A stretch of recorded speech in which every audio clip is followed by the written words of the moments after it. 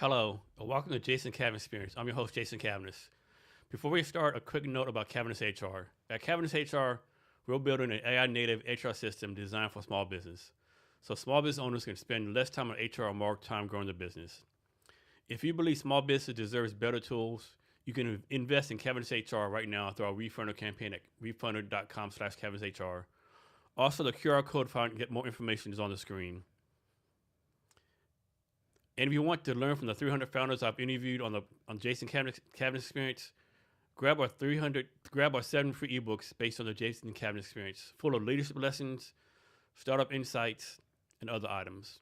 You can learn more about the refunder and the ebooks by clicking the QR codes on the screen. Our guest today is Daniel Blue, aka Blue. Blue, thanks for being here today. I really appreciate it. Thanks for having me, brother. Make sure you go up to the mic like this. Thank you for having me, brother. Yeah. So I always start off with a softball question. At least I think it's a softball question. Tell us how you take care of yourself. My wife does health and wellness products called Arbonne. If you can see, I got the drink right here. I love this stuff, and I live by it. So what's in it? Is this like a powder you put in the water or something? Yeah, what I have here is a powder that puts in water, but it has a gut cleanse. It has lotion, makeup, all kind of essentials for it looking fabulous, like I do. And she makes this all herself? She's just a salesperson? No, it's a product that she is a spokesperson for, so it's really good stuff. I got a card. Did I give it to you? Yeah, I got it. Okay, cool. Yeah. Definitely. So what do you do for fun? I do for fun. I'm at the comedy club doing stand-up every once in a while. So is that fun or is it work? It's fun. Okay. Nothing is work for me. Mm-hmm. I enjoy just doing stuff out with people. If I'm out and about with people, I'm good. If I'm sitting at the house, man, that's a little boring. So I've known you for about 2 or 3 years. Yeah. It seems like you like everybody. I try. What does it take for you not to like someone? Like what has to happen? Like I never go off what somebody else says, right? I judge the person by our interaction. If you have positive energy with me, we cool. But if I see you don't have positive energy with me, we not gonna rock right. But if someone says something bad about something, you don't believe them, right? You see with your eyes? No, I got to see with my own eyes. I never take anything somebody says about How about this? person. This is my general rule. So if 3 people who don't know each other say the same thing about somebody, I take it as truth. Like, I suppose like Tom, Bob, and Susan, I know like different circles say, Leon's a fucked up person. I'll believe him. I won't fuck with Leon. Well, I hear what you're saying, and I understand that. But you still want to see it in person. Occasionally, I got to see you for myself. I never let another person's opinion of somebody make me feel a certain way. I got to see you live and in action. If I get the same vibe that I heard, then I'm off you. But, yeah, okay. I hear what you're saying. Okay. So we got your bills on the TV. Definitely. And are you from Buffalo? Or? Originally born in Buffalo. Okay. Yeah. When was the last time you've been there? It's been a couple years. I went for my grandmother's funeral. Yeah. Man, the Bills ain't doing so good this year. I mean, we're doing good. Like, we're 5. We're doing something right now. It was 21-13, so we're doing something right now, sir. Yeah. You say you were a lifelong Bills fan? Yeah. I think I was born in 74, and then 73. I think I got a Bills hat, and been rocking it ever since. Yeah, man. Yeah. And I know whenever the Bills come, you go to the games, right? Yeah, whenever the Bills are here, I've been fortunate enough for the last few years to get a chance to go to the games. So you're part of the Bills Mafia? All day, man. I mean, I'm so bad at I have shirts, right? So I'll show up in a football shirt, T-shirt, and then I'll switch to a jersey. And then on defense, I switch to a defensive player's jersey, then back on offense. Oh, wow. Yeah, I'm that guy. You ever been to the game in Buffalo? Oh, I've been to several games in Buffalo. Were you one of the guys who fucking jump off the truck and knock the table or broke or whatever? If we win a Super Bowl, I would jump through a table. I will do it. Bad back and knees and all. I'm jumping through a table if we win a Super Bowl. So we're going to cover a lot of stuff. And how I operate my mind is bounces back and forth. So there'll be no rhythm to it. I'm cool with it. So the first one, talk about Teen Feed. First of all, you do a lot of stuff for the community. Yeah. What's the 2-part question? Why is it important to get back to the community? I was raised that way. My dad was in the military. My grandfather was. A lot of times I was voluntold to do activities in the community. So with that being said, I never stopped. Once you do something like that, it's in you. It started out as a young kid doing stuff, and I haven't stopped since. And so I was like, people volunteer because, you know, it's giving back community, all that kind of stuff. But what do you personally get out of it? Because everyone does something to get something out of it. You never know when you or somebody you know could be in that same situation. So I always try to pay it forward and do something nice because I never know when I'll be needing or a person close to my family will be in those situations. So I always want to make sure I can do whatever I can. And what's your role with Teen Feed? I'm a board member, and I try to get donations from anybody that wants it, clothes, food, time. So Teen Feed is an organization that they feed unhoused youth in U Village, and they try to get them other services that dictate what that person needs based on the person, right? So it's in U Village. It's at UCC Church right now, and they feed the kids every night. And if you've ever had a chance to go do it, it'll change how you look at everything. And how does the opportunity come to you to be a board member? Somebody reach out to you, or how does that work? So I was part of the Rotary, right, in U Village, and that was one of their outside activities was Teen Feed. And the very first Teen Feed I did, I got in the car after the event was over and I cried because I saw those kids every day, but I had tunnel vision, right? So I would ride the train from Puyallup all the way up to University of Washington. And I would see those kids, but I didn't see them. I'm on the bus or the train, and I'm tunneled into my safety. And I saw those kids every day, and I didn't see them, right? And then when I did Teen Feed, I saw them because they remembered me, you know, Afro, dude in the suit. And my Rotary does Mondays, and it's Cheap Chicken Monday, so we'll get some chicken, we'll pay for it, cook some beans, cut up some veggies, and some drinks, milk, cookies, some vegan entrees.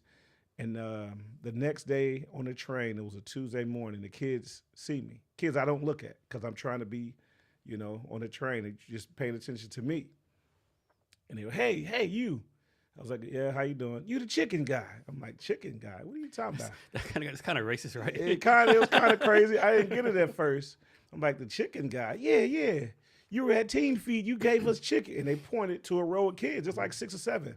You gave us chicken yesterday, man. You let me pick out if I wanted milk or orange juice. That was you.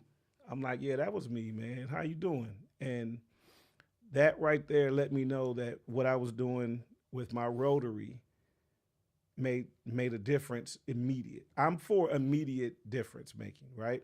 So because it happened, and it happened right then and there, I was happy.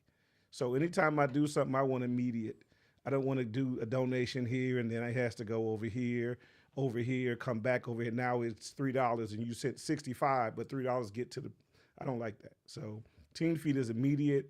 You can drop off clothing donations to me or somebody on the Teen Feed board, and we'll make sure those kids get these items. I've been walking in U Village and seeing kids and some stuff I donated, and it made me feel good because it's getting used. So these kids, like, how do y'all pick which ones to help? We don't. Is it an application process? No. You show up at UCC Church at dinner time, and they feed everybody that comes in. It's never come a time where too many people showed up and you ran out of resources? Not to my knowledge. I haven't seen that. Okay. And of course, don't tell details. What's back with these kids? Like, they're kicked out of the houses, runaways? You never know. It could be one of the two, 1, 3. It could have been abuse. It could have been anything. But when they're there, we don't look at that. Okay. We look at. Just want to feed them. We want to feed them, and if they need some other help getting housing, we want to be a part of that. We have a lot of different resources, but it takes money to do these things. So if anybody has some time to spend, you can get your corporation, and they can sponsor a feed. You guys can show up and feed the kids just to see the impact that it makes. So how long have you been involved with Teen Feed? I want to say 2 years. I think I've been on the board for 2 years. Okay. So next, first, tell us about a success story of Teen Feed. Yeah. There's a lady that named, I can say her name, Janine. She needed those services of Teen Feed years ago, and now she just stepped down as the director. We have another director that just stepped up, but Janine needed those services as a teen, and now she's You know, so you never know the impact that you're going to make on somebody. So how long has Team Feed been around? I want to say it's been around for a long time. I can't Okay. give you the actual number of years, but it's been around a long time. And so next one, like, I don't use a word or failure, but what's instance where maybe it didn't turn out like everyone hoped it would turn out? It could be anyone, because you never know when I've never been on the streets, right? But I know people that have been. When people realize certain things is when they start making different changes.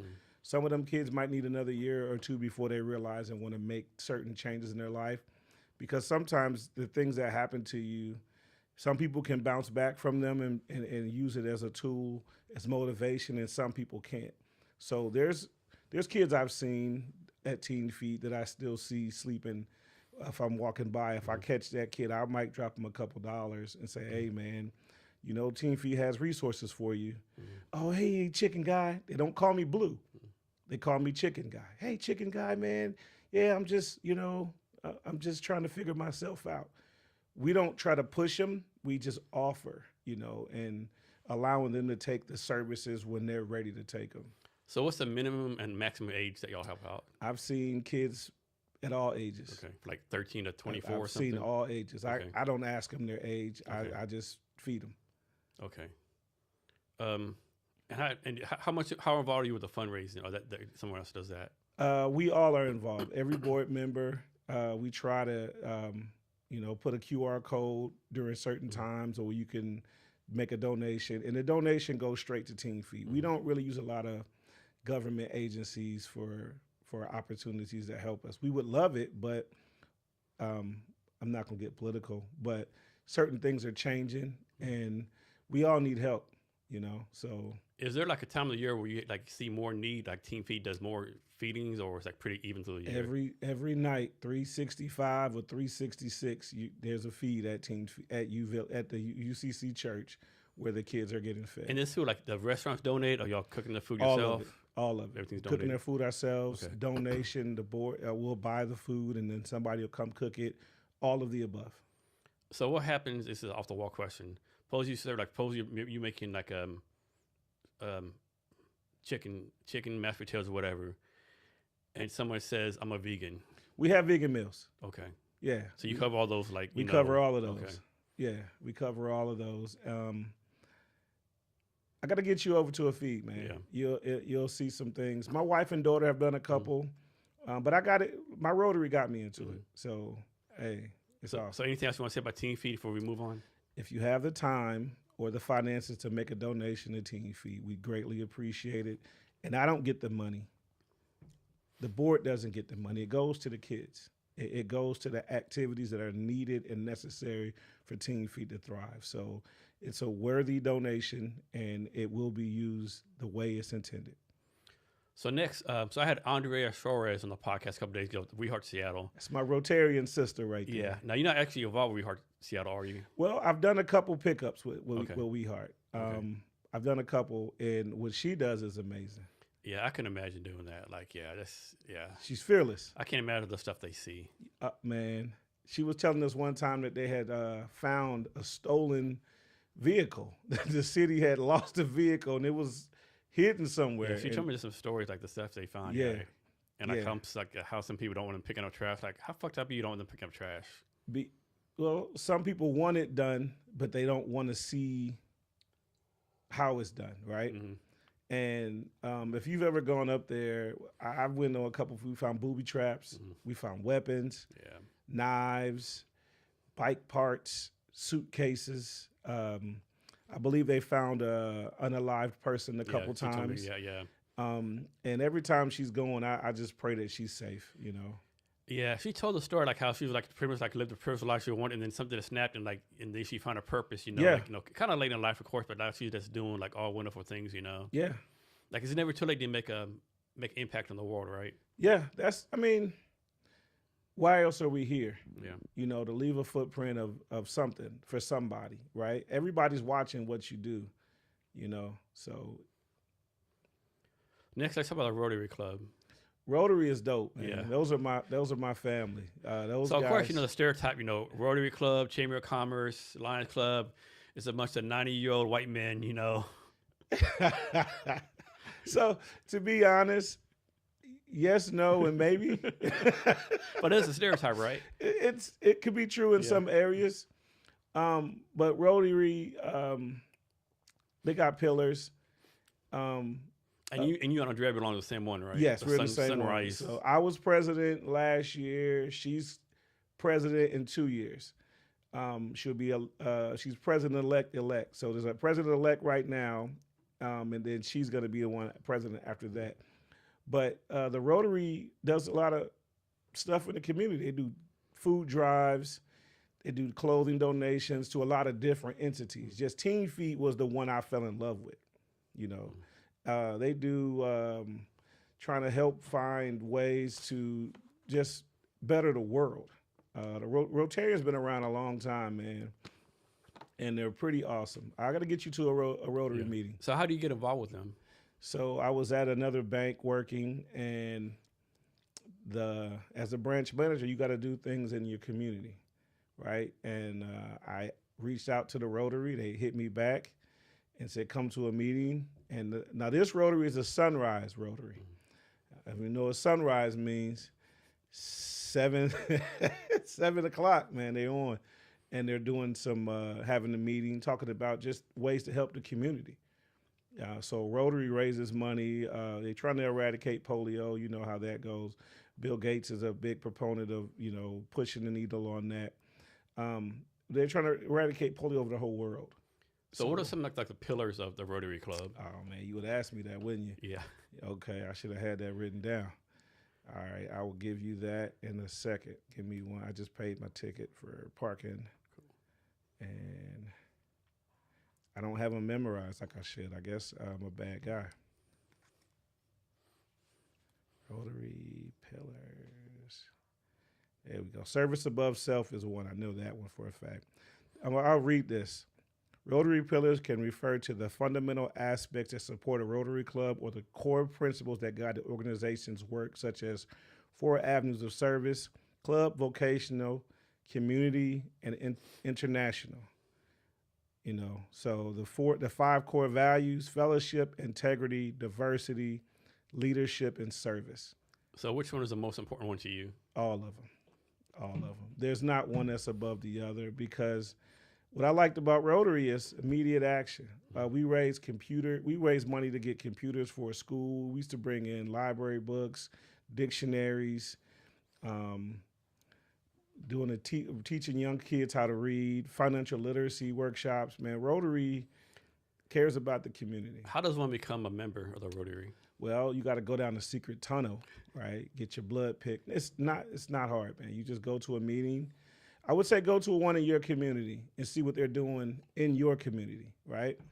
And just sit and talk with them. See what aligns with you, because you may live in where you live, and then a one in Tacoma or Federal Way, their activities are more aligned for you. So I would say go to that. Go to a few and find out what they're doing and see if it aligns with what you're doing. And pay your membership dues. Join and do all the community acts, because they do a lot of them. Tiny home building, they do so much in the community. It's not always seen. But and you also do stuff with the YMCA? Man, Social Impact Committee. Yeah, I'm on a University District Partnership Board as well. I try to do as much as I can, because you never know when you're gonna need some kind of help with something. So with all these things you're doing, are you able to like maybe combine them into each other one to support one the other? Sometimes, depending on the activity, they'll link up and do something. Any community group that's doing something should be willing to link up with others, because the objective is the community, right? It's service over self. So any ways you can help where you live, you should be a part of that, So define the word community for us. What does that mean to you? So people that are around you, people that see you doing what you're doing. For me, I wear suits a lot, right? You know that. Every time you see me, I got a suit on. My community that I'm trying to reach with that are young kids to dress up. Put your pants up. Get your pants off the ground. Put your pants up. Walk with your shoulders up. Look good, feel good, be good, right? But you have to want that. You know, now you see kids walking around in a hoodie in the summer, shorts in the winter. That is fucking insane to me. It'd be 95,000 degrees. Bruh, a whole hoodie. Like, goddamn, dude. Like, what the fuck? But then they'll see me in a suit. Aren't you hot? Nah, I'm good. You know, but I mean. And then in the wintertime, it's known they have shorts on and a tank top. Shorts and a tank top. Yeah. Yeah. So I want a lot of people, kids mostly, to see that it's not a funeral. I work in a suit every day. Every day I go to work, I have a suit on.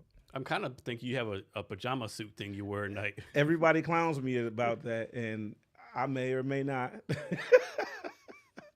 So next, talk to us about your dominoes playing ability or lack of. Well, it depends on where I'm at. You know, some days I have a good day, but so as a kid growing up, I have uncles, right? They played dominoes, they played spades, they played cards, and they didn't take it easy on me.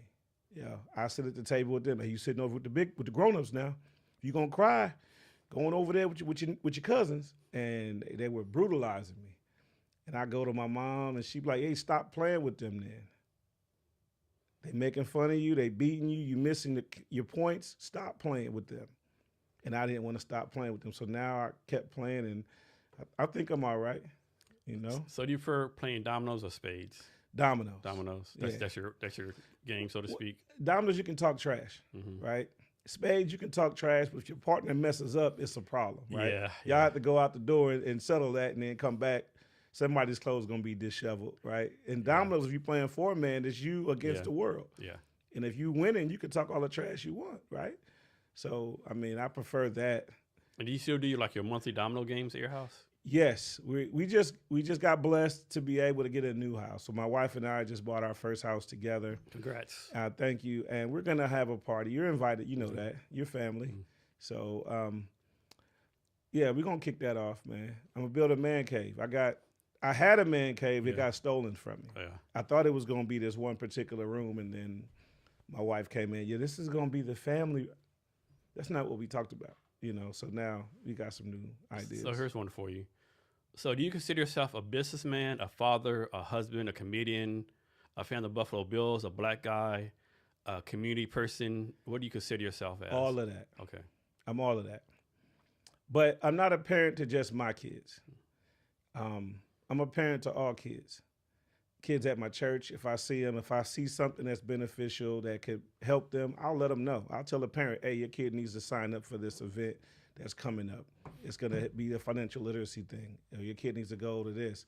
Like right now, I'm pushing DECA. So I've been a judge for DECA competitions. DECA's awesome. It helps kids become good public speakers. It helps them with formulate ideas and not be afraid to speak, right?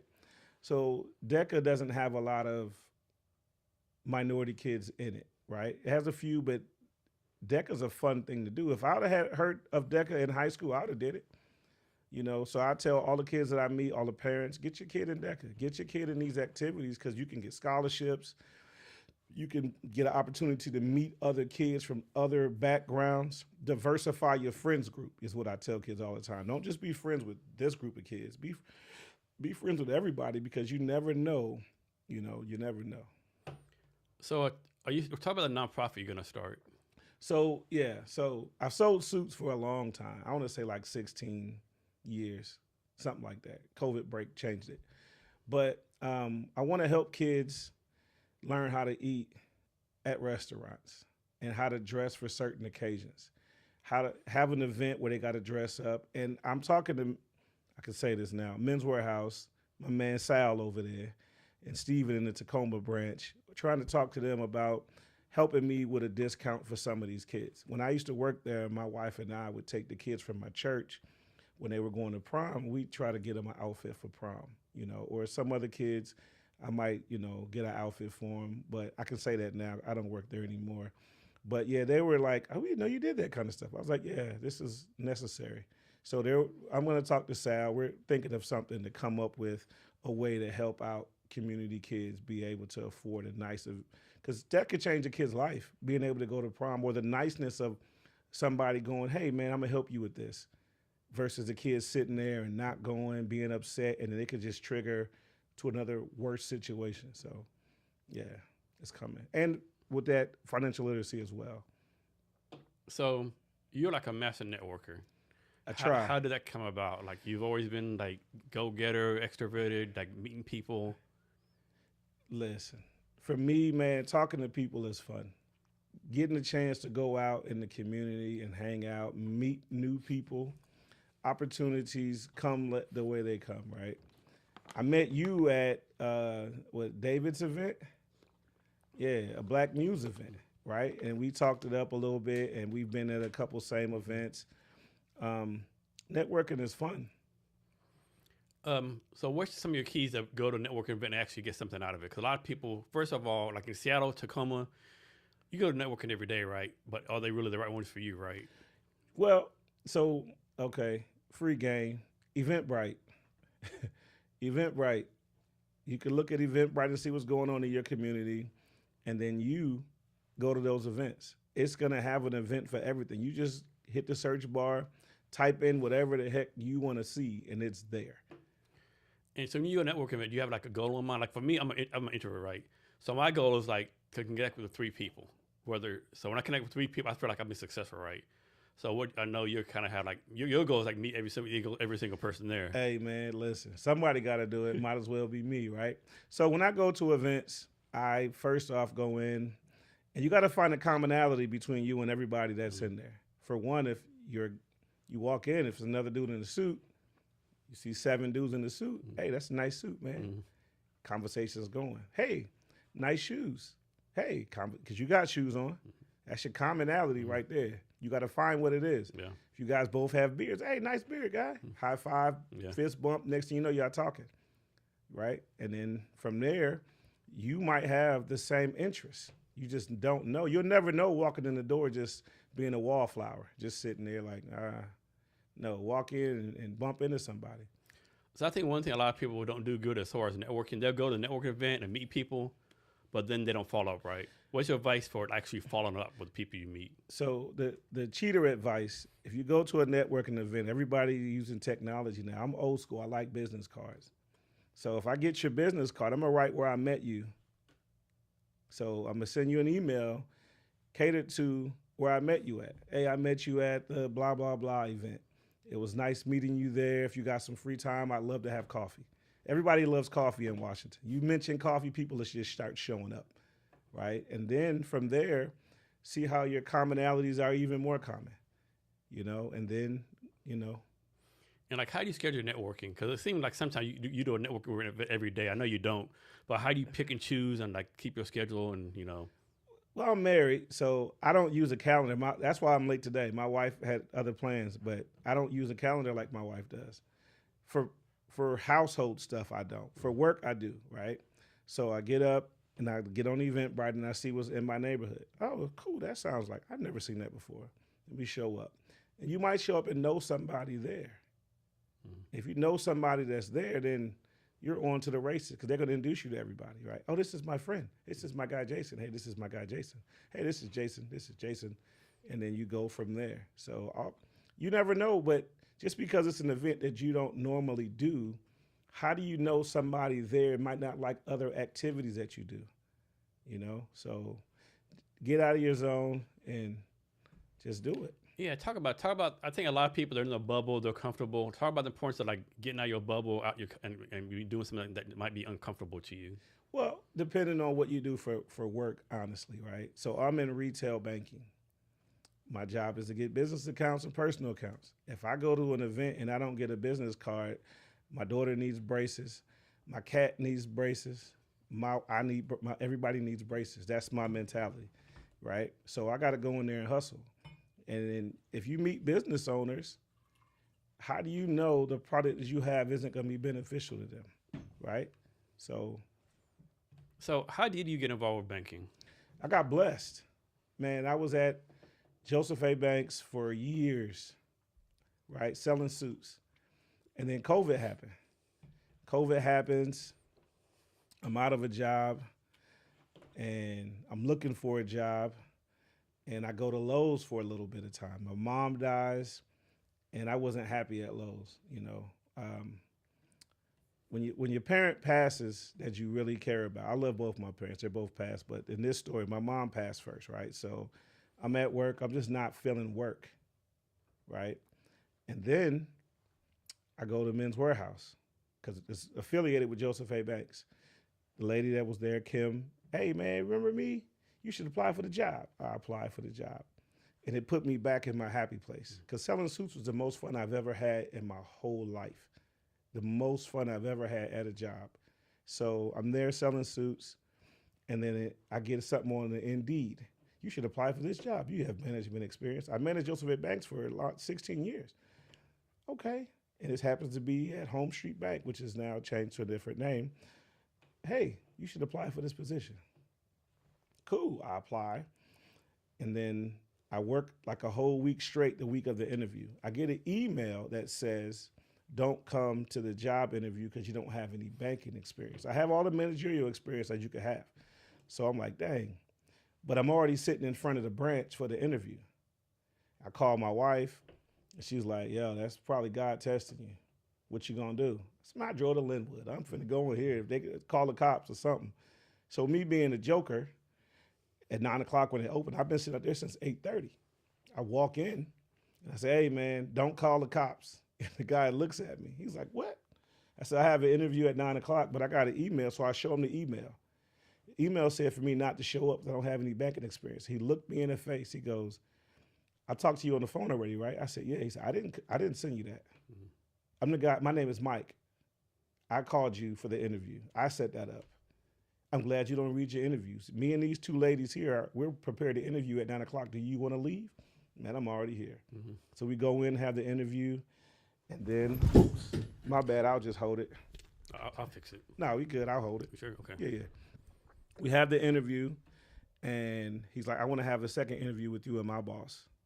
We have that interview, and then I got hired, and they taught me, Candace Herndon, Mike Stenchaver, Susie, they taught me a lot of stuff about banking that I had no knowledge of. And they gave me a chance to be a banker. So what is banking retail? Getting business accounts, personal accounts, just going out there, getting accounts, literally. So basically. So kind of like business sales, business development? Yeah. That's, okay. Hey, how you doing? I'm Blue from this bank. And who's your bank now? Are you happy with your current bank? Mm-hmm. No. Well, here's my card. I'd love to have coffee with you. So when you walk in initially, you don't just go in and say, hey. You just walk in, hey, introduce yourself. Normally bring something, with your name on it, business card, some candy or a cup with the logo. And how long have you been doing banking? Like 5 years now, 4.5, 5 years. So if you can't answer the question, don't answer it. But like, what is something that you wish more people knew about banking? Everything. Okay. Oh, man. Where do I start? This one is different. So, man. You have people that come up to you with no idea of what to do with their business. No idea of a bank account, no idea of a savings account, a credit card, none of that. Information is given to people all the time, right? So kids don't learn those things. Like, I didn't learn banking until I became a banker. I knew about checking accounts and savings accounts. But some of the financial stuff that I've learned now, if I knew it a long time ago, I'd probably be a little bit further along.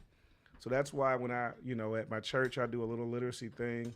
And anytime I can, I'll tell people information that's going to be beneficial. But some people just don't know because they were never taught or their parents didn't know anything.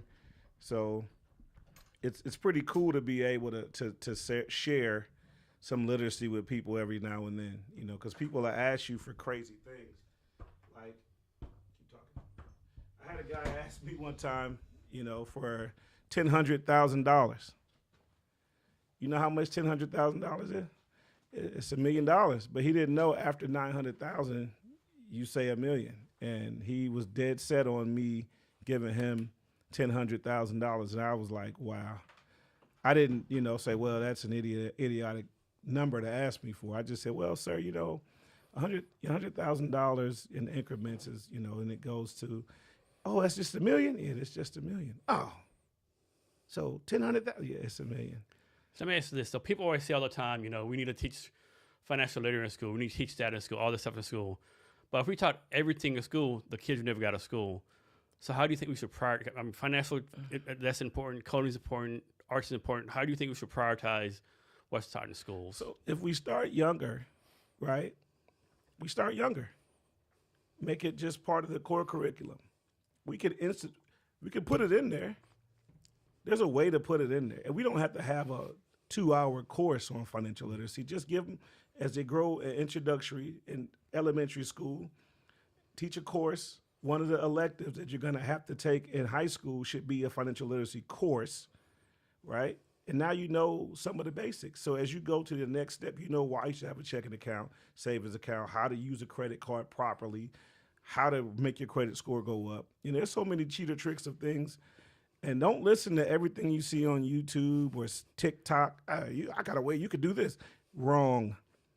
It's not accurate. You know, sit down with a financial representative at your financial institution and ask them the questions that you want to know. What are like some common financial mistakes you see people making? Getting the credit card and making the minimum payment, right? It's going to take longer to pay it off. Or opening up a line of credit for somebody else. Putting your name as a co-signer on somebody else's car. Like, just because you like her or him, it might not be a good idea, you know? So obviously I'm saying you shouldn't do this, right? There's everything to do it. Suppose someone runs a lot of debt, like let's say $75,000, and they just stop paying the debt. What actually happens? They don't file bankruptcy, they stop paying the debt. Well, your credit score is going to be 300. That's the lowest you can go. But you need credit in almost every aspect of life, right? Yeah, you buy a house, they do a credit check. You get your insurance, they do a credit check. They just looking to see if you pay your bills. So if you're young, it's really important, right? Very important. Let's suppose you're like 63 years old. You own your house outright. You ran some bills up, you know.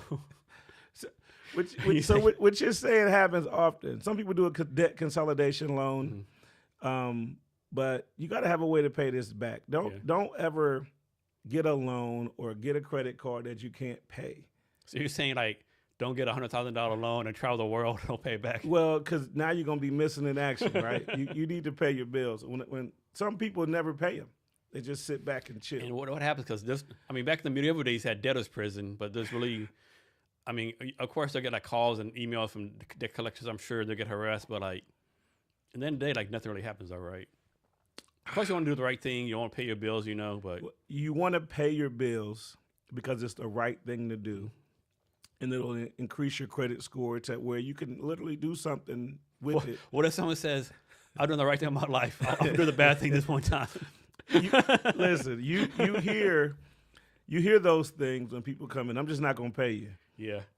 And then you got to send it to debt collections, and it's on the credit report, and a lot of those weird that's things. how the mafia go break some legs, right? Well, it just depends on who you get it from. If you get it from a financial institution, you probably won't get your legs broken. Yeah. But if you get it from, Vinny and Louie over there, and I did say over there, then your legs are going to get broken.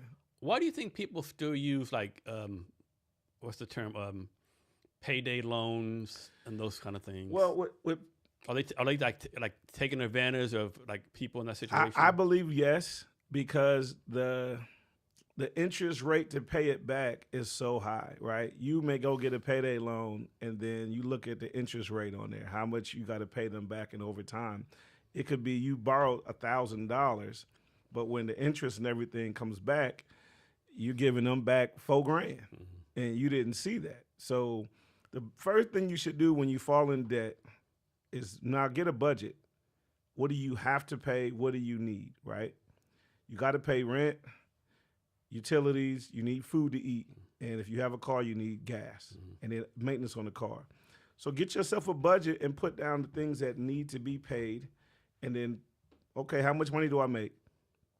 Okay, now how can I pay all of these bills with what I make? Do I need to humble myself and go get a second job? Or do I just sit back and fall further in? Some people just are defeated. And some people go, you know what? I could get a second job on these days off and make a knock on these things. Yeah, I think some people, their ego gets in the way of not humble. Like people say there's no jobs.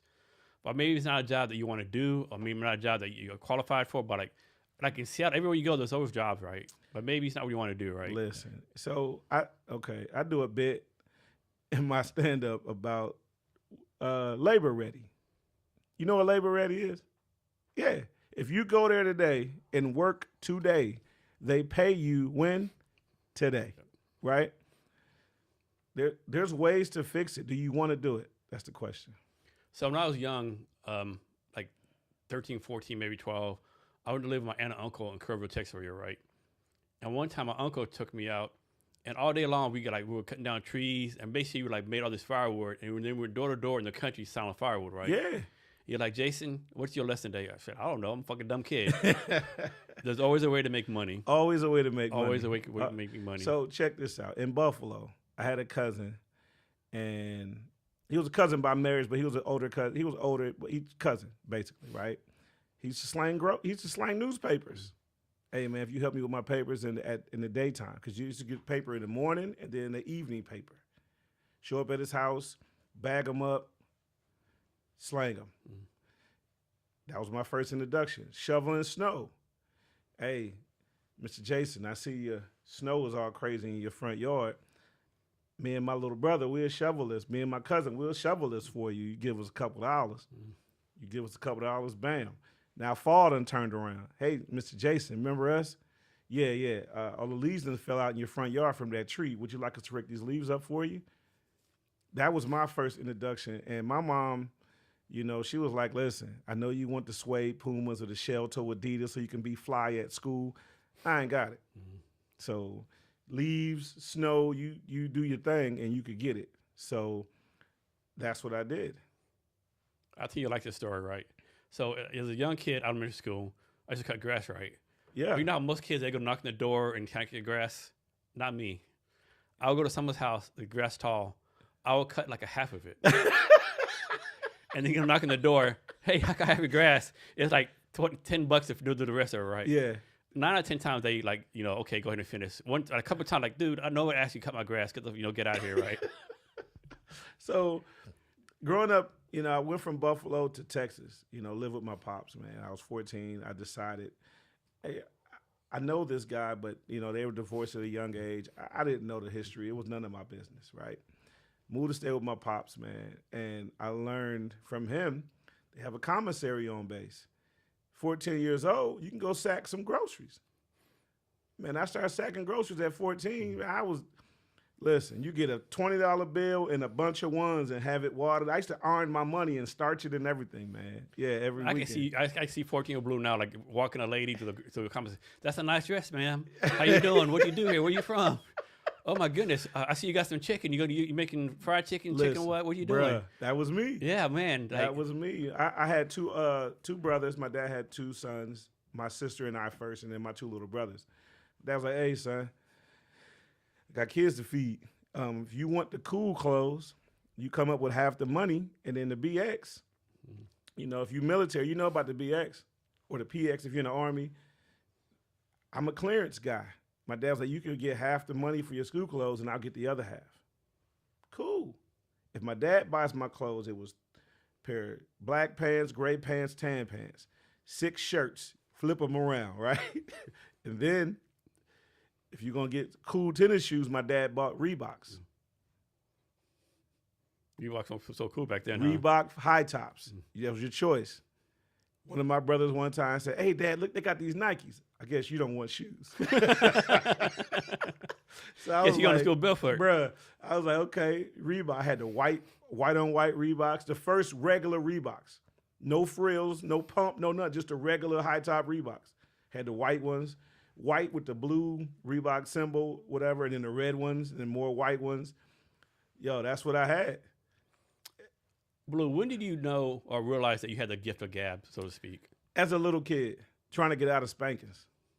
Because I was so social. And Mom was like, you're going to get kidnapped. You just talk to everybody. You're going to get kidnapped. Man, I ain't going to get kidnapped. And then my grandfather, yeah, that boy won't get kidnapped. He talk too damn much. Because I talk a lot. You know me. I don't shut up. So, I mean, I just felt like it was a fun thing. And then watching, you know, Eddie Murphy Raw, staying up late, watching Johnny Carson and Ed McMahon, Don Rickles. I watched, as a smaller kid, I had an idea for things that was adult-like. Like the funniest joke ever to me, I'll tell you tonight, a pastor said it about a family member of mine who was, you know, on drugs real bad. He said, God gave everybody in the world clocks. And he said my uncle's name. And he said he lost his clock, right? But he didn't want to go tell God he lost his clock. So he's looking for his clock, but his life is spiraling, right? So it means his clock is going faster. He said, so he finally mustered up the courage to go into God, knocked on God's door. Hey, God, it's me, man. I lost my clock. And the end of the joke is God was using his clock as a fan, bro. Oh, shit. So he said it at church, right? He said it at church. I'm like 8 or 9 years old. Adults are laughing. I'm the only kid that got that joke, and I got tears running down my face laughing. I'm like, he's using his clock as a fan. Oh! They was like, how old is your son? My mom was like, oh, he's like 8. Yeah. He got that joke. She was like, yeah, he gets the joke a little. And it's because I just, I don't know. I just got the joke. And from that on, I mean, Eddie Murphy, You Raw, see the score? 28-13. Let's go. Super Bowl season for the Bills. Let's go, baby. We about to do it. Yeah. I say that every year. So I have a good friend that's a Dolphins fan.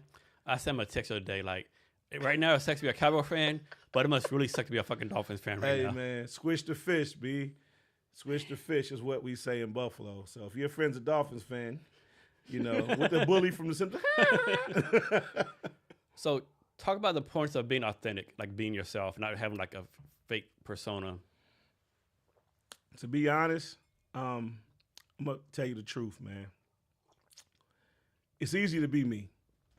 It's harder to be somebody else, right?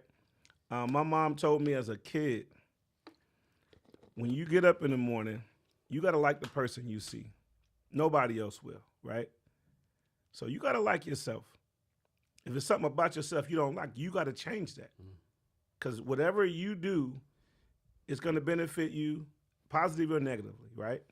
So you're responsible for how everything happens for you. So if you come out here and try to be like these kids and you see where these kids go, then you'll be in the same place. But if you set yourself with a goal to go further, who's going to get you there? These kids will be standing here, right? You'll go further. So when I moved to live with my dad, hey, man, be you. Don't be nobody else. It's harder to be another person because every day you got to get up and be that other person. If you just get up and be authentically you, man, you'll do so much better in everything. So talk about the points of surrounding yourself with the right type of people. Man, that's important. I try to surround myself with people that's doing better in life than me. That's a lot of people. So, I'm trying to be friends with everybody. No, but I mean, to be honest, if you put yourself in the circle of success or around it and latch on, you're going to go, right? It's going to happen. But if you surround yourself, so this is another story, right? So growing up in Buffalo, I'm 51 now, right? I don't look 51. I look about like I'm 23, right? So 51 is people I've known since I was a kid. And when I go home to Buffalo, they're still standing outside the corner store. Same here. When I go home, same here. Stood outside the corner store. So I walk in, get me a Tahitian treat if I'm in Buffalo. You know what I'm saying? That's my favorite drink when I'm in Buffalo. Get some pizza, Leonardi's, but they're closed now. But, you go in there and get the things you normally get. And they looking at you.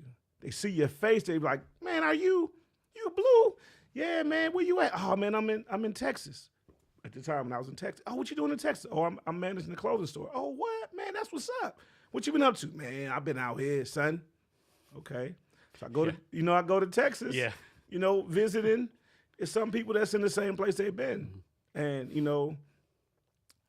you have to want better for yourself. No matter what happens to you. I done been fired from jobs, lost jobs, but I took it upon myself to be better than I was before. And then take a look at what I did to cause that, right? When you find out what you did and go, you know what, I can't do that again, then you'll go further. But if you just sit back and blame everybody for everything that happens to you, it's one person that's really responsible for 99.3% of the stuff you say. I said 0.3. It's you. The man in the mirror, the woman in the mirror, whoever it is in the mirror you see is responsible for the good and the bad. You got to just make the good be more than the bad. One thing I got better at, like in the past, I was like, see potential. Someone like, I'll do all my kid, hey man, like you can do this, you do that, but they don't want to do anything, right? And I waste a lot of time trying to, lead the horse to water, right? So I've gotten better at that. So you can't lead a horse to water, right? Because they're gonna find it when they find it, Yeah. right? So it's people I know that I say, hey man, I can help you with this, this, and this, and then you give them the program, and you, hey, how far you got along in that? Yeah, right, yeah. It'll drive me. I see, man, you got so potential. You should be doing this, you do that, and either they don't see it themselves, or they're. I hate to say they were lazy or not. But yeah, I hate to say I waste a lot of time doing that. But yeah, I waste a lot of time doing that. We all waste a lot of time invested in somebody that doesn't want it. But you got to. So what I've learned to do with people, because I've managed for a long time. I went to a lot of training seminars at Joseph A. Banks and with the place I work, Key Bank, Geesa Credit Union, Home Street Bank. I've been at some seminars where they teach you how to do some things, right? So you got to find out where a person wants to be. Once you find out where they want to be, then you can teach them or guide them. Because if they're not, their heart isn't in, like selling suits was the most fun thing to me. If you come in to buy a suit, you just come in to buy a suit. I'm gonna show you a shirt, a tie, socks, shoes, a jacket to go with something else. I'm gonna ask you questions. Say, what do you have in your wardrobe already? Oh, I don't have anything. Bam, got him. Let me show them some other stuff. I'm not trying to jam you with stuff. I'm gonna show you other opportunities to be fly. And either you're gonna take it or you're gonna be like, I don't need that on now, but I'll be back. Who you gonna come see? Yeah, you. Yeah. So are you pretty good like design stuff, like matching colors and putting stuff together, all that kind of stuff? Listen, selling suits was the most fun. Putting together combinations for people. I mean, like when I was single, I had a question I would ask. Hey, are you single? Oh yeah, I'm single. Cool. Are you in the wedding or you just going to the wedding? Oh, I'm going to the wedding. Are you going to the rehearsal dinner? See all these leading questions I'm asking? Oh, I'm going to the rehearsal dinner. Cool. You need a sport coat for that because it's normally jacket required at the restaurant they're going to be at. It sure is. I'm going to show them a jacket that goes with jeans, dress clothes, shirt, tie. And I always believe, my pocket square fell in. I always believe in a pocket square, right? If you're single, you need a pocket square. Because you see how my pocket square fell in? If I was single and you were single, and a person I was attracted to me, you'll go fix my pocket square. Hey, let me fix your pocket square. Yeah. Bam, conversation starter, right? I tell them, hey, man, you go to the wedding, dance with the grandmother, dance with the flower girl, if you know them. And then all the single people going to see how cool of a person you are by those two activities. And then next thing you know, you're going to get a phone number or two. But if it's your cousin's wedding, don't get phone numbers unless you live in a state that does that. So when buying clothes, buy suits, does the brand name really matter? You could be a brand name guy. I'm getting the new. No. So Joseph A. Banks only sold Joseph A. Banks suits, right? Men's Warehouse sold Calvin Klein, Tommy Hilfiger. But what you want to do is get the suit on that fits you the best and get a tailor. You can go get a $40 suit offline and get it altered to make it look like it's $1 million. Nobody knows, right? But I'm a clearance guy. I'll go find something on clearance because I have a lot of different items. I've been blessed over a lot of years to be able to sell suits. So whenever a sport coat came on clearance or a suit got on clearance, I bought it immediately. Because now you have a lot of different colors, right? Some things go away, some things come back. And every sport coat you have at home right now goes with a pair of jeans. Yeah. So if you want to go somewhere but you don't want to dress up, but you want to put a coat on, throw that coat on with some jeans, nice white shirt or ivory color shirt. I could do the suit thing forever. It's the most fun I've ever had at work. How many suits do you have? I've been blessed in my lifetime. I probably at my house right now, I probably have about 40 suits. See, for me, that'd be information overload. Like I would go crazy trying to decide what to wear every day. No, okay, I sold suits forever, right? So I did little things like if you were a car dealer and you came in, I would ask you, hey, what is the worst dude at your car dealership dressed like? Oh, he's terrible. Let's have a contest. He's going to win it. What? No, he's going to win it. Whatever you can rig up to make him win. Get him a gift card to the store. I'm going to dress him a little bit better than he dresses now, right? Find him some clearance khakis, a couple shirts, some polos, a couple pairs of shoes. Clearance. Just give me a good number, though. Next thing you know, that guy goes back to work, and what does he do? He looks good, he feels good, and what does he do? Starts selling. And the dealership's like, yo, I got an idea. Like, so do I. What do you do for your top performers of the year? Oh, I give them this. Okay, come bring them to see me, and we'll get them some suits. Oh, that's a good idea. And then I would go to all the top dealers. Hey, who's your top guy? They text me. Jim Smith, Bob Johnson, Larry Ford. Okay, bet. And I go get them and see what their sizes are. So when they come back in, hey, I got something picked out for you over here. Hey, I got you picked out over here. And that's all. And I'm a commission. I used to be a commission-based guy. So the more customers I had, the better my check was. I had 2 kids, you know. That need braces. That need, and hey, the cat need braces. Our fish needs braces. Everybody needs braces in the house. So that was my focus. And I always want to make sure I can give my kids the things I didn't have as a kid, right? So let's say you had 2 groups of people. One group of people, they're economically well off, right? They're doing really well, right? Another group, they're like disadvantaged, right? And so let's say, hey, the group of doing really well, they want to put on an event. They want to do something to help the people below them, like, you know, like really do something right. Right. So they're going to do something. Is the responsibility of the people higher to help the people below come to that event and find out about stuff, or is the responsibility of the people disadvantaged to like go there? Well, the first thing is this: if the people that are putting on the event put the word out, right? Put the word out everywhere. Every social media that you have, put the word out there that you're having an event. But put it where the people that you're trying to affect are, right? You're trying to reach this group, put it out there to them. Put it out here to everybody else, and let people that are on your same wavelength in life know what you're doing. They might go, you know what, I've been wanting to do that too. You got a person to chip in with you, and then you do this. So it's a two-way street. Those people putting it on, you need to let it be known that they're putting it out. And the people that are going to be the receivers, they need to see, oh, what's going on in my community that can better me. Mm-hmm. As long as they're both reaching, it'll connect, and then you put it on. But if you don't have any butts in the seats, it's not going to work, right? So you got to go to where those people are going to be. So how about this? How do you improve this? Like, suppose, how would I ask this question? Suppose there's someone, they don't have a job right, and let's suppose, I'll make this up, let's say they live in Tacoma, and someone says, hey man, there's a job for you in Kirkland, right? A job's not enough, you just got to go there. And they're like, wow, man, I can't really go because, you know, the car has no gas, the bus takes 6 hours, you know, like, how do you like convince people like, dude, or, you know, you need to, you know, get more motivated, or like, you know, like the job's there for you. The person said you have the job. Like, how do you say the word fix this, you know, but. Well, Arbonne. Okay, so my wife does Arbonne products. So first off, hunger. Being that hungry enough? If your back and your stomach is touching, you know what I'm saying? That means you're hungry. What you gonna do, right? If I can speak for me, I've had a person that worked for me. He's like, hey, I don't have gas money to get here, and I have a few dollars for the bus. I was like, here's a bus card. It'll get you back and forth for 2 weeks. You get paid, then you do what you got to do, right? And then that person was like, hey, I got my car fixed. Thank you for doing that. Nobody's ever did that for me before. Let's go, right? You can be the person that gives, but the person that's giving is getting what you're giving has to want it as well. But if you told me it was a job for me in Kirkland and I got a family to feed, I'm going to tell you, hey, I don't have any gas. The bus is this. Can you help me?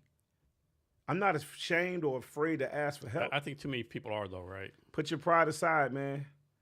You know, that's one of the deadly sins right there, pride. Be able to say, I don't have it. And be honest.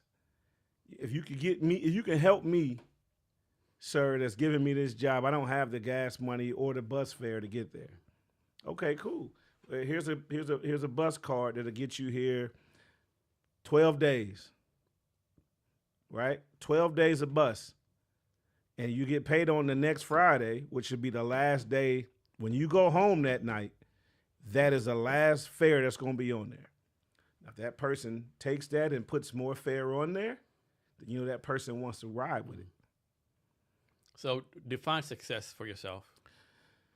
It's weird, right? I've been blessed to be able to have suits. My wife is good looking. My kids are good. I'm handsome.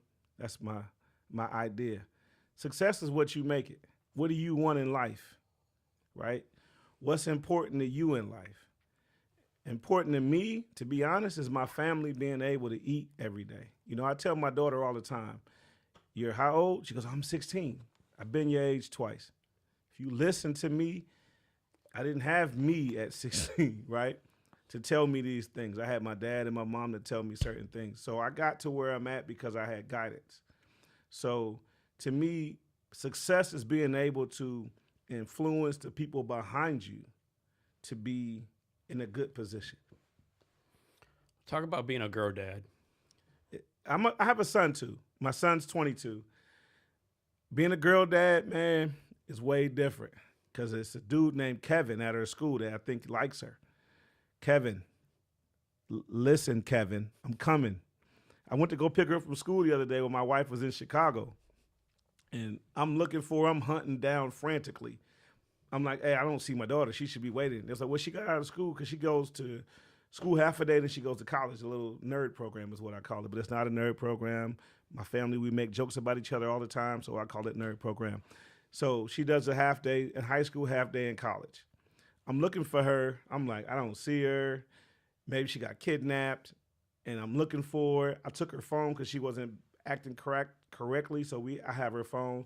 And I'm talking to the lady at the principal's office. They weren't going to let me in. They knew who I was. She's not here. No, hold on, man. She's in here because I don't see her. And then when she finally walks by, she's walking with her friend Kevin.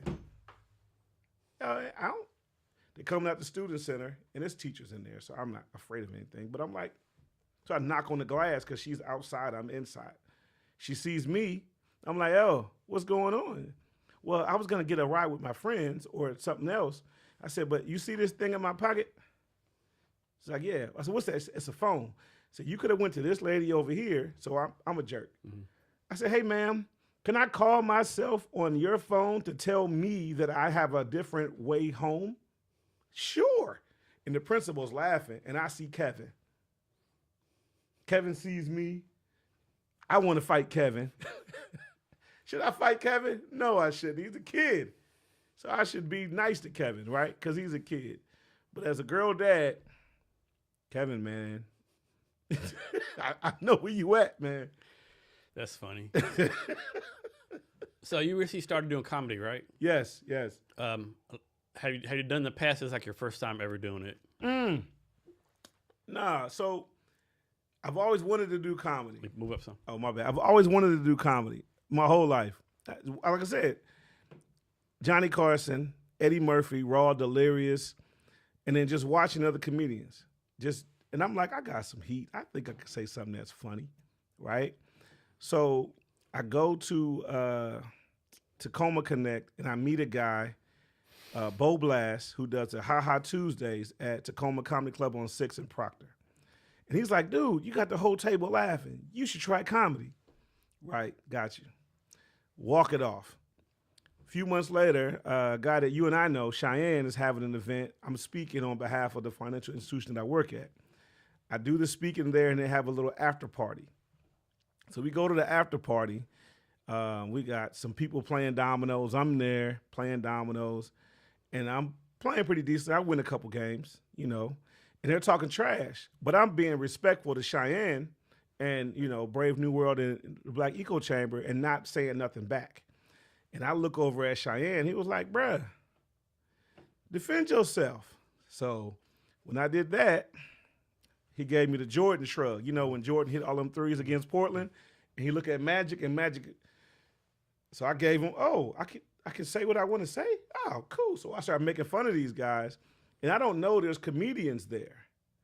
And they like, yo, dude, you funny. You should give this a shot. I'm like, give what a shot? Oh, I'm a comedian. I'm okay, cool. Hey, he's a comedian too. This guy right here, this is Blue. He's funny. I'm like, oh.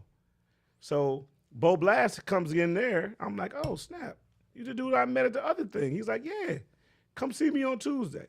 And that's basically how it started. So it's a lot of fun, man. I've done a couple 30-minute sessions, some 20-minute sessions. I just did a thing at the Sacred Smoke Shop in Marysville, 25 minutes. Lakewood, I've done 30 minutes. Tacoma Comedy Club, I've done 15, 25. It's fun. The first thing I learned, though, is to shut up, which I don't normally do. Well, you know me. I don't shut up. So if I say a joke, right, or start it, and somebody starts laughing before I get to the punchline, I got to shut up because that person technically interrupted the joke, but they're laughing already, right? Let them laugh. If everybody else starts laughing, either finish that joke, and now it's not going to be funny anymore because everybody laughed already. So just learning when to shut up and speak was the first thing I did. Like in my first episode, I thought I did bad, but people saw me and my daughter out. Hey, dude, you're Big Blue, right? I'm like, yeah. Man, I saw your first comedy thing. Man, it was hilarious. Okay, cool. And then now people see me, hey, man, you going on tonight? I think so. Bet. I'm going to be there. And then it's fun. Talk about your joke writing process. Joke writing process. Life, right? Spankings I got as a kid. Just things that happen normally. I got a joke I tell about DoorDash and OnlyFans. But I had a person in my branch mad about OnlyFans fees that he only got when his wife was out of town. Wrote that immediately. Lady ordered DoorDash. You in my office and you complaining about these fees because when you look at somebody's statement, it doesn't say DoorDash. It'll say, it'll be abbreviated. So I'm calling everybody. What the hell does this mean? Dorsh. Oh, this is crazy. I'm calling FBI, NASA, everybody. Man. Yeah, Sarah in there? Yeah, she's right here. Hey, DoorDash, this is Pizza Hut. Man, I'm not reversing those fees. Is that pepperoni and cheese? Yeah, I'll take a slice, though.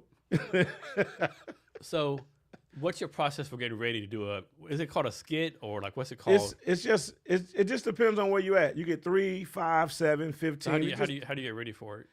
How do you prep for it? So, I look at the Eminem song, Mom Spaghetti, Knees Are Sweaty. Every time I go on, I get a little nervous. Mm-hmm. But it's certain things you can say at certain situations, right? So there's crowds. You look at the crowd. What's the demographic? Do you have jokes for all? And I don't really say bad words in my sets.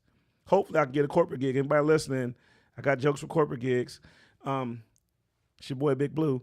But I try to say things that actually happen in life. Like my very first night, my daughter got a concussion. I had some other stuff to say. And when I got to the comedy club, I was like, hey, man, my wife was out of town. And every time my wife goes out of town, something bad happens at my house. And my daughter doesn't do her chores. She get a concussion. You know what I'm saying? So I changed the whole situation and made it about that. So suppose you go on stage. How long does it take for you to know this is gonna be a good set or a bad set? Oh, bro, was it 3 weeks ago? I was trash. Oh man, I was so bad. They played the music on me. Like the Sandman they played the music on me, and I was like, wow. But I write all the time. So if you look at my phone, there's notes of situations that happen, and I just expound on it, right? So, I hate Subarus. Oh my God, I hate it too. Bruh, if you drive a Subaru, man, I don't hate you, I hate your car. But your car you think because you have that car, you have an ability to just cross over 4 lanes without, because it's all-wheel drive. My thing is every time there's a car in the left-hand lane going 50 miles an hour, it's a Subaru. Every fucking time. So I used to drive a different car, and the car got totaled, but it got hit twice. A lady had a cart roll down a hill, a whole cart full of stuff, hit my car. All the contents flipped out scratched up the hood of my car. So I go get an assessment. I'm gonna take it in the next week for get it fixed, right? So as I'm driving home one day, who hits me in the front wheel well? Another Subaru driver, same color car, same Subaru Outback. So if you have a Subaru Outback, I don't like you that much. Agreed. Outbacks. So right now you're doing comedy in the local area, right? Yeah. What's the farthest you're willing to travel to do a comedy set? Mike's went to Marysville, the Sacred Smoke Shop, man, the cigar lounge, man. And that was for me, that was an hour and something drive. Right now, I'm willing to go everywhere because it's fun. You know, everything I do in life, I make fun. I have the institution I work at now pays me decently. Well, I'll say well, not decently. Scratch that. Well, I'm blessed. But if somebody asks me to come out and they're going to pay me to go, yeah, I'll go. How do comedians, like especially ones like you starting out, get paid? Is like by the hour for a set? No, so you get paid per set sometimes. If you do open mic, you just going out there shooting your shot like you at the club. You just go out there and just say some stuff, and that's what it is. So it's times I go out there and I don't get anything, which is fine because I'm new to this. I don't have a name yet. You know, I've done Nate Jackson's Comedy Club. You know, I've done that on Pacific. They have a thing called, I'll be there on the 19th of this month. Come out, check it out. Now, Trash Can is different because you pull the topic out of the can and you talk about it. The topic can be anything in the world because the people that are there get to write ideas and topics that you have to talk about. So not scripted. What's your goal for this comedy stuff? Just do it for fun, or you want to? I don't know where it could go. You know what I'm saying? I mean, comedy is so much fun. I've sent you a couple of my sets, and you didn't say they were trash, so I think I'm doing all right. You know, but it's just expression.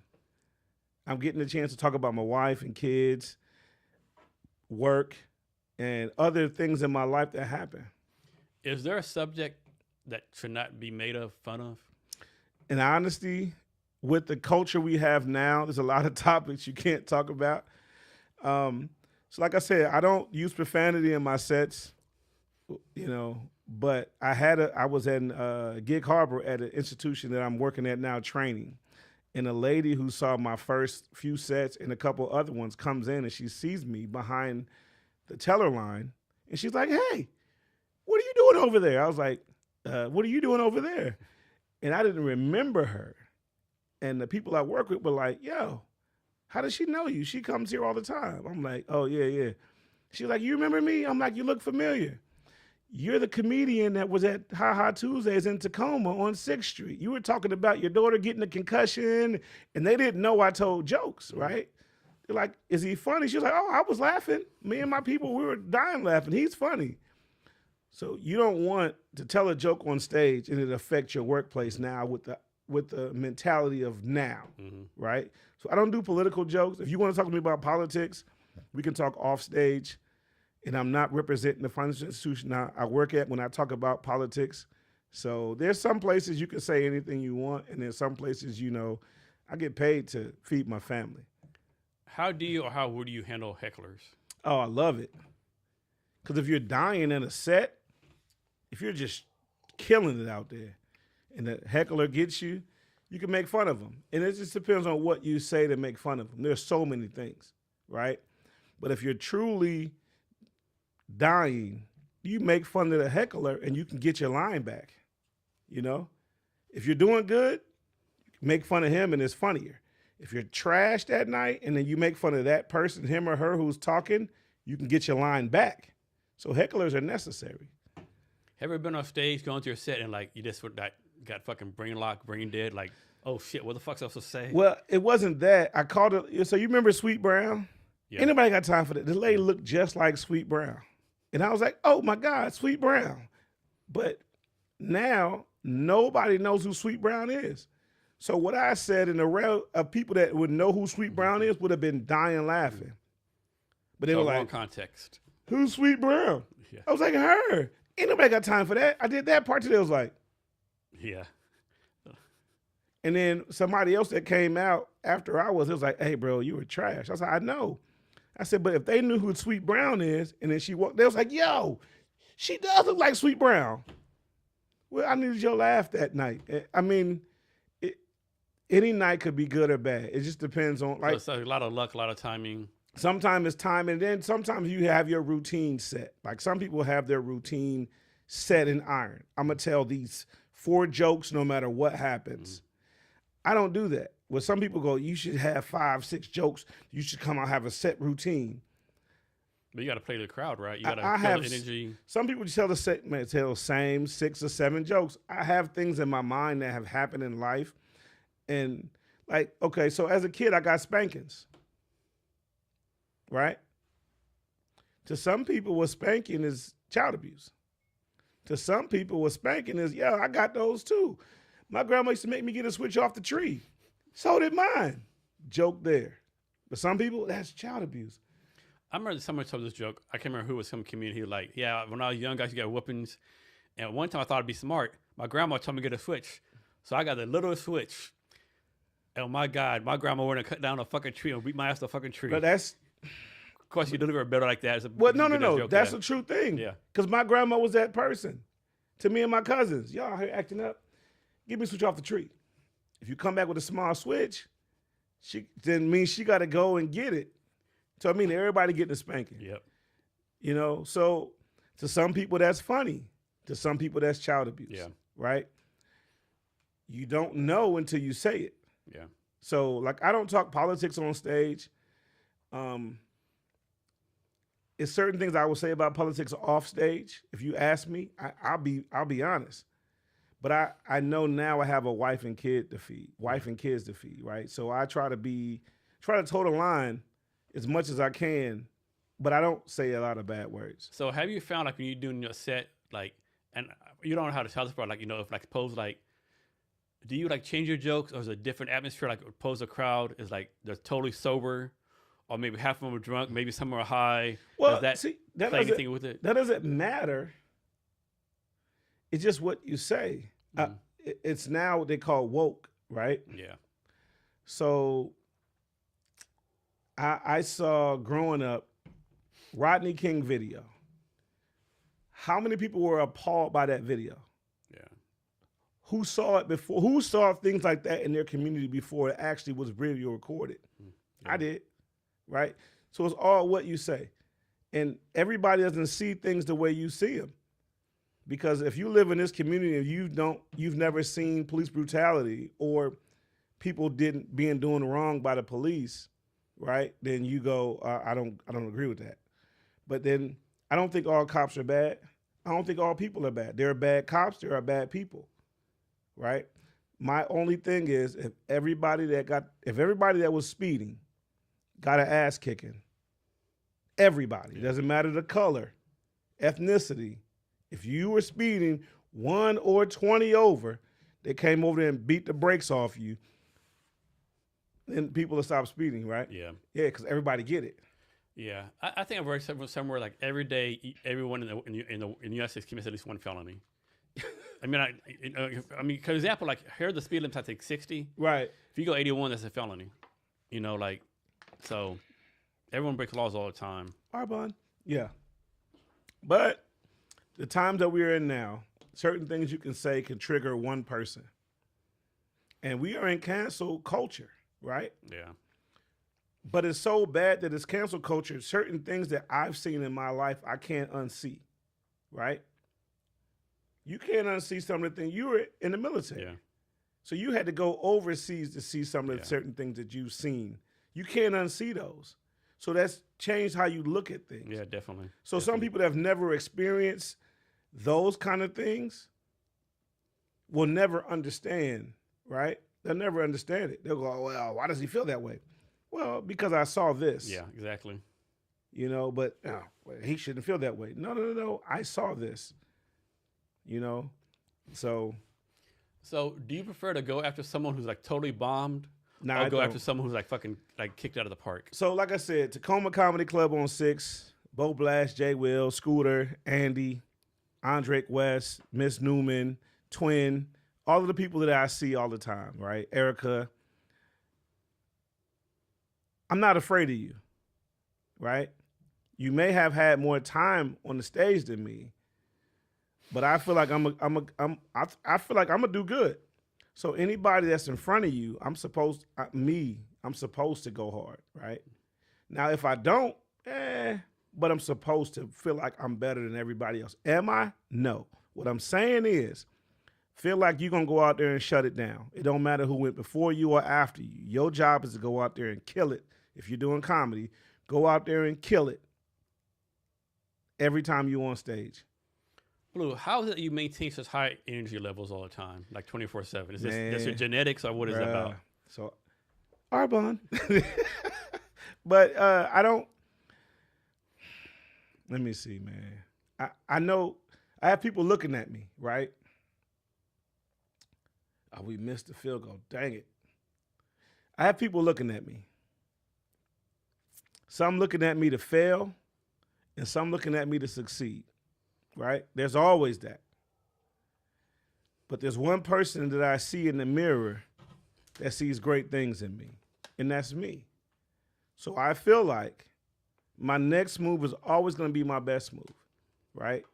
So I have some stuff brewing now. We're trying to get a comedy event in the next few months, right? I'm thinking the first of the year, I got some comedians I'm looking at. We got a venue. I'm talking to my guy in the dark. My guy. I don't know. Mahomes might do his magic again, dude. Bro, come on. It's 22 seconds left in the game. He only needs 13. Well, he don't have Tariq Hill or anybody else. As long as they don't call, dang it. He got Worthy, Rasheed Rice, Kelsey, Hold on, man. Judy McCusker. Let's watch the last 22 seconds of the game. Let me put on the TV so people see it. No, I don't want to see it. Do something else if you want to. No, I like this right here, sure? man. Okay. Yeah, I'm a G. So they said like this is the 10th time playing. So Mahomes won 5, Allen 4, but it only counts when it's the chance to go to the Super Bowl. Yeah, it's when it counts. But the Bills have one of the all the regular season games. Kansas City's one of the playoff games. Why you got to bring that up, man? Hey, come on, bro. Dude. Interception. Okay. Stop waving your hand to play some better 11 defense, seconds man. left. That dude was over there by himself. One good thing for you, they need a touchdown. They got to score a touchdown. Yeah, but they gotta score a touchdown. I'm not saying the refs be cheating for Patty Mahomes, but sometimes he get a ghost call, man, like Tom Brady Jr. Yeah.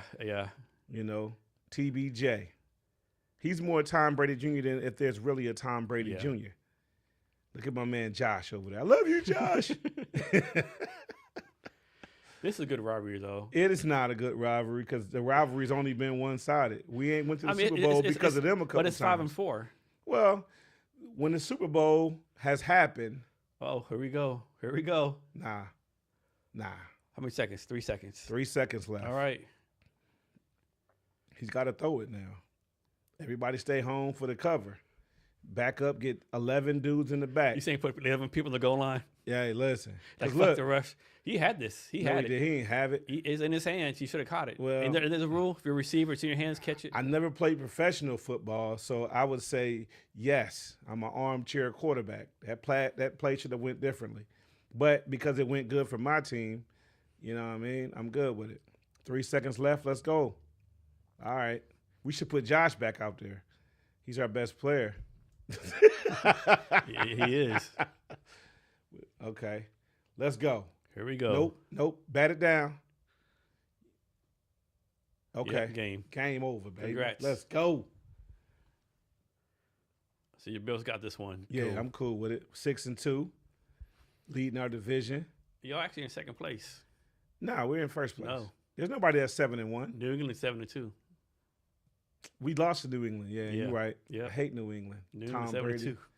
Yo, I met Drew Bledsoe. Did you? Dude is hella cool, man. I heard that all the time, yeah. Yeah, he got a winery in Walla Walla. Yeah, winery, yeah. He's like, if you ever want to come up to Walla Walla, call me and I'll sign anything you bring. Yeah. I was like, son of a gun. Because I had stuff in the car for him to sign. I didn't want to be that guy at the event. Yeah. So back to comedy, right? Who are some of your favorite comedians? Man. Where they're like now actually break it down. Let's break it down like old school comedians. So, man, I don't have a list per se. I just have comedians. I watch any comedian. If you're funny, I'm going to watch it. You ever watch the show Kill Tony? Yeah. You ever watch that guy Cam? Dudes are all funny on Kill Tony. Yeah, Cam kills it, yeah. Yeah, so like, okay, for me, right, I'm going to shout out Nate Jackson in Tacoma. You know, he's doing the thing. My boy Bo Blast, Scooter, Jay Will, Andy Harder, Miss Newman, Andre West. It's so many people that you can name out here that's local, right? And then you have the real Kevin Hart's funny to me. Mike Epps, Eddie Murphy. because I'm 51. Yeah. So if you look at comedy from when I started watching Eddie Murphy, Bernie Mac, Eddie Murphy, Earthquake, all of those guys. What's that one guy? I think his name's Michael Collier. He's funny. I like him. Patrice O'Neal, he's passed away, was funny. Rodney Dangerfield. I used to be able to watch comedians. We had HBO. Yeah. Everybody had HBO special. My mom was like, yo, you get these jokes. I'm fine with you watching them. Yeah. Just don't be doing these jokes at school. Andrew Dice Clay, Yeah. Willie Anderson. I watched comedians growing up, man. I mean, everybody used to come on. George Carlin. George Carlin was hilarious, but I understood his jokes as a kid. Yeah, he was like political jokes, right? Bro. Some people to get it, like he was like deep as shit. He said stuff that was true. You had to have a little bit of IQ to get his jokes. Well, but the thing about his jokes, they were funny too, right? So I've said some jokes sometime, and then one of my mentors in comedy, all the people I just named, they used to be like, hey, don't explain your joke. Move on to the next one if they didn't get it.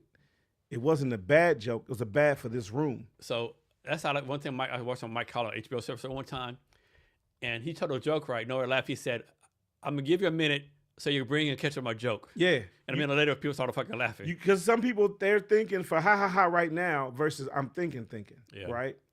So jokes are funny to tell, but they're funnier when everybody gets it. And with now, like you heard of 6'7"? I have no idea what it is. That's the stupidest thing. It's dumb. I have no idea what it is. It was some rapper, LaMelo Ball, I think he's 6'7". Bam, that's really it. But everybody could say, she's a 10. No, she's a 6'7".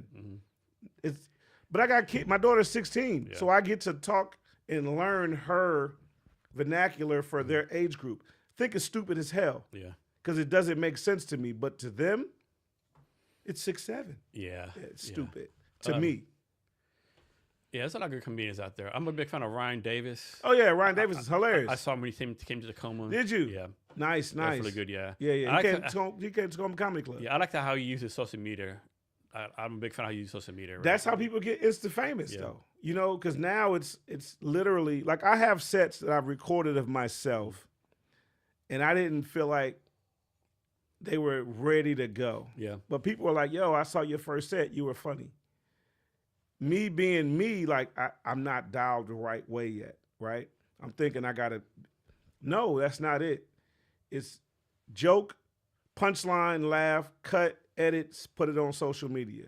Joke, punchline, edit, put it on social media. So that's the way people are getting insta famous. They're not doing it the old school way anymore. Internet has changed worlds. You're not on TikTok, are you? I have a TikTok, but I haven't started putting my jokes out there yet. I'm about to. So this lady I follow her. I think she's in high school from China, right? And she tells his dad jokes. It's like so fucking funny. I'm gonna send it to you, right? All right, bet. Like she told one joke. Why did a scarecrow get an award for being outstanding in his field? And the one joke she said was, I just learned today that diarrhea is hereditary. Like, and then so she'll say like, I learned today diarrhea is hereditary, and she'll move like this. What? How? Because it runs in your genes. Like, that's funny. Yeah. That's really funny. Yeah, it's really good. Definitely, it happens like that. Yeah. Yeah, one thing about TikTok, there's a lot of good content out there. Like, of course, there's like girls dance, whatever, but like, I follow, there's one channel, like, it's like a whole STEM channel you can follow. Like, you just put in like jokers or whatever. Yeah, that's all good stuff on there. Yeah. I mean, to me, to be honest, I don't look down on anybody that's doing what they're doing to be successful, right? As long as it's not hurting anybody. Like, I work on Pacific. You ever been on Pacific in Tacoma? And my joke for things that are bad, I call it the bus station from Total Recall, right? You've seen that movie, so you know that bus station. Yeah, I know the reference, yeah. If I say that to some young kids, Total Recall. Like, Total Recall means like you're remembering everything. Yeah, y'all just lost it, right? So it's just the audience and just being able to look at things from their point of view. Like, I made fun of a Cowboys fan one time at a set, and everybody that came out saw him in his cowboy garb and just lit him up. Yeah. You know, because y'all had just traded Micah Parsons. Yeah. And listen, I saw him, and I was on stage, and I'm telling my joke, and he's laughing. I said, that ain't funny, Cowboy fan. And I just went in on him. Yeah. But after I make fun of you, I'm going to go speak to you Yeah. and say, hey, no disrespect. I was just telling jokes. If I offended you, I apologize, right? I was at a Sacred Smoke cigar shop in Marysville. This dude had on a tie-dye type short set. Bruh, I'm like, I see him at first, like, hey, have you heard about the comedians going on tonight? He's like, yeah, I heard they were funny. I'm one of them, and I'm letting you know right now, I'm getting you tonight. And so when I went on stage, I made fun of him a couple times, and then I went and spoke to him, and he's like, man, I'm glad you did that. You know, that was awesome. Thank you for making me part of the situation. His wife had on a nice dress. He had on a tie-dye short set with a hat and glasses and socks that match. And I roasted him for like about a minute and a half. And he was laughing so hard. After the show, he gave me a hug. He's like, man, that was so awesome. Thank you. So remember when Martin Lawrence used to host a Def Comedy Jam comedy show? Yo, yeah. Remember how he used to roast people in the audience? Yes. This came to mind. One time I was on there, and he walked up, he just like did like this. Looked at this lady like, Had the yellow outfit on? I think so. It was like maybe it's, no, it was somewhere. It was like he looked at it, looked like, damn lady, do you kick flour for a living? Yeah, You put a capital A in ashy. Yeah, so some people you can make fun of and it's a joke. Yeah. Some people you make fun of and they want to see you outside. Yeah. Like, so doing comedy, you get, as a comedian starting out, I'm going to tell you this now. Write your stuff down, rehearse it. But there's times when you go out there and you could just freestyle. If you're just feeling good, embrace the moment and just see what's out there and just be like, yeah. I remember one time it was like, some it's like this, I think this couple dressed as twins, right? It like, so you knew you're in the front row, right in front of me, and you chose to dress like this. If you in the front row, that's splash zone. Yeah. You like, so the Nate Jackson does a thing, man, where he does crowd work. He just, after the set, people stay and he makes fun of the crowd or interacts with the crowd. That is now a big thing. It never was before. Yeah. It is now. He kills it. He has a Netflix special that's out now. He's got a world tour going on. Great guy. If you ever have time to get there, or Tacoma Comedy Club on 6th or Proctor, you know, on 6th Avenue, there's one on Proctor. We have some good stuff going on. And I don't work for them. I work there occasionally, and I just do some open mic stuff. So I'm open mic guy. Do you have a go-to joke? No. Okay. I just, depends on the moment. Like with you, I can say anything because you'll catch my references. If I go to Arnold Schwarzenegger, you'll catch that because you know. If I talk about Steven Seagal, you were there. 6'7", not so much. 6'7", we don't know that. I had to talk to my kids like, hey, daughter, come here. I'm trying to write a joke. 6'7". Oh, yeah, that just means anything. What? Yeah, it just 6'7" means anything, Dad. That's the dumbest thing I've ever heard. Yeah. So, you know, you got to listen to them and go. But, yeah, 6'7" is dumb. I think big thing comes a lot of delivery, right? Did you watch the Tom Brady roast?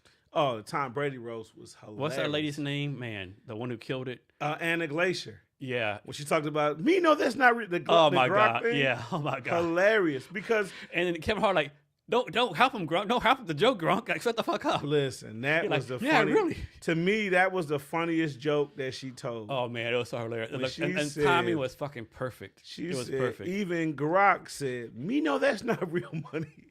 Yo, that killed the whole show. Yeah. But I've like Jeff Ross. Yeah. But so I'm gonna tell you something about my family. We used to have a thing at my grandma's house where we used to just roast each other, and we called it ribbon. Yeah. When I moved to Texas, they called it high siding. High siding, yeah. Right? I'm good at it. Yeah. So if you, like, they do a thing now at some of the comedy clubs where it's you look like. It's pretty funny, but it's scripted. Yeah. High siding, ribbon, it's not scripted. No, it's off the cuff. Yeah. Off the cuff. Yeah. What you have on right now, I'm making fun of. Yeah. You know what I'm saying? And you gotta be like, you can't like take 10 minutes. You gotta come fight. And I've seen people that are going against each other, and you look like sitting there side by side saying stuff. Yeah. And I'm like, that's not how you. That's not. But that's how it goes now. Yeah. And people go on say with their phones. Yeah. Yeah, I'm gonna go on stage. But you got your phone with you. Yeah. times have changed, man. And right now, if you don't go with the flow of things, you're going to be left behind. Yeah. Right. But I write like so much stuff. Something happens on my way to work. I get to work and I'm like, yo, Subaru dude cut me off, 4-wheel drive. He's an idiot. Bam. And I make that a part of a joke or part of something. You know, this guy came in, he's a 300 credit score and he's trying to get a loan. And he owes everybody, every credit union and bank in the state of Washington, he owes them money. Why is he here today? You know what I'm saying? But that happens. So you can make that. I can't use his name. Yeah. Like the dude who had the OnlyFans charges, he wanted reversed. Yeah. It's a real guy. I can't use his name, but I can make a joke about it. Yep. You know, I can make a joke about it. Yeah. Yeah.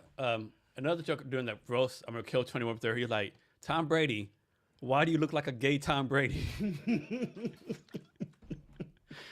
And they're all making fun of like, Hey. Giselle's out draining balls right now. Because, I mean, but he related it to everything that Tom Brady did wrong. Yeah. Deflated the footballs. Yeah. So the reference to the deflated balls. The football thing. Right. Yeah. Yeah. It's a double entendre. Yeah. And then Kevin Hart said like, dude, you should have known.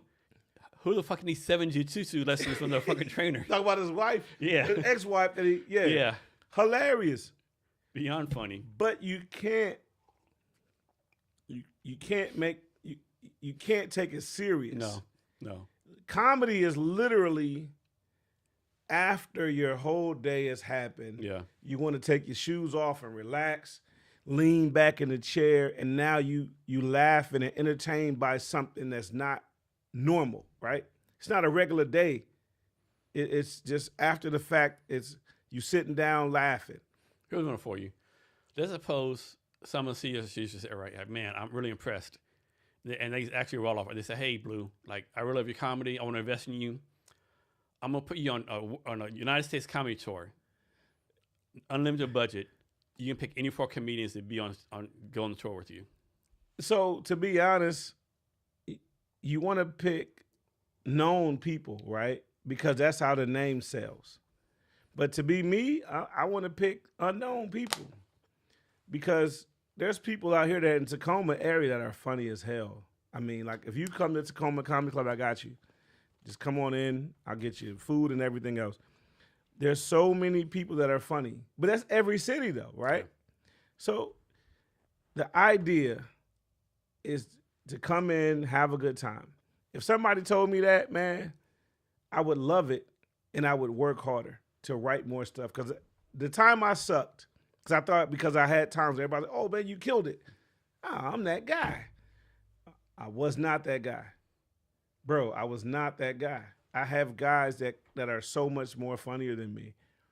The names I mentioned, Bo, Jay Will, Scooter, Andy Harder, Andre West, my boy Cam, Twin, Miss Newman, Deontay Osler, who's doing a dang murder mystery show. I'm just new to this, right? So I'm trying to step in and see where I can fit in. So whenever these guys, which was awesome for me starting out, they were like, hey, man, when you was on stage, you should have said this. I'm like, oh, cool. How long you been doing comedy? It's my first time. Oh, dang. So for me, I've been speaking financial literacy or dressing for success to people for years. So being in front of a crowd of kids or adults don't bother me. I don't have a stage fright.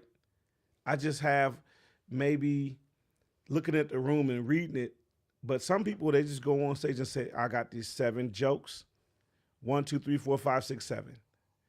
Now, the problem that some people have when they get on stage, like me when I first got on stage, is, okay, this joke laughed, she laughed over there, this person didn't laugh. Is it my joke? No. Tell the same joke in another room and everybody's dying laughing. It's hit or miss. It's literally hit or miss. Do you prefer like doing short sets or longer sets? Longer sets, so people know I got material. Mm-hmm. Now, the longest set I've ever did was in Lakewood at All-Star Sports Bar. I did 30 minutes. And The weird thing was, I love All Stars. His birthday bash is coming up. I think on the 21st or something. It's gonna be crazy. But I did a little open mic joint over there, and the lady did poetry before me. Her poetry was like Debbie Downer type stuff. So my jokes are jokes, and I got to tell a joke, and she's already said some stuff that happened to her in life, and I'm like, and it kind of made me go. This is when I first started out, so I was like, no, tell your joke. Doesn't matter what happened before you, because you're supposed to go on stage and murder it. And one of my comedy mentors, the people I named, was like, yo, when you go on stage, your objective is to murder it. Whoever was before you, that's their problem. Whoever's behind you, that's their problem. So remember way back in the day, as a dunk contest, I think like 88, 87, and like it's between Michael Jordan and Dominique Wilkins, and Michael Jordan did that from the free throw dunk and killed it, and then Dominique Wilson, like instead of like waiting for the crowd to die down, like he immediately like they were still like clapping for Jordan. He did his dunk anyway. So with comedians, like suppose someone goes in front of you and they kill it, you're supposed to wait until all the laughter dies down, right? So no. What happens is when they get off, they get the light. So when you go on stage, if you get 5, 7, 10, 15, 20, whatever you get, the light pops when you got a few minutes left. And then once the light pops again, you're supposed to wrap it up. So when the light pops the first time, you're supposed to go, hey, and then start your last joke, punchline, and end it. The second light means you're done, right? The next person out is the host.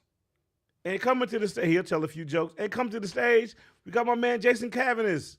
You come on, everybody's died down because you're there now. It's your turn. But that's how it goes. Now some people see the light and keep going. You no. I'm killing it. So if somebody's killing it, everybody's laughing, and you're on the light, you just let them keep going, but then you take somebody else's time. So there's a time etiquette protocol. Everybody doesn't do it properly, though. Okay, so I watch a lot of Joe Rogan podcasts, right? Joe Rogan's like a comic. He has a mothership. He does that comedy stuff. Yeah, Joe Rogan's the guy. And he always talks about the community of comedians, right? He's like all the comedians, they have each other's back. It's like a real community, right? Have you found the same thing here, like a real community of comedians? The names I named: Bo Blast, Jay Will, Scooter, Andy Reeder, Miss Newman, Andre West. What's the other guy's name? They just had the murder mystery show. Jonte Osler, Twin. It's a couple people, man. They just say when I'm on stage, hey, you should have did this joke this way. But they know I just started this year. June when I started. Yeah. Really, all these people, these full-time comedians are like you. They have a full-time job, become money. So some of them have full-time jobs, some of them don't, and they go, "Hey, man, you should have said this, or you should have ended with the first joke, because that was a killer." I also people realize like what you're doing is kind of art, right? I think a lot of people think art's like artsy, crafty, blah blah, but art can be very, very technical, right? Like people don't like music. Music is very technical, right? Right. Comedy is very technical. I don't think people realize that. So with comedy, you literally need to write. Now, some people can go in there and not write, because you could write or just have a list of stuff you want to talk about, right? Outline. Like when you're writing a thesis statement, got to have an outline, right? Okay, I'm going to talk about Subarus, kids falling down, politics, this. The outline helps you, right? So in my phone, man, whenever something crazy happens, I literally write it in my notes section, and I can expound upon it later on, right? Like a setup for one of my jokes was coming up, because everybody got a Subaru, it's all-wheel drive. That don't mean you can do everything you want to do in it, right? That's just part of it. And I got to edit that and make it better. Yeah. Halloween just came up. Yeah. People go to the rich neighborhoods, they want a full-size candy bar, right? Nobody wanted half a Snickers or a quarter inch of Snickers. You going over there to the richer, nicer neighborhoods for one thing, full-size candy bars, right? So you just editing your stuff for where you at, man. So one of the coolest episodes of the Joe Rogan show, he had Dave Chappelle on one time, right? and they spent 30 minutes just like writing a joke. And they worked the technical. It was so fucking cool to see how their like Dave Chappelle's mind worked as far as like writing a joke. You talk about like it was pretty cool. Like, okay, so if it's something that happened to you as a kid, and you're rewriting it to make it funny now, how does my joke that I'm writing now relate to everybody in this room? Yeah, that's the one thing you want to make sure. Because if I tell a joke, I don't want it to reach this one person. I wanted to infect everybody in the audience so they can all laugh. But I've told a joke before where one lady was dying laughing before I even got finished. I started the joke talking about church, because I go to church. I'm an usher at my church. Lady, I talked about playing basketball and other games at the church picnic and how unruly I was because I don't take it easy on people in activities. If you're lining up against me, I'm giving you the best I got. And I acted a plum fool at the church picnic. Joke gets more into that. This lady is dying laughing when I start church picnic. So I had to let her laugh because her laughter was louder than me on the mic. And I mean, she was knee slapping laughing. So do I talk through her or wait for her to finish? My very first time ever, my very first joke, I talked. But I started the joke because my last name is Blue. I'm not affiliated with anything that's blue or red or grape or green. And that happens. People will hear the name Blue and be like, oh, man, how are you? And come at me with the affiliation type stuff. But I had to squash that. And the joke is that. When I said that, people were dying laughing already. So I didn't pause to let the laughter go. I told the joke. Nope, when you start, if they laughing, smile. Hey, yeah, you know, and I had to learn that. So, like, suppose you do a comedy set, right? I'm making this up. Suppose, like, it starts at 8 o'clock at night. There's 5 comedians. You're number 4. Is it, like, considered a good etiquette to watch all the comedians on stage? Sometimes it is. Or can you just show up when you want to show up? No. You want to show up on time, and I apologize to you earlier. And, again, I love you, brother. You want to show up on time for the anything you do, show up on time, first and foremost, right? But if you're listening to the other comedians, you could piggyback one of their lines, right? If you talk about whatever you talk about, any topic, if I can segue that into mine, if it got laughs, the crowd rolling with me because I made what you said and expounded upon that.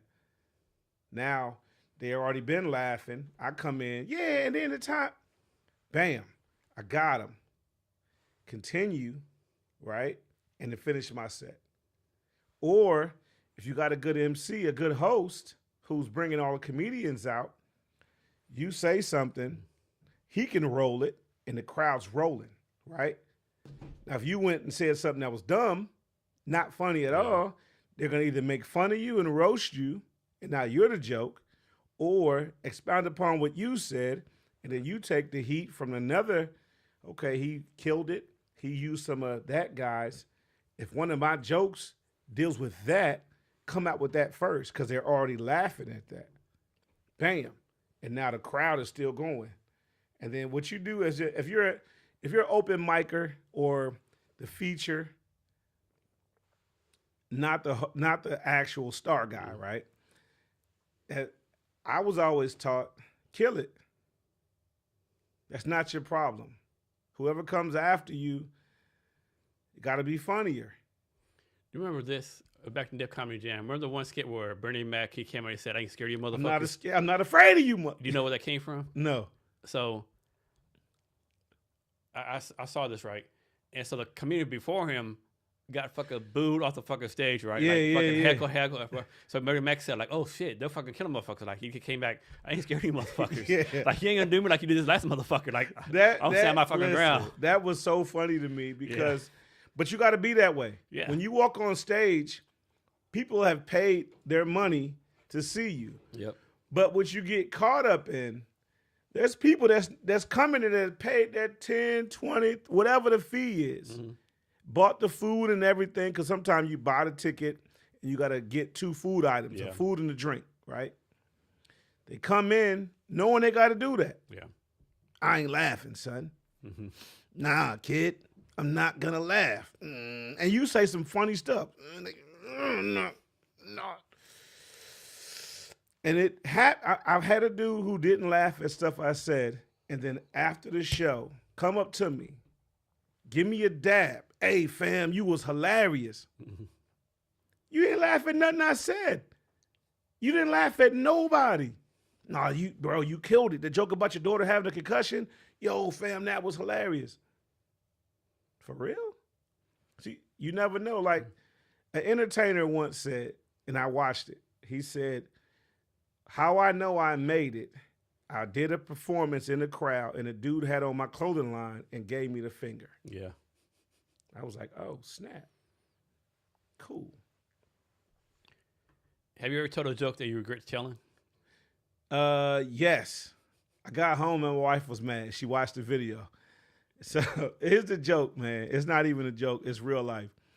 You're married. I'm married. If your wife texts you, we need to talk when you get home. What does that mean? Don't go home. Right. Don't go home. I gotta work late. Motherfucker, you're unemployed. Bro. So in my joke, I said the exact same thing. I said, I ain't been home in 3 days. She was so hot with me. That's not even funny. So we go to some other events the next day, and she has a little stank face, right? She's not happy. And they're like, yo, what's wrong with you? Yesterday, Mr. Comedian told a joke about me being mad at him and he ain't been home in 3 days. So people think he don't go home. And they was like, tell me the joke. So I tell them the joke. Oh, yeah, it's hilarious. So every dude in the audience, when I told that joke, it was in Kent at the sports bar in Kent. Okay. Every dude in there was dying laughing. When I got done, yo, that joke was hilarious. Got you? So you said earlier you don't mess with politics. Any other subjects off limits for you? No, not really. But like I said, I try to do a clean set because I want to get booked at other settings. So if anybody wants a comedian with clean sets, holla at your boy. So let's suppose so what days you usually go to the comedy show? Like Tuesday and Thursday? On Tuesdays at Tacoma Comedy Club on 6, I'm there. And I just signed up for some other dates for November and December. And they do comedy there 7 days a week? They do comedy 7 days a week. But your days usually Tuesday? Tuesdays, and I'll be doing some stuff on some Thursdays at the other comedy. So I just branched out to do more work at Nate Jackson's on Pacific, Tacoma Comedy Club on 6, and the one on Proctor. And Saturdays are more well-known people? More well-known people. All right, let me ask you this. Let's suppose one of them give you a call tomorrow and say, hey, Blue, like, we had someone coming Saturday. The fuck had to drop off. No one can come. Can you come do a 20-minute set on Saturday? I got some heat. I got it. You want to do a set right now? No. No? No. No? Because if I could do a 20-minute set, I got the last 20 minutes that I got paid for it. Okay. They gave me a check. It was a nice check, man. It was nice. And the dude was like, hey, will you come back and do this again? The check gonna be better next time? It will be better next time. I'll be back. How about a 5-minute set? No. Okay. Come see me on Tacoma Comedy Club on 6 or Nate Jackson on the 19th for Trash Talk. Okay, cool. Arbonne. So what's in this Arbonne thing? Man, health and wellness stuff, man. My wife gives me the energy drinks, the gut cleansing stuff. I can't really talk about Arbonne that much because I know what my wife tells me.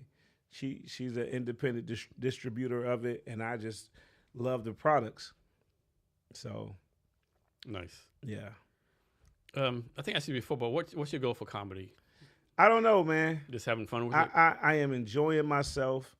I've met some really cool people that are doing this, and I've had some great opportunities to set it up, right? So I'm talking to a person that we both know that has an opportunity at a venue, 250 seats to do a comedy club in the next month or two. And I'm just trying to get my comedians lined up and some other things. Because, when you start doing stuff like that, it's more contractual, right? Mm-hmm. I need you to be able to do a set that's going to be fire and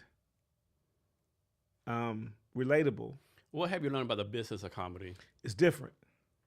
I'm a handshake guy, right? If I'm from Buffalo, New York, man, and the word that I was taught when you telling the truth is word is bond. So if I tell you word is bond and I'm telling you my truth, I'm gonna be here for you, right? Some people, they're different. You know, like what's in it for me? If you tell me you're gonna show up for me late, I'll take you being late. But if you say you're gonna show up for me, I'll take you as your word. Word is bond means you're gonna do what you said you're gonna do. So I've seen comedians interacting with each other. I'm gonna be here for your thing, and then not show up. I'm like, wow, I thought y'all was better than that. But everybody's different. You know, I can't speak on other people. I just know if I might be late, but I'm coming. So talk about this. I think I sent you a text a little while ago where I basically said, hey, have you noticed recently all these people like basically like they walk the walk, but don't talk the talk, but don't walk the walk. Yeah. It's like that's getting worse and worse, you know.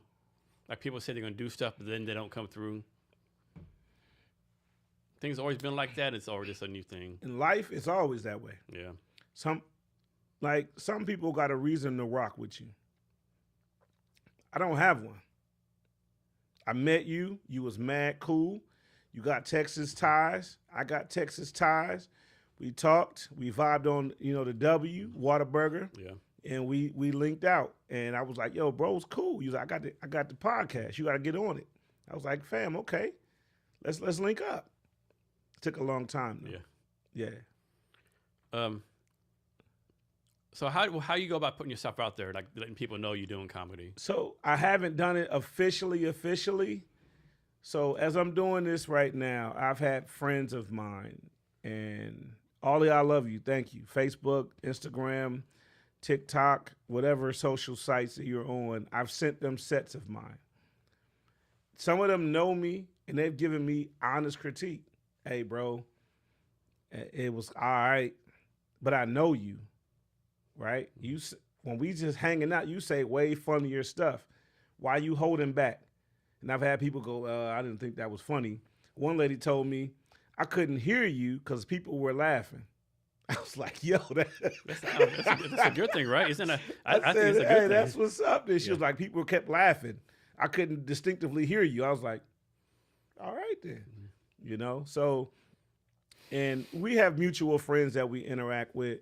And I've sent a lot of people some of my stuff to see if they liked it. And I've got people that sent me back, yo, that was funny, bro, keep going. But knowing I just started, right? My timing isn't as good as some of those other people that's been. I started in June, and I started because my daughter, right? I was at, I told my mom I would try stand-up just to try it because she was like, you always got something funny to say. She passes away. She never got a chance to see me perform. My dad passed away in January, and me and him always talked about it. And my parents never told me I couldn't succeed at something. Mm-hmm. They would tell me that could be hard, but if anybody could do it, I bet you could. Mm-hmm. So that gave me the idea that, man, you know what? I can climb Mount Everest, right? So with that being said, my dad passes in January. My daughter goes, hey, Dad, you told me never be a liar. I'm like, right, I told you that, because lying's not cool. You told Granddad you was going to try stand-up comedy, and you didn't do it. Damn. She said it right before Father's Day. Bruh, that had to cut fucking deep. Bro, super deep. Bruh. Super deep, man. Woo! So I was like, you know what? Like, take the knife out of my heart, baby. Bruh. And I had went to Cheyenne's thing, Biko, Brave New World. I went to their event, Candace, Lorna, and I was playing dominoes. Mm-hmm. And the comedians were there, and I'm playing dominoes against Omar Gooding, Curtis, and some other cats. We playing head up. And I'm not making fun of them. They making fun of me, but I'm winning. So I look over at Cheyenne, and he like, hey, man, defend yourself. He literally gave me the Jordan game against Portland when he hit all them threes, and Magic Johnson was like, yo, what the hell's going on? And Jordan was like, I don't know. So I started roasting them back, and the comedians were there. They were like, yo, bro, you hella funny. You should go and try stand-up. I'm like, I don't know. And the more comedian, and we in the back, it's a cigar type of lounge thing in the back of the sports, what is it? It's in Seattle. It's a sports bar. Old school joint. It's been there forever. I can't think of the name of it right now. But we're there. It's some kind of lounge. What's the name of the lounge? But I'm there, and they like, yo, you should try stand-up. And that's what kick-started it. I mean. Have you ever received a criticism that you're like, a two-part question. Have you ever received a criticism or comment like, that's some bullshit, that's not true, or one that like really cut too deep? Well, so, okay. When I say this, it's kind of weird. I grew up Buffalo, New York, 55, right? 55 is my grandmother's address. Somebody else lives there now because she's passed away, right? I'm going to just say 55. Buffalo, New York, man. We used to sit on the porch and rib. My grandmother used to rib. We sit on that front porch, man, and it'd be fire. If you're going to go in the house and cry, take your butt in the house and cry. My uncles used to rib. And if you're going to take it or not take it, if you're going to be on this front porch and laughing and joking, you're a part of this now. You can't go inside because you done said something about this person. So now when they get the mic, they're going to light you up. I mean, don't be a hypocrite, right? Man. Don't talk shit and then you Listen, can't take it. Don't throw rocks and hide your hands. Yeah. Right? Yeah. So that was the deal. We would go in there, and when I got to Texas, I had some homeboys I went to high school with and other high schools, and we high side. High side, it means making fun of each other. Your mama jokes. Yeah. No fights, just your mama jokes or whatever joke is funny. And if you could throw it out, you can't leave getting mad at me when I hit you back, right? And I was good at it from a young age. From a young age, I was good at it, yeah. Like, so my sister's first husband, one day I go to Buffalo, and he's like, yo, I heard you was good at ribbing. I was like, yeah, that's what they say. And my homeboy from high school, my boy Rasheem Powell, was like, yo, man, don't mess with, and they call me, at home they call me either Danny, it's my, or D Blue. And my boy was like, hey, don't mess with D Blue, man. He nice with it. So her first husband was like, man, and he had to try you, right? Bro, listen, he had to try you. My nephews and niece were there. He's trying me, and I'm not saying nothing. I'm just sitting there having a good time on the porch, hanging out. And I go inside, make a drink, come back out, and my nephew's like, Uncle, I heard you were good at ribbing. You letting him get you? I was like, man, I just got off the plane. Like, I literally just got here, and I don't want to do that. And then he said something else. If you're scared, just go to church. And I looked at my grandma, and my grandma gave me the Jordan shrug. This is before the Jordan shrug. She was like, get him. So I started making fun of this guy. He was a short dude. He was cool, though. Yeah. But I called him Inch High Private Eye. So so Inch High Private Eye in our community means you're a little short dude, right? Mm-hmm. So I go to his car, open the front door. I'm like, how many phone books you got in here? Because he was a short guy. He had a Trailblazer. So I'm lighting him up about his height. Yeah. Just things that are literally about you. But once I start, I don't stop. Yeah. So I killed him that night. My nephews and niece dying laughing. It was like, oh my God, Uncle Daniel. That's what they call me, Uncle Daniel. Uncle Daniel's hilarious. I can't believe he did it. My sister's like, leave him alone. Oh no, I'm not done yet. Go past that point. So the next day we having the barbecue, right? So we having the barbecue, and I'm not done. I'm not done. So I start roasting him at the barbecue. Now his wife, my sister marries him later on, but his mom and sister and other people show up, and they don't know me. Mm-hmm. They just see me clowning him. But they don't know that he clowned you the last night. And they thinking, yo, he's a jerk. Why that dude making fun of him like that? I can't believe he's doing. I roasted him for 2 days straight. Did he do this? You should have done this. You should have some phone books to put him in a chair. No, I didn't need the phone books because this is what I kept saying. Remember Rambo? Yeah. The movie? Why did he do that? Mm-hmm. They drew first blood. Yeah. So I kept saying that. And they were like, what is he talking about? I was like, yo, he drew first blood. He drew first blood. I didn't want to do this to you, but now that I've started, there's no stopping. And people are like, yo, like, what's wrong with your brother? Why is he doing this to him? This is your guy that you're with. Why is your brother being like this? And she was like, hey, and my sister giving me to cut it out. Yeah. I'm like, he started this Yeah. and I'm going to finish it. Yeah. Now, when he tells me he's sorry for what he started, I'll stop. If he does it, I'm going to keep going. And for like the next 45 minutes, we sitting there eating food at the barbecue, and my mom tapped me. Stop. Nope. You're like, Mom, you said to keep on going. I said, he has to tell me he's sorry, and then I'll stop. So let's switch subjects real fast. Yeah. So would you say you're pretty good at sales? I try to be. So a lot of business owners, a lot of founders, a lot of startup people, they build great products, do other kind of stuff. But most of us suck at sales, right? Like we build a product, we just have trouble, like, we get leads, good marketing, but we have trouble converting to the sale. What advice you have for people to convert? So if you're a salesperson, right, you got to have a product that people want. And then you have to learn to speak in their language, right? And it has to be beneficial to both parties. But you have to know what a person needs in order to help them. So if this person that just started this business here needs these particular items, if I know where to get them, I have to give them to you, right? So since I've been in banking, there's certain things I've done. I've had a party or a meet and greet or at a restaurant. So I have a person that has a bar or a cigar lounge, and I know a person that is a Northwest distributor of this alcohol brand. I'm going to say, hey, meet me at Bahama Breeze. Meet me at here. I'll pay for it. Introduce this guy to this guy because the cigar lounge needs alcohol, right? If I know a cigar vendor, I need to introduce you to that person. So any person you bank with needs to be a person that's going to connect you to other people that can move your needle forward.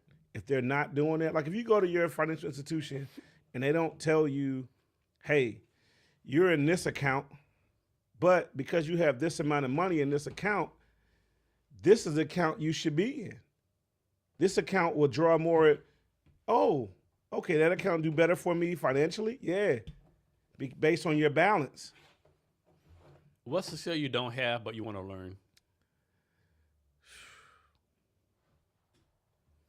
I say I'm bad at everything. And I be honest, I say I'm bad at everything because I need to learn more, right? So the fact that I'm willing to learn from my daughter, my son, my nieces, I'm willing to learn things. And I haven't put, because I know certain things above others, I'm willing to sit back. If you wanted to tell me, hey, you could be better at sales by doing X, Y, Z, I'm going to sit with you and go, oh, word. I'm going to get my notepad out, my phone, and go, oh, right? Because I need to learn that. Learning that you're not good at everything and that you're open to learning new things is what we have to do as people to get further, right? So for me, I know I'm not good at stuff. So if you told me something that's beneficial or it wasn't, I'm going to still listen because I'm going to get something out of it. Like, don't listen to Jason. There's this guy following X. His name is Hidden Shaw. I was following him for a while. He says a long time ago, I try to do the same thing. He said, like, his goal every day is to be less wrong today than he was yesterday. I like that. To be less wrong today than he was yesterday. I like that. But so now with banking, looking at somebody's account every day is different because what happened to Jim Smith or Bob Jones is different. Maybe he got his card information compromised because he gave it out. Mm-hmm. Oh, I got an email that says I can. If I send this guy $200,000, he will send me $2 million. So you get those. We get those. And I go to say, hey, hold on, sit down. You want to do a wire to this guy? How do you know him? I know him. How do you know him, though? Yeah. Right? So now you got to be intrusive and ask questions that might piss somebody off. I had a guy at a financial institution I first started with. He tells me he's going to buy some land in China. You can't buy land in China. Bro, listen. I said, hey. You might be able to lease it for 100 years. You ain't buying shit. He couldn't buy the land. I told him. I said, hey, this isn't accurate. You should literally not do this. He looked at me. You know what I used to do, young man? Nope. I just met you today. I used to be a banker. How old are you? I said, at the time, I was like 40 something. I've been a banker longer than you've been alive. Okay. So I still think you shouldn't do this. I said, because you're trying to buy land in China. I said, you know who Yao Ming is? Oh, you mean the big basketball player? I said, yeah, Yao Ming. I said, he had to go back home after the season. They weren't going to give him citizenship over here. When his mom and dad came over here, they had to come one at a time. They couldn't come together. So that means they controlled a big population of his finances. So they don't let him do that. Why they going to let you buy land over there? Yeah. Right? I said, so I think you shouldn't do this. Right? Listen, young man. You trying to send 75,000 to China. How well do you know this person? Right? He was more pissed that I challenged him in that idea. Yeah. So we send it. Well, I didn't send it. Somebody else sent it, right? He comes back. Hey, how you doing, Mr. whatever your name is? I won't say his name because I remember it to this day. He was like, oh, sons of bitches. I sent them that 75 grand. I said, well, you didn't send it from this institution. No, I went to my Chase account. I shouldn't have said Chase. To my other account, and I sent it. I said, how's that going? They won't answer back. Of course not. But he had a lot of money, right? So the 75 wasn't a problem that he lost it. It's that he was wrong was the issue. Yeah. He had an issue with me for telling him, but not an issue for losing 75. Yeah. That's fucking insane. Bruh, 75 lost. He wasn't mad about it. He was mad that we said don't do that.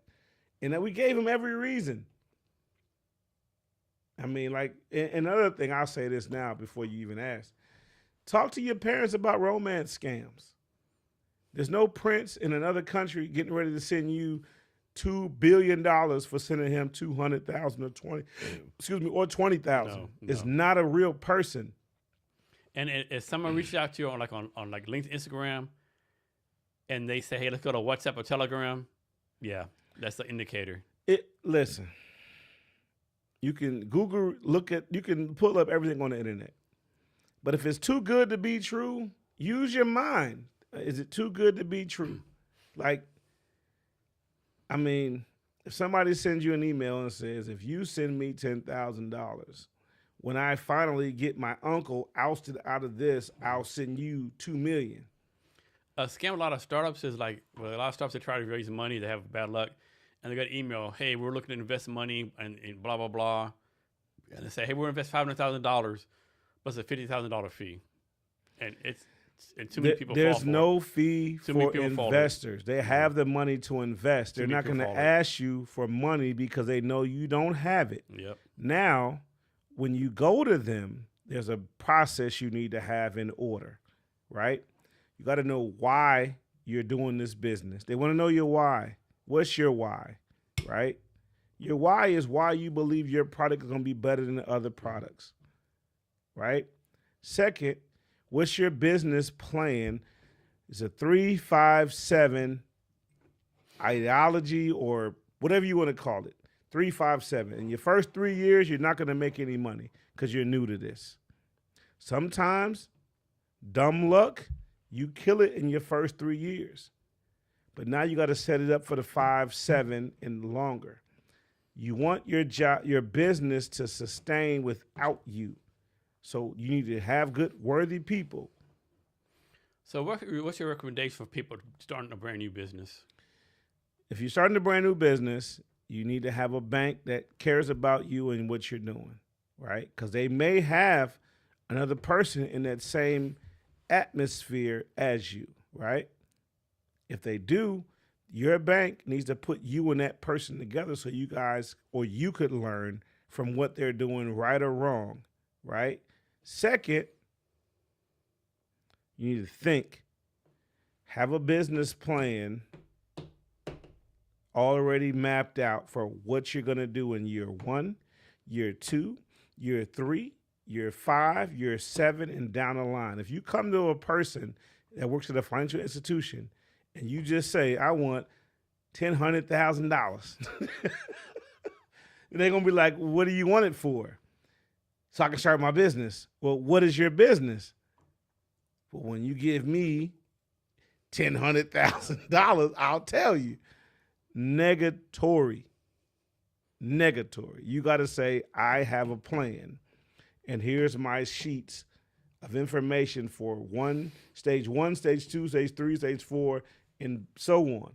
Because if you go to a financial institution with those plans, they can see where they need to help you more or less at.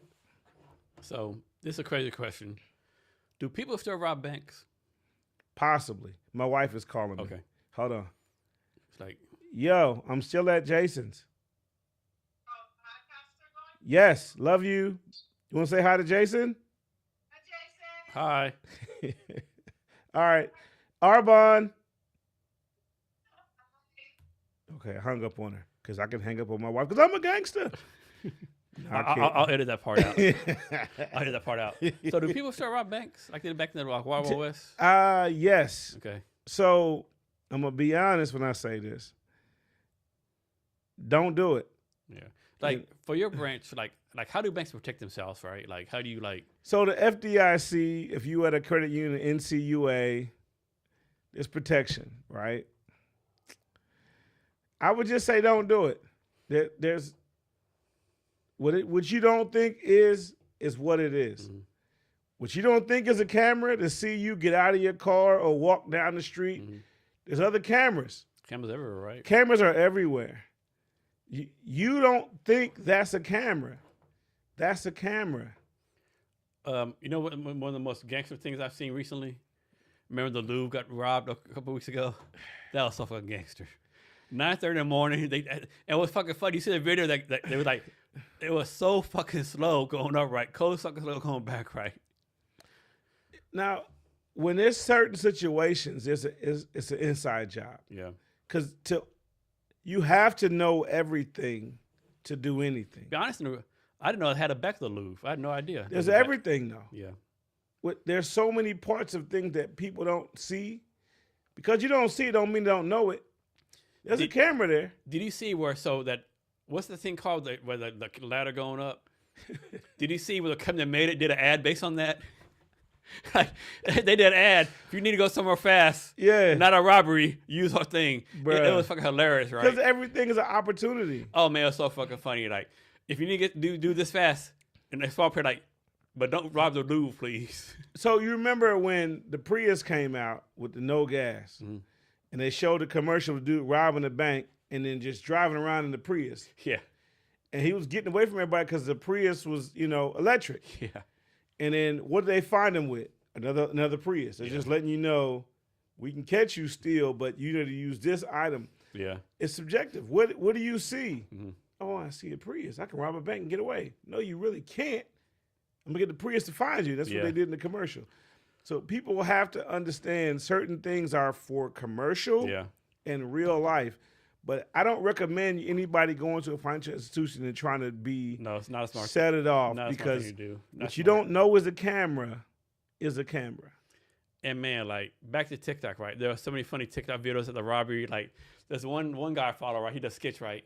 He does sketch like after the Louvre robbery, take a second, like, damn, that was easy. It was easy, right? Yeah, it was easy. Like, damn, that was so fucking easy, right? Reload the Louvre, Not easy. No. People don't know.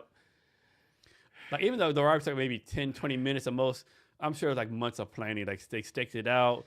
They did different things. You have to look at every scenario in certain situations. They knew exactly where to go to, where they wanted, As an inside job.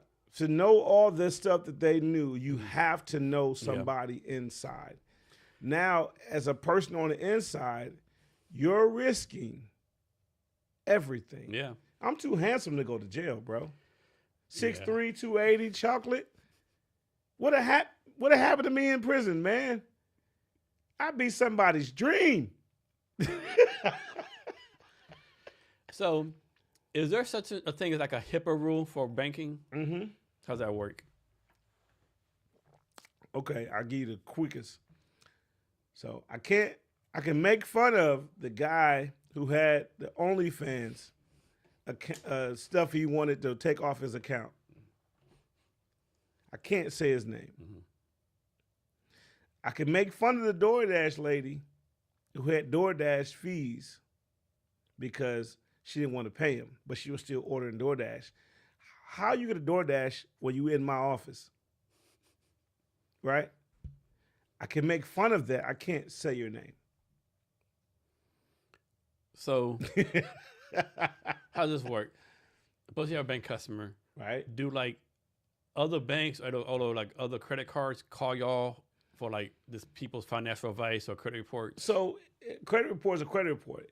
That's nationally known. Once you look for something or try to get something, it's out there. Your social is on there, and everybody sees it. Mm-hmm. So if you're going to every bank or credit union trying to get something, it's seen. Okay. As soon as you open it or try to open an account, so it runs. It's your not stuff. Public knowledge, but it's like banking knowledge. It's bank knowledge. What's the difference between, like, I've always heard the term on credit reports or whatever, hard hit and soft hit? Hard hit is when you're trying to get a card. Mm-hmm. Soft hit is when you're trying to get something smaller that's not a card, but you might be trying to look at some things, opportunities.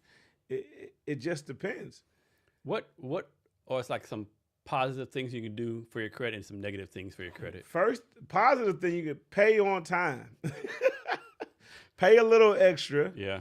Negative is pay the minimum, right? So like what some people have learned to do that's weird that I found out because I didn't know before. At a certain age, you can put your kid on your credit card. Yeah. Right? They don't have a credit card. They're just on yours. And as you make the payments on time or more, your kid's credit score goes up. Yeah, it's genius. So who knew that before? No. So this is the second head. Like I know some, right? They're pretty well off, right? They're millionaires, pretty rich, right? And so there's some with the college, and so usually the kid takes your loans, or whatever. So what she did, she had her son take the loan, and then she paid it off. Yeah. Like, damn, I was like, that's fucking genius. And now he got an 850. Yeah. He walking into his first job with an 850. Yeah. So in lesser communities, they're not knowing that. Because in some communities, hey man, electricity is bad in my name. Mm-hmm. We're gonna put it in little Jimmy's name. Matter of fact, Michael Carly had a joke. I'm putting my air in my mama name. I'm putting my air in my mama name. Bro, and that's what people do. And it's sad that it's come to that, but nobody is taught certain economic areas, financial literacy, ways to achieve certain things, or just how to have a bank account. Like some people just found out when they're that age old, those things. Yeah, I don't know, man. It's like, fuck. So back to the banking HIPAA rules, right? So, no, back to credit reports, right? Let me ask you this. Like suppose someone they're kind of debt, right? Like suppose they owe like 20, 10,000, 5,000, right? And for this one, it's all 8% interest. Should you like try to knock off the higher one first, knock off the 5,000, pay it off first? Does that really even matter? So now you got. Obviously, the higher interest you need to knock off the higher interest rate. Well, first, right? Which one can you knock off first? Okay. Right. If you can knock off one first, because sometimes closing an account that you have credit on isn't always a good idea because they take points off. Mm-hmm. Have it open with a little balance. Mm-hmm. You can pay certain down. So if it's 7,000 and you got 5,000, you can spend. And you got to pay this other one. 250 on this one is going to knock it down. Mm-hmm. Pay the other 250 on the other higher one. You just want to knock them down as best as you can manage and still live. You know what I'm saying? You don't want to just knock out these and now you're hungry for the next few. You got to spend it back up. Yeah. Save some, spend some, and also invest. There's 401k plans that every business has. Yeah. You know, I don't know enough about Bitcoin to say Bitcoin activities, but I know a guy. You know, you know what I'm saying? Meet and greet people, Mhm. because you never know who can tell you certain things or who's doing these moves in other markets that can benefit you. What's your advice? Some of this situation, right? So let's suppose someone's in 50s, 60s, they're retired, they're Social Security in retirement, and like they have to have major surgery, right? The medical bill is $100,000, right? And they have to go in debt. Like a lot of people, unfortunately, that situation, right? So do you own your house outright? You can get a HELOC. You can look at a line of credit. You can look at a lot of different things. So I would say sit down with your financial advisor. And another thing I haven't said, get a tax person. Mhm. Get a person who knows taxes better than you. Don't go to a place where they only do taxes Yeah. during tax season. Yeah. You want to talk to a tax professional to learn things you can and cannot do, right? Because that's their job, to find loopholes in certain, not always loopholes, but just to find things out that you don't know. You want your tax professional to know what you don't know to help you get better in life. If you're sitting here and you're trial by error in everything, your credit score is going to be the lowest it can be, 300. Yeah. So what's the difference between, maybe the same thing, what's the difference between a HELOC and like taking out a second mortgage? Oh, that's the same thing. Kind of almost the same thing, but not. So a HELOC is home equity line of credit. Mhm. How much do you owe on your house? How much is paid on your house? Now we can look at that and go, oh, snap. Your house is worth $700,000. You only owe $100,000 on it. So bam, right? So when you take out a HELOC, let's suppose someone has a $500,000 house. They still owe $250,000. So they have $250,000 in equity, right? Closer, no. Because it just depends on some other area. How much, what's your income to debt ratio? So we say they have $200,000 equity. And suppose they take a $100,000 loan or whatever across that. Do you still have to have a good credit score? We would prefer you did. Okay. But if you have a bad one, you can't do equity loan? Well, sometimes you can. Okay. But they look at your payment history. Mm-hmm. Are you paying things on time? Okay. And that allows you to do things that most people can't do. Are you paying things on time is more important. Because if you just pay the minimum, that's still doing the obligation. If you're taking a loan out in your own house, why should that matter? Because what do you stand to lose? Your house. But isn't that on the person versus on the bank? Well, a little bit of both. The bank gets your house. Mm-hmm. How much do you care about your house? Yeah. So if you're just taking this line of credit out so you can go get a new Bentley and floss, then the bank's gonna get your house. Yeah. There's some people that do things just to do things. Or maybe they found a hottie in China and want to, Listen, bro. What's the fucking craziest thing you've seen someone try to do with their money, right? Like some of the Kenyan banks said, like, hey, I'm gonna mortgage my house to send $1,000 to China to launch a girl's career. Listen, I met a guy. I was in banking then. I was at the clothing store, right? This dude literally sold his house to move to the Philippines. I got a story for you after this. Right? To move to the Philippines. I met Jackson Smith before. He's pretty cool. Went to a softball tournament. He went to the Philippines. And then he was like, I'm going to go to Thailand. Some of these countries, as an American citizen, you can't live in. Mm-hmm. You can be there for about 5 or 6 months. Yeah. You got to go back, and you got to come back. That was his plan, to go here and then go here. A lot of people do that. He was going to go to the Philippines for a certain amount of months. Then when his visa ran out there, go to the Philippines. Yeah. And then come back.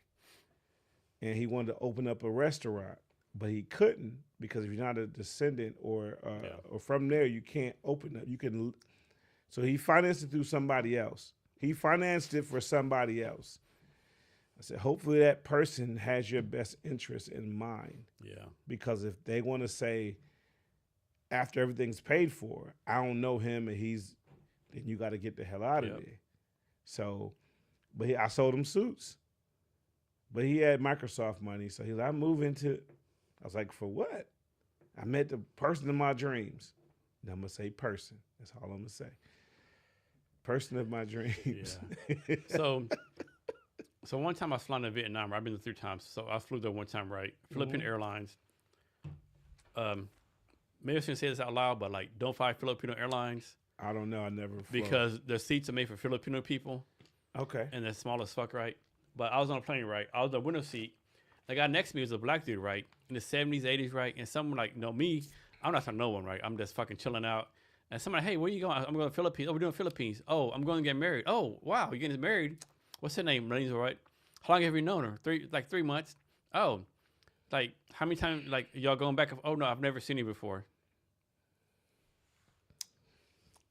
I have a joke about that. And then like and all of us looked at each other like they wouldn't send us like we're like you can see us looking out like fuck, like man, we hope like look at our eyes like man, this guy's gonna get fucked over. Like we hope he doesn't, but like. And the thing was, he's so happy, right? He's like 70s, whatever. He said, he's like his wife died like 20 years ago. Like his like kids don't talk to him, and like online relationship, they videotape. But yeah, like we're going to get married. I'm gonna live here. And like, we're like, man, dude. Hey man, listen, being at the bank or credit union, wherever you work, financial institution, people come in and they have those scenarios. Sometimes it's a romance scheme where it's another person that's not the person. Like catfish that happened on MTV still happens. It's real, yeah. I've had people that come in, I want to do this for my wife. Are you married? No, we're getting married. Okay, and they show me a picture of a person. I'm like, wow, that's your wife? No, that's my girlfriend. We're going to get married. Where does she live? Oh, another country. So you're gonna send it $15,000, and your balance in your account is $17,000. I don't think you should do that. You don't know how our love is. Have you seen them with? You can call them anytime and they click. So obviously you can't say, have you had sex yet? Can't say that. Have you fucked her, bro? You can't say that, but you can go. So I had a lady just the other day wanted to send $17,000 to her boyfriend, who in the story was in the U.S. military, right? But stationed in Ukraine, right? Hold on. Give me her number so I can call her. No, I said so. I need $17,000. I said so. He's in the U.S. military, or he's in another. No, he's in the U.S. military. She shows me pictures of him, and I was in the Air Force for about a week and a half, right? Did tech school, but I was in there for a little bit of time, right? Not long enough, but respect our soldiers. So I'm sitting there looking at the pictures she's showing me. These aren't U.S. military uniforms. This is from another country. I said, so what we should do, let me see where he's sending, what information he's telling you to send this to. So it was the Wagon Wheels Institution. I'm not saying their name. The Wagon Wheels. Think about it, hard and long. Starts with a W and the second word's a F. Wagon Wheels, right? I'm like, cool. Let me call the Wagon Wheels Institution and ask them if they have this account and routing number. Called them. I said, hey, I'm from this institution, and I have a member here who wants to send this amount of money to this federal institution that you guys have. Here's the account number and the routing number. They're allegedly, she's the fiance of this person. And dude was like, this is a real account, but if I was you, I wouldn't send them any money. I said, why not? Well, I can't tell you all of that. I'm just saying, looking at their account, I wouldn't send you I wouldn't send this. And the lady was like, well, I love him. I said, well, this guy works there. I said, so what's the address that he's sending you, that he lives at? We can look at it. So she sends me she shows me the address. I put it in Google. Bam, pops up. It's an empty house. So I know a little bit about military because I grew up in a military family. My dad was Air Force. I was Chair Force, just like the Air Force. My brothers were Army, got Marines. We got all that in our family. So she shows me the address. I pull it up. It's an abandoned house. Hey, man, we have a problem. Why? Your glass is empty. Oh, my bad, fam. It's my second one. This is number 3 right here, fam. But I don't mind. I can't believe you didn't drink this jet fuel. Hey, jet fuel. I want to be Tom Cruise, man. I want to be that growing up. But she shows me, I show her, this is an empty house. This house is for rent. Now, this guy at the other institution with the wagon wheels is telling us not to send any money here. He can't give me real information like the history of this person, but he can tell me if it's a good idea or a bad idea. She was pissed at me. I mean, like for real mad. I said, well, where's this guy at? And the institution said, don't. The pictures of him did not show a United States military outfit, right? He didn't have BDUs that were Air Force or Army. They were he had a flag of a different country on, right? I'm like, listen, man. How old is this lady? She was older. Okay. And that's what you got to tell your people. Like above 60? Yeah, above 70. Above 70. The romance schemes are happening. Tell your mom and dad that because some people, they don't have a person to talk to, right? Why do you think people are like some people more susceptible to scams?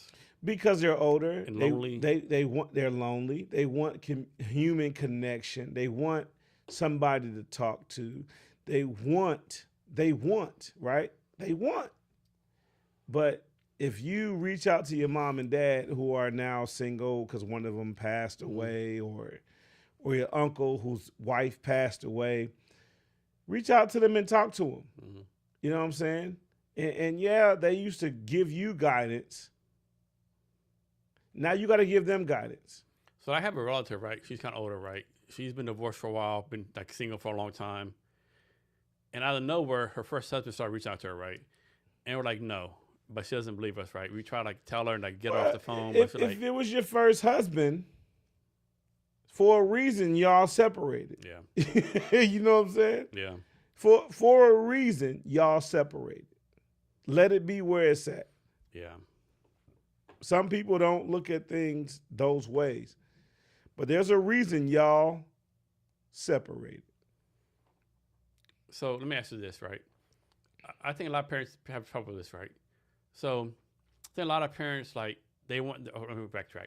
So I took a history class a long time ago, right? Right. And history was like United States pre-Civil War, right? Like when they first came over, right? And it was like, the parents, like, our kids have it. Arbonne. Our kids have it easier, right? We had to take a 6-month trip from England. We had to do other stuff, right? And they're like, our kids have it easier, right? As a parent, like, you work hard. You want to give your kid a good life. But when your kids have a good life, you're like, they're soft, right? So how do you do this? How do you like balance, like, teaching your kid to have a work ethic versus taking care of them? So my kids have chores at home, right? So my daughter just got a job working at a grocery store near our house. Now, my son worked at the same grocery store in a different location when we lived somewhere else. Same grocery store. So for me, presenting them the opportunity to be in a good situation. I knew the manager, I trusted them, and I thought they would show my kids things that I showed them, right? And they do, right? As a parent, the objective for life of your kid is to be better than you. Mm-hmm. So you want to put your kid in a position to be. Cut off. Isn't it crazy? Like a lot of parents, like, they get jealous when their kids do better than them. Hell no. Isn't that fucking crazy? My dad wanted me to be better than him, right? He showed me the way. So you don't learn the whole way as a parent. Your parent knows a little bit. You learn what they learned, and now you know a little bit more. So what do? Pass it down. And then the next time, if my kids ever have kids, they'll pass down what I showed them, nieces and nephews as well, what I showed them, and a little bit more. That's the objective. Your kids should be better in life than you because you learn the L's and the W's. So you teach your kid, hey, this is what I learned in this situation. It's a W, it's a loss. This was a win. Now you go without having to go through the loss. Now, when you get to your level, your loss is going to be different than my loss because I wasn't there. Now, you take your wins and losses and go, I'm going to teach my kid these wins and losses. Have you watched, you have HBO Max? Yeah. Come on, I got all you ever watched a show called The Last of Us? No, I haven't watched it, but I know who it is. It looks funny. It's not funny. No, I mean, I laugh at a lot of stuff. I'm the guy at any friend group that just will spam you. But you know, watch it right. At different. It's pretty fucking deep as I watch it right. But there's one part they go back into this guy, Joel. It's two people, yeah. Yeah, Joel goes back in time, right? And it's him and his brother Tommy, right? And Tommy does something wrong, and Joel stands up like, you're not going to beat him today, blah, blah. And the father says, when I was growing up, my father used to punch me in the face, beat the shit out of me. And Joel says, like, well, then why the fuck you beat us so much? Well, I don't punch the face. I'm trying to be a little better. I'm not thinking, well, like, actually, that's kind of neat, right? Like, if you're, whatever you do, like, try to do a little better, right? And there's a scene like goes forward, like Joel does some fucked up shit, right, to Ellie, right? Not to Ellie, like he saves her life, but she still does some stuff. And he says, like, I know I'm wrong, but like when you have your own kids, hopefully you do a little better, like I do a little better, right? So I think it's a big goal. If you're a parent, like try to do a little better, right? You should. So as time changes, as things we see in life, remember you're a little bit older than me. There was no internet growing up. Remember? Yeah. There was no TikTok. There was no Facebook. Remember MySpace? Yeah. You thought you was balling when you took the little thing and put your favorite rap song or on your page, and when you click on your page, your song pops up. Time has changed so much since then. Just like we don't know what 6'7" really means. No. My daughter knows. I know what 6'9" means. Yeah. See? 6'7" means something different than 6'9". Yeah. But our kids know that. So as an adult, having kids, my daughter's 16, my son's 22. I got a niece that's 24 and a nephew that's 30-something, another niece that's close to 30, another nephew that... I talk to them all the time. And I find out things that are cool to their group. To me, if you get in the car with me right now, if you get in the car with me, you might hear some gospel or some 90s hip-hop or R&B, right? That's what you're going to hear. You might hear some 70s or 80s just music, Hall & Oates and all of them but that's what I grew up with. Yeah. To learn what's hot now, my nephews and my niece and my daughter. Put off subject. So, what the top 100 is, right? This week, for the first time in the last 35 years, there's no hip hop or rap songs in the top 100. Bruh, have you listened to the rap now? Oh my God. So like I said, I grew up in Buffalo, New York. So growing up in Buffalo, we had one station on Sundays that played rap music. Sunday. Mm-hmm. You got to be there, turn your radio on, AM or whatever, and you can hear the hottest rap songs for that week. Oh, damn, my bad. I'll just hold it. But you hear those songs right then and there. Eric B. and Rakim, Run DMC, My Adidas, standing on 25th Street. Why is it whenever you hear like a top 10, top 5 rappers, Run DMC is never on the list? Because I know they're a group, but still. No, people from now don't go back then and pay respects to those people from then. Kool Moe Dee was hard, but LL destroyed him. Yeah. LL was the dude. Here's one for you. You remember that rapper named Cannabis? Yeah. Remember that him and LL had a rap? LL destroyed him. You think so? Well, I think Cannabis destroyed him. Cannabis won, but he didn't have a name and a presence. Yeah, that's true. LL did. Yeah. So who you gonna rock with? The long lasting name or the win? If you go back to people right now and go, who won that beef between Cannabis and LL? Lyrically, Cannabis won that. Yeah. I can rap for more millenniums than on the Mazda car lot.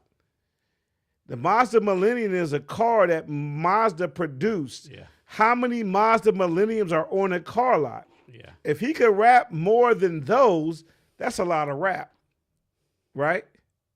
And LL busted a rhyme for every letter in his name. Yeah. He had one for his name was Cannabis. Yeah. Literally, it could be weed or can I bust a rhyme? Yeah. But he said, I can rhyme for more millenniums that are on a car lot. Yeah. When you sell cars at Mazda back then, how many Mazda millenniums were on a car lot? Yeah. That was dope, yeah. That's dope. So give us your top 5 rappers. I don't have a top 5 rappers because it's not fair. Because this era now, what do you go off of? Right? No, you're not. This not my top 5. Your top 5. Your top 5. Tupac. Is it like 1 to 5? You're doing it? No. Just any because Eric being Rakim. Okay. Tupac. Okay. Scarface. Okay. Right.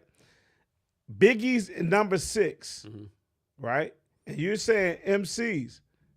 Right. Yeah. So I said. You can throw group in there if you want to. Groups. Yeah. Okay. So I said Scarface, Tupac, Biggie's number 6, right? I like Jay-Z. He's number 7 or 8. Nas is number 3 or 4, and it changes. Yeah. I'm going to tell you my list in a minute, but if you ask me this like tomorrow, different list. It could change. Thursday, different list. It could change. If you let me put duos in there, like it's a tie between Outkast and UGK. But you got to remember, I started listening to rap in Texas. Yeah. In Buffalo, New York. So it was all verbal skills. Then I went to college and high school, UGK and Scarface and the Ghetto Boys. I listened to lyrics. Yeah. Like I like Lil Wayne. But some people like, I can't understand what he's saying. I like Lil Wayne. I like Eminem. But when people do the top 5, they do it off record sales. Yeah. It's not fair. Yeah. Because, no offense when I say this, rap music sold units, but when Eminem started selling units, everybody bought them. Yeah. It was across this field and this field. When it was just rap, they based it on the population of people that listen to rap music. It was predominantly black. Mm. So when you went to Eminem, it was now a cross between white and black entrepreneurs or listeners, whatever you want to call them. So Eminem's this. Hold on. But if you listen to Eminem, ask him who his favorite is. Yeah. His favorite is Rakim. Yeah. Or his favorite is Tretch from Naughty by Nature. Redman, he's a big fan of Redman. But who's their favorite? Yeah. Rakim. Yeah. The 18th letter. If you ever listen to rap music, when you're talking about double entendres or triple entendres, Rakim got bars. But now the mumble rap has ruined music. Because I don't take Percocets or drink lean or those things. I don't smoke marijuana because I'm afraid that I might like it and I might go to other things, so I don't smoke it. So when you hear people, no, for real, bro, I don't want to smoke. That's why I don't, bro. When I had my wisdom teeth pulled out, listen, I'm not, you laughing at me, bro. When I had my wisdom tooth taken out, they were like, oh, here's a medication. My wife was like, he won't take those. Mm-hmm. No, he's going to be in a lot of pain. She was like, I know him. He's already said he won't take those because he might like them. So here's a story for you. So one time in the Army, I got really hurt real bad, right? Right. And they gave me some Vicodin. Okay. Normally it's Motrin. So they gave me Motrin. Like, no, this isn't good enough, right? So they gave me some Vicodin, right? Right. I mean, I was hurt really bad, right? I won't get into. I was hurt, right? They gave me Vicodin, right? I took it like, I can never take this again. Mm-hmm. I want to mortgage a house. I want to stop my fucking kids. Like, this shit is like the motherfucking bomb. Bro, when I had my knee surgery. Dude, I love Vicodin. When they gave me when I had my knee surgery, I tore my ACL, MCL, right? They gave me some medication. I took it when I had the surgery. And they were like, you're going to be in a lot of pain. Take these this way. I was like, what are those? Oh, I'm not taking those. Yeah. You're going to be in a lot of pain, Mr. Blue. I said, well, I'll be in a lot of pain. So I had my wisdom tooth taken out. Mm-hmm. They were like, hey, Mr. Blue, you should do this, this, this, and this. I was like, what are you giving me? They told me. Oh, no. I'll take the first one. Yeah. So I don't know nothing. I was so bad with the first dose that when I came back for them to check my mouth to see the wisdom teeth out, I was telling them that I drove there. Yeah. I said, yeah, I drove up here. They was like, no, you didn't. Yeah, I did. I said, I'm mad at my wife for not driving me up here. It's like, bro, your wife and kids came up here with you. No, they didn't. I drove myself here. Mr. Blue, we got a camera. Let me pull up the date that you had your wisdom teeth removed. They showed me the video. I was like, oh, I got it. Okay. I was like, yo, so you telling me I was a passenger in that car? They showed me getting out of the passenger seat. You're like, that's not me. That's not me. Listen, they showed me getting out of the passenger seat. I'm sitting there like, it's like, did you take the rest of us? I flushed them out of the toilet. Mm-hmm. They was like, why did you do that? I said, well, I have family members that are on drugs, and they told me certain things about the drugs. Yeah. So me not thinking I was better than anybody else, I felt really good at the first one. Yeah. I didn't want to know how good I would feel on the second. Yeah. Because my wife, I told my wife, tell him, I'm not taking these. That's me with Vicodin, yeah. I'm not taking these. Give me the first one. I thought I drove and got my wisdom teeth taken out. That's fucking crazy. I was mad at my wife for letting me drive there. And when I watched the video, I'm getting out the passenger seat with my kids, and the people that were in there getting whatever they were getting done, they were not happy with me. They was like, yo, the dude that came here to get wisdom taken out, he's funny, but if I'm here for a procedure, I don't want to hear him telling jokes. Because they were like, yo, you were funny as heck, Mr. Blue. The people that were here getting other procedures thought you were the funniest guy, like you were a comedian. Nah, I'm just saying, I drove here.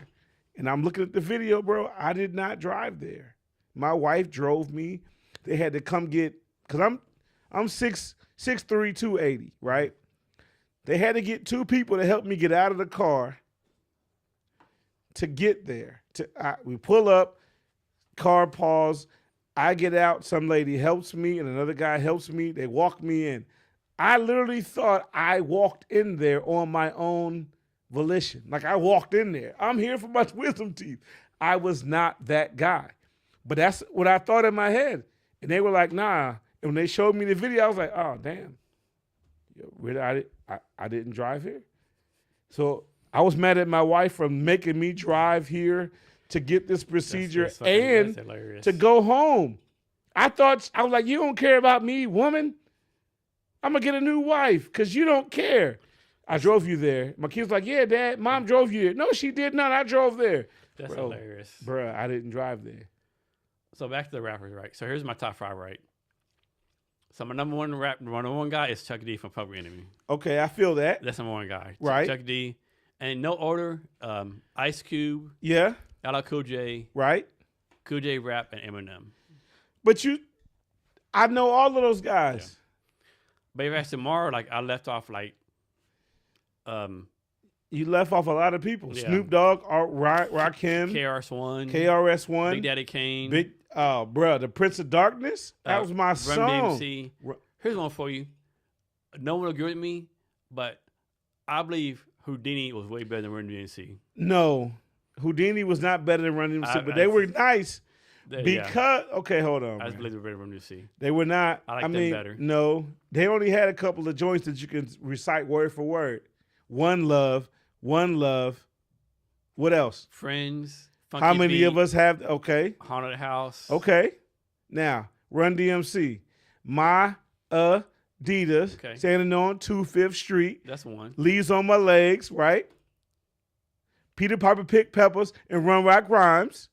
Okay. That's 1.5. Crossover hit with Aerosmith. That's 2.5. You know that song. Now, one side I did like the This Is Run's House. Whose house? Run's House. Right. I did like that. I've been on a lot of stages in a lot of arenas. Yeah. But they were nice, yeah. My house. I just like the Houdini better. But I mean, yeah. And like rap, even though rap is so like New York City centric, right? Always. But what? I mean, it started over there. Yeah. A hip, a hop, a hip it to the hip. Don't stop to the. And then that started over there. Like Nelly, Tech Nine. There's so many good rappers. And so here's one for you. So a few years ago, the Source was a magazine, right? Source normally. It was some magazine that like top 100 rappers. Right. And had Snoop Dogg doing 25. And somebody like, dude, you're 25. What type of shit is that? And Snoop Dogg was like, do you realize there's 1,000 rappers in the country right now? Like 25, that's a fucking blessing. So, okay. And he was like, tell me who 24 to 1 I'm better than. And he's like, matter of fact, who's 26 to 50 I'm better than. So like, okay, so you know a rapper that I didn't listen to till I had to drive to Seattle, Issaquah, and Tequila every day from Fife. Mm-hmm. E40. Yeah, I never liked him. Bruh, yeah, if you listen, E40, that bro got some. He just but he say some stuff that you be like, damn. My man said he leave a chick standing outside like the Statue of Liberty. Bro, what Statue of Liberty standing outside of? Yeah. Yo, yeah. My man, I mean, you sometimes rappers make it where you got to think. Yeah. And if you're not listening to think, you're just listening to. So here's one for you. Like, we're talking about rappers lyrically or whatever, but what rappers were the best business people? I don't know. Master P. Well, I mean, he started out with $10,000, his grandfather's settlement when he died. I learned things and I read things. Yeah, but $10,000, it's and he made it to a $350 million corporation. I don't know the person. Yeah. Right? So I don't know what he really, really did. Mm. A Baby from Cash Money. Russell Simmons was part of Def Jam and then turned it into. There's so many scenarios that we don't know of. So like Slim Thug, Paul Wall, they went independent. Yeah. Michael, what's the name? What's the dude's name, man? He said his name in the song the whole time. Mike Jones. Mike Jones. Mike Jones. Yeah, he said his phone number. So Slim Thug had a TikTok video. I hate to go back to TikTok at the time, but he did a video like people ask how there's some money with no song. Like, it's because this shirt $4.99, these shoes $27.21, right? I save my money, right? What? Right now, what's the idea of doing big things? If you look on Facebook, Instagram, TikTok, everybody got a Bentley that's rented. Yeah, it's rented. Nobody knows it's rented. Remember the Ice Cube song? If I drive it, I own it. He drove it and owned it. Yeah. But that was him. Other people and then people that's watching, what are they thinking? Yeah. He owned that car. No, he does not. No. He got a Bentley Azure. Yeah. He driving it. No, he rented it for this video. Yeah. People don't know that, man. You know, so rap is, it just depends on the person that's listening. Like right now, I want to hear what the rapper's saying. Yeah. I want to hear your double or triple entendres. Yeah. When I hear the mumble rap, I'm like. Now, one new rapper I do like Roddy Ricch. Okay, I know who that is. I like him. I like him. I like A$AP Rocky. Okay. Like him. So, remember the rap song that came out a couple of years ago?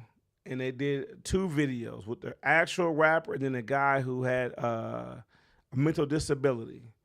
If you listen to the song, you never knew who sang it. Mm-hmm. My lifestyle. You like, And then when you see the other dude rapping, you like, oh, that's him.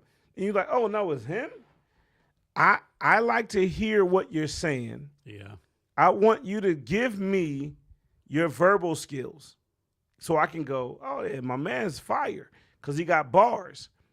So from your point of view, what's the most important skill for a rapper? Is like the lyrical stuff? Is like something else? Both.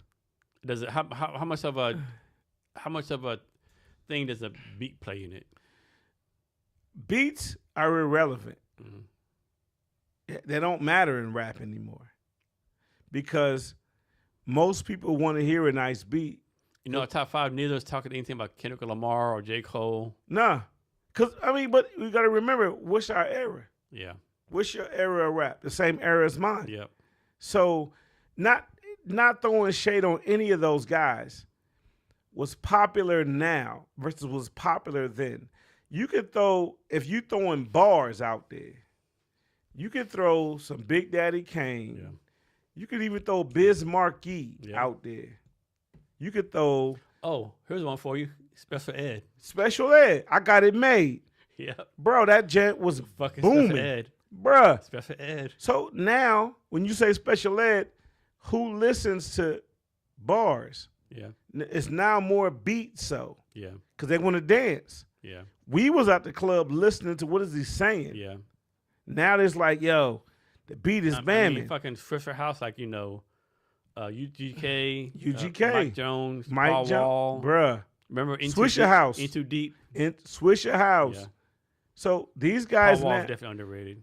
these guys now are saying things that don't pertain to me. I Yeah. don't sip lean. I don't smoke weed. I'm just listening to music. Yeah. I want to hear your bar for bar. What are you saying that's going to be something I go, that's dope. Now, right now, you could say Jay-Z's the best of all time, right? Because he got a lot of double entendres and everything he says. But I like Kanye. Hey, did you see where recently Jay-Z said, so recently like Nobody can see him in the verses. and people start tagging him, hashtag Eminem from the Renegade Well, thing. so okay, Eminem is different. Mm. So remember when rap was judged on real music Yeah. versus how they look at it. Yeah. So they said back in the day it's based on their popularity to the community. Mm-hmm. So you remember when OPP, yeah, you know Yeah. me, that song at the time when one of Will Smith's songs won a Grammy or Oscar or whatever, or Yeah. Grammy, Yeah. OPP sold more. Yeah. So who should have been the Grammy winner? OPP, Naughty by Nature, but because of their thug-like mentality, they went with Will Smith because he was people pleasing. Mm-hmm. So there's always rules of engagement. I gotta use the bathroom. Yeah, I got to use the bathroom too. Yeah. Take a break. Pause. It's right to the right, Yeah. right? So make check your headphones, yeah. Yeah, right to the right. I gotta Yeah, go. you got to take a key. Been holding it. Hey, so my guy's taking a bathroom break. Just want to talk about Kevin's HR. So Kevin's HR, we deliver HR to companies with 4,900 people with an AI platform while providing access to a dedicated HR business partner. We're doing a refunder. So how refunder works, anyone can invest up to $100. Also doing ebooks. So I have 7 ebooks I can provide to you. I've done over 300 talks on the podcast. The 7 ebooks are based on the podcast, right? Different things we've done. So back to Kevin's HR. So the reason for the refunder is, so recently we did an MVP. We got a lot of positive comments from the MVP. However, like we have like letters of intent, beta testing, but the MVP is not good at paying customers, right? So the intent of the refunder is like to take the product development to the other side, so to speak, right? Also, if you listen to this, if you want to be on the podcast, reach out to me, right? So basically, I just want to talk to interesting people, right? I've had like U.S. Olympian, Merrill Bellevue, tech people, science people, all different kind of people. Blue, different people, right?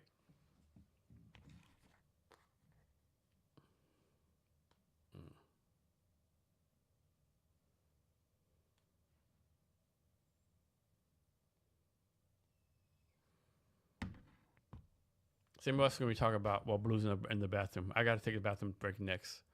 Like I said, in the Seattle area, you want to come to the podcast, let me know. I think it's a good time. One thing I'm proud of, everyone in the podcast have a great time. So back to Kevin's HR. So the main reason we're earning money is to do product development. I'm doing a partnership with Tech Bank. Tech Bank's going to build everything out for me. We have a 6-month plan. Also, I'm working with Earth VC. Earth VC invests in deep tech products.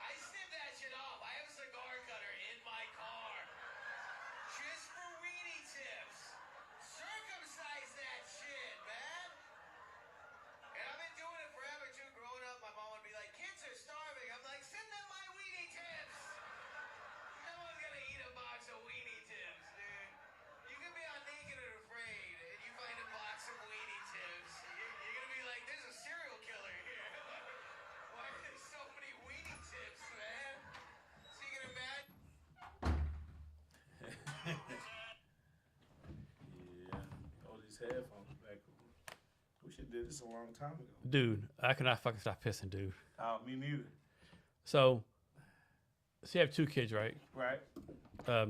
I I have a stepson too, but he's in his 30s. I love him to death, though. So from your point of view, what makes someone a good parent? And after you tell your thing, I'll tell you mine. So, impact, right? So I have a 16 and a 22-year-old. You never stop teaching your kids certain things. But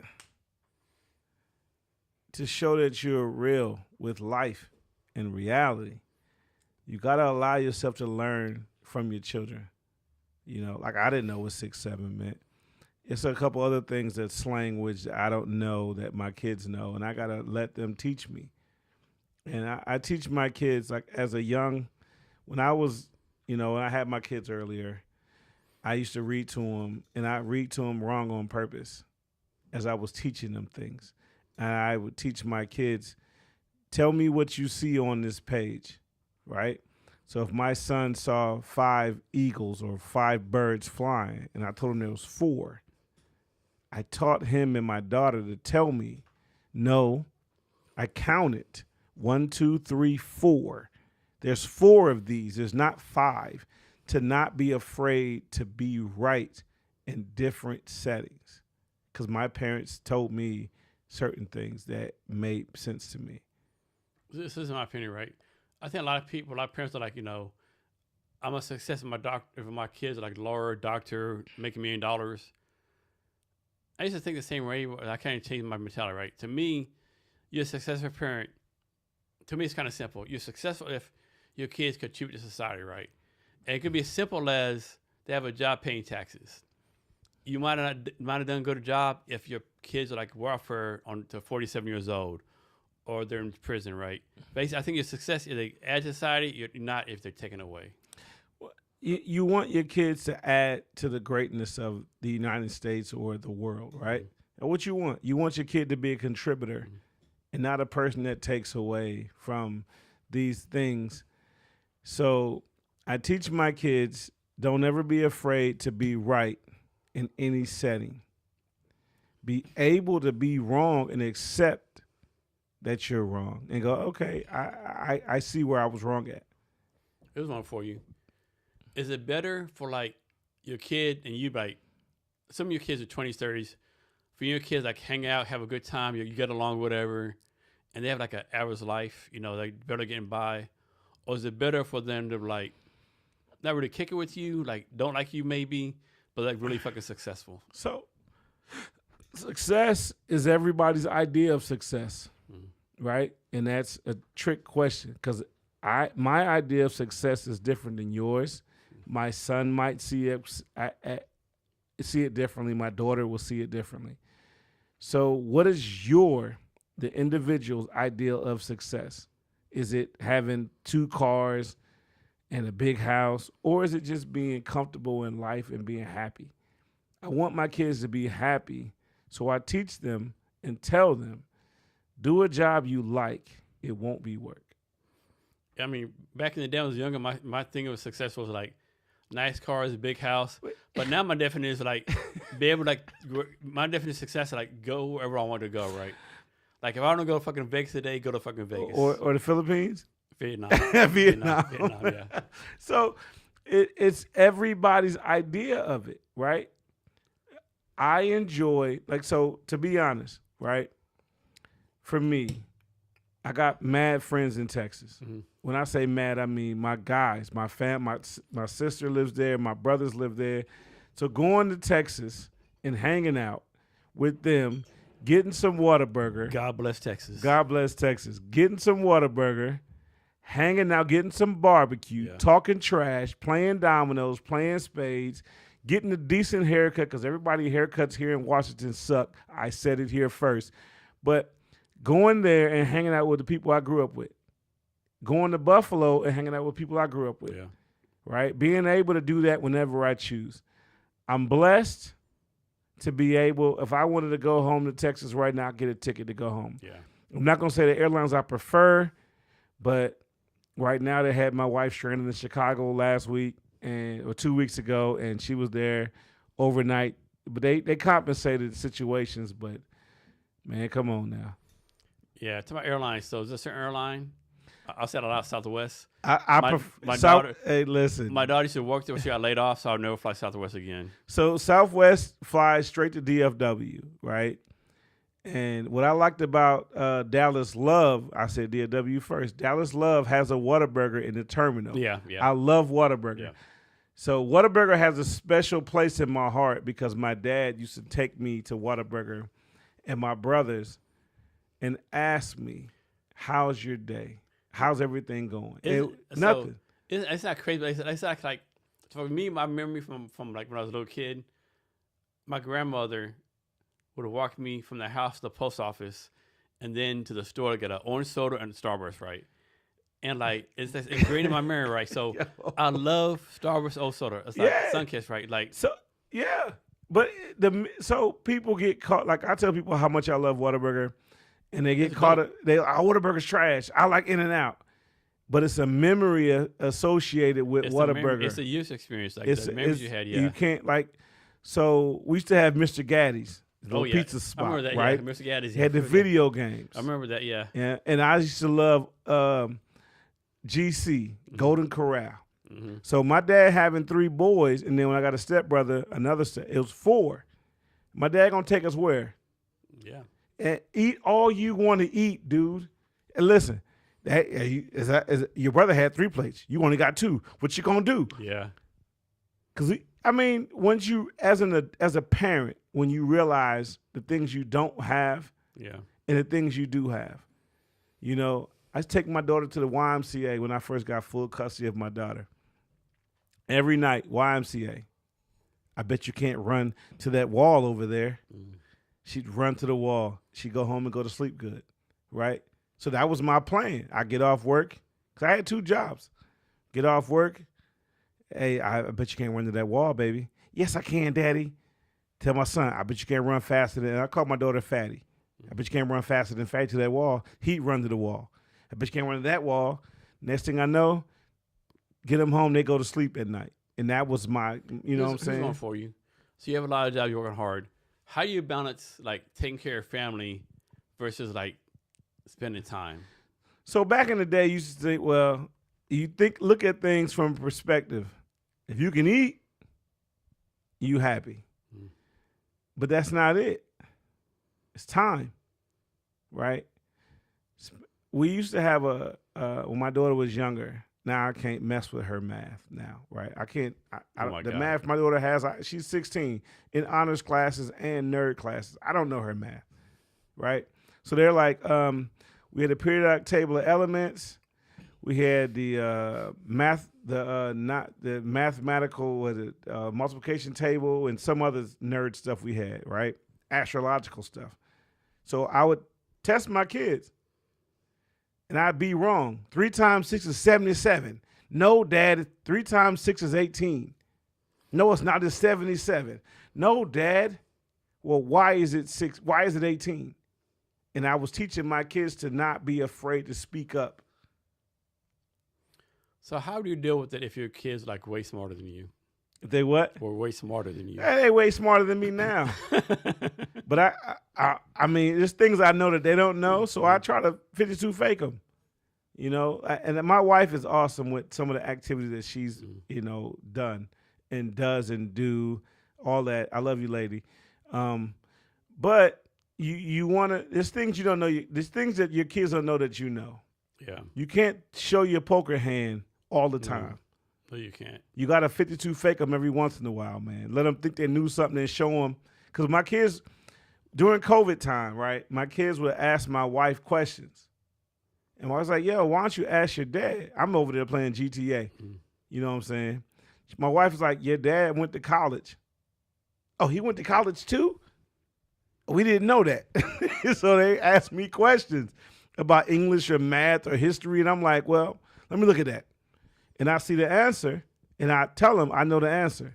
So let's go back in time. Suppose you're 18 years old, right? You're 18 years old. If you're 18 years old and you look at the future, see where we're at right now, where you were like, man, I've done some dope shit. I'm happy, or like my life is not turned out like I wanted to be? Both, all three. Yeah. So you look at life when you're in those ages and you think, okay, back in the day, what'd you want? You want a super fly car, all the fly clothes, right? You want all of that because you think it's cool. And then you have a kid, right? I pause heavily on purpose. When you have a kid, you go to, I want to make this person the best person they could ever be, better than me. So you show your kid certain things, and you're there for all things that your kid is doing in life, and you want your kid to be great. So you sacrifice, right? I could be there for this birthday party, but if I go take this extra shift, I can have more money for rent. What do? That's a hard decision, right? So you have to try to put it in place, or have a significant other that's looking at what you're doing and covering those other. My wife covered areas. When I picked the extra shift, my kid doesn't know why I missed something, but my wife knows the extra shift gave us money to, be ahead on our bills. So it's a double-edged sword with that, man. Yeah. One thing about the military, like, a lot of people don't realize, like, people realize, like, the sacrifice, the wars and stuff. Like, people don't realize, like, for example, like me, I missed my son's first 4 birthdays, right? Like, and so, like no one, like, none of the relatives of my kids, like, plays football games, whatever. We saw none of our fucking, like, relatives, like, things, right? So it's like sacrifice, right? It's like, yeah. So as your kids get older, when they start paying rent or start paying bills, they see then. They don't see it now. Mm-hmm. And if you're divorced from your first wife or whatever, or not with your baby's mom, your dad ain't here because he don't care. But as your kid gets older, oh, snap. You picked up an extra shift. Yeah. Now, we at Disney World. Had you not and came to my birthday party, we wouldn't be at Disney World right now. Kids see later than they see early on. So it's a double-edged sword, right now or later. Yeah. What makes you happy? Being able to go home and walk in my closet, and I have a lot of suits, right? Being able to go home and my wife is happy. Mm-hmm. Being able to go home and my daughter's happy. Being able to, if a friend or a family member, hey, man, I'm short right now. Being able to bless them with whatever I have. Being able to do things that I couldn't do before, right? That's what makes me feel like I'm good. So this is saying, like, don't give to others till your cup is full. How do you make sure your cup is full before you give to others? If you look at that way, your cup will never get full, right? Being a blessing to somebody else will bless you. You have to have faith. So I'm going to say this, it's not biblical right now, but Psalms 23 is my favorite biblical anything. Mm-hmm. Not Philippians 4:13. Psalms 23, the whole thing, right? If you ever read Psalms 23, you'll understand that there's a lot of things going on in life that if you have faith in the man upstairs, everything will be all right, right? So me having faith in him, knowing that I'm doing the right thing for others and myself, right? I'm going to be blessed. Because if you don't do the right thing for others and yourself, you won't be blessed. If you do it for yourself, you won't get anything at all. If you do it for others, there's a blessing coming for you. You do it with a free. So like we talked about earlier, we talked about me and meetings and connections. I'll introduce you to anybody that I know. What comes from that is on you, but I introduced you or set the situation up for you to meet that person. What comes from that is you. Yeah. My job. I have the same attitude. Is to introduce you to somebody. If it could benefit you, then I did my part. what's next is on you. Like I'm like, if I connect with Tom and Jerry, I'm not emailing Tom. Hey, do you connect with Jerry? Whatever. Like here it is. I put it in the universe, and whatever happens, happens. I'm the same way. So that's how I look at that, because you never know the opportunities you present for somebody or yourself. There's times I've done something, and then 4 years later, it comes around, and they're like, "Hey, you know so and so? I know that guy. Yeah, he told me you're a good person, dude." You want to tell me on the podcast? I'll get an email from someone. Like I had a podcast like 3 years ago. Hey, Jason, like, man, like somebody reached out to me that's randomly like, yeah, this is insane. Like the connections people do or whatever, you know? Yeah. So I never, ever want to be a person that holds somebody back. Even if you get further than me in something, I want to be, if I know somebody you need to know, I'm going to introduce you. But my job as a God-fearing man was the introduction.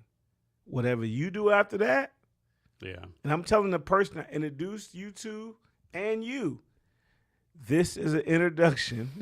Here's an email or a text message. This person does this, and you do this. It's be a great marriage if you guys can come up with something. And then I'm walking off. Yeah. Right? So that's how I look at that. That's a good attitude. So why do you think so many people, how to put this question?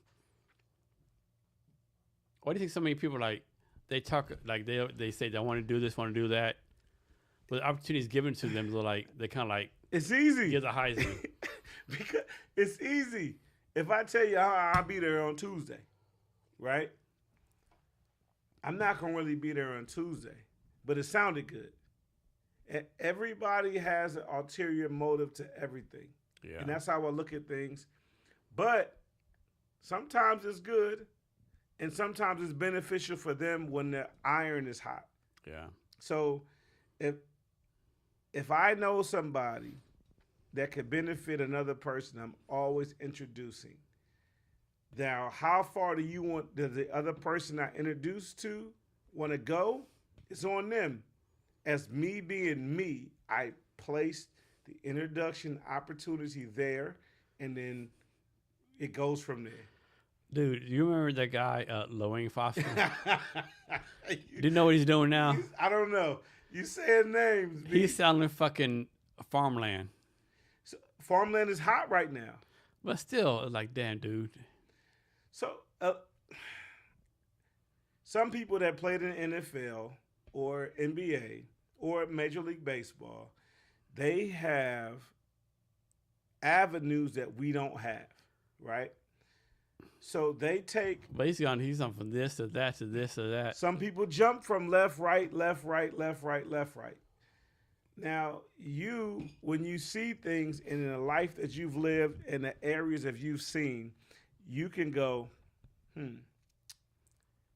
I see this person on Instagram or LinkedIn, and they're here now. Okay, cool. What? They're here now. Whoa, wait a minute. They're here now. Hey, hold on. They done changed jobs 7, 8 times. And every story that they tell on Facebook is about how bad they were done. Yeah. Yeah. So nobody goes and says what I did wrong. Nobody. And that's accountability. That's lost in the era of now. Yeah. You have to be accountable for everything you do, right and wrong. So, like I said, man, I try to introduce people, and I tell them both. This is an introduction. I rock with this person. They're a good person. They're doing this, and I think it will be beneficial for you and this person to connect, and then I'm off of it. For me, my lesson is always like, I'll leave it up to you to go forward with this, or something like that, right? Yeah. I'll leave it up to you. Yeah, and that's how it has to be. I never, hey, Tom, did you connect with them? I never do that. Like, some people give me updates, hey, Jason, thanks. This guy's fucking great, or this girl's fucking great. But yeah. I've sent you some duds. Yeah. But I've sent you some good ones. Yeah. But, like I told you before, when we first started this, years ago, hey, bro, I know this person. If you want to know him, I'll introduce you. Yeah. And some of the times, I know the person on introduction from another situation. Yeah. So I don't know them to the point where I rock with them. So if you come to my house and broke bread, or if I come to your house and broke bread, that's a different rock with, right? Like I said, it's a different rock with. If you came to my house and we playing dominoes, or you know what night we play dominoes on, I rock with you. You know what, you know? Yeah. You know when I'm playing dominoes at my house. You know that, because I rock with you. So some people, I'll tell you, I know them, I'll introduce you, and I'll introduce you, and I'll leave it at that. So when you gonna move to your new house? We signed 170 pages of paperwork the other day, man. Listen, and they say happy wife, happy life. My wife likes what we got. I like what we got. I was lied to. The man cave I was supposed to get is not the man cave I'm gonna get. So yeah, I'm talking to my lawyer right now about that, because my wife told me I could have a different man cave. I could have this man cave. So my lawyer is. So you have a man cave in your house? No, not yet. So kind of off subject again, right? Always. So a lot of people like to talk men's mental health, right? So back to Ticker, right?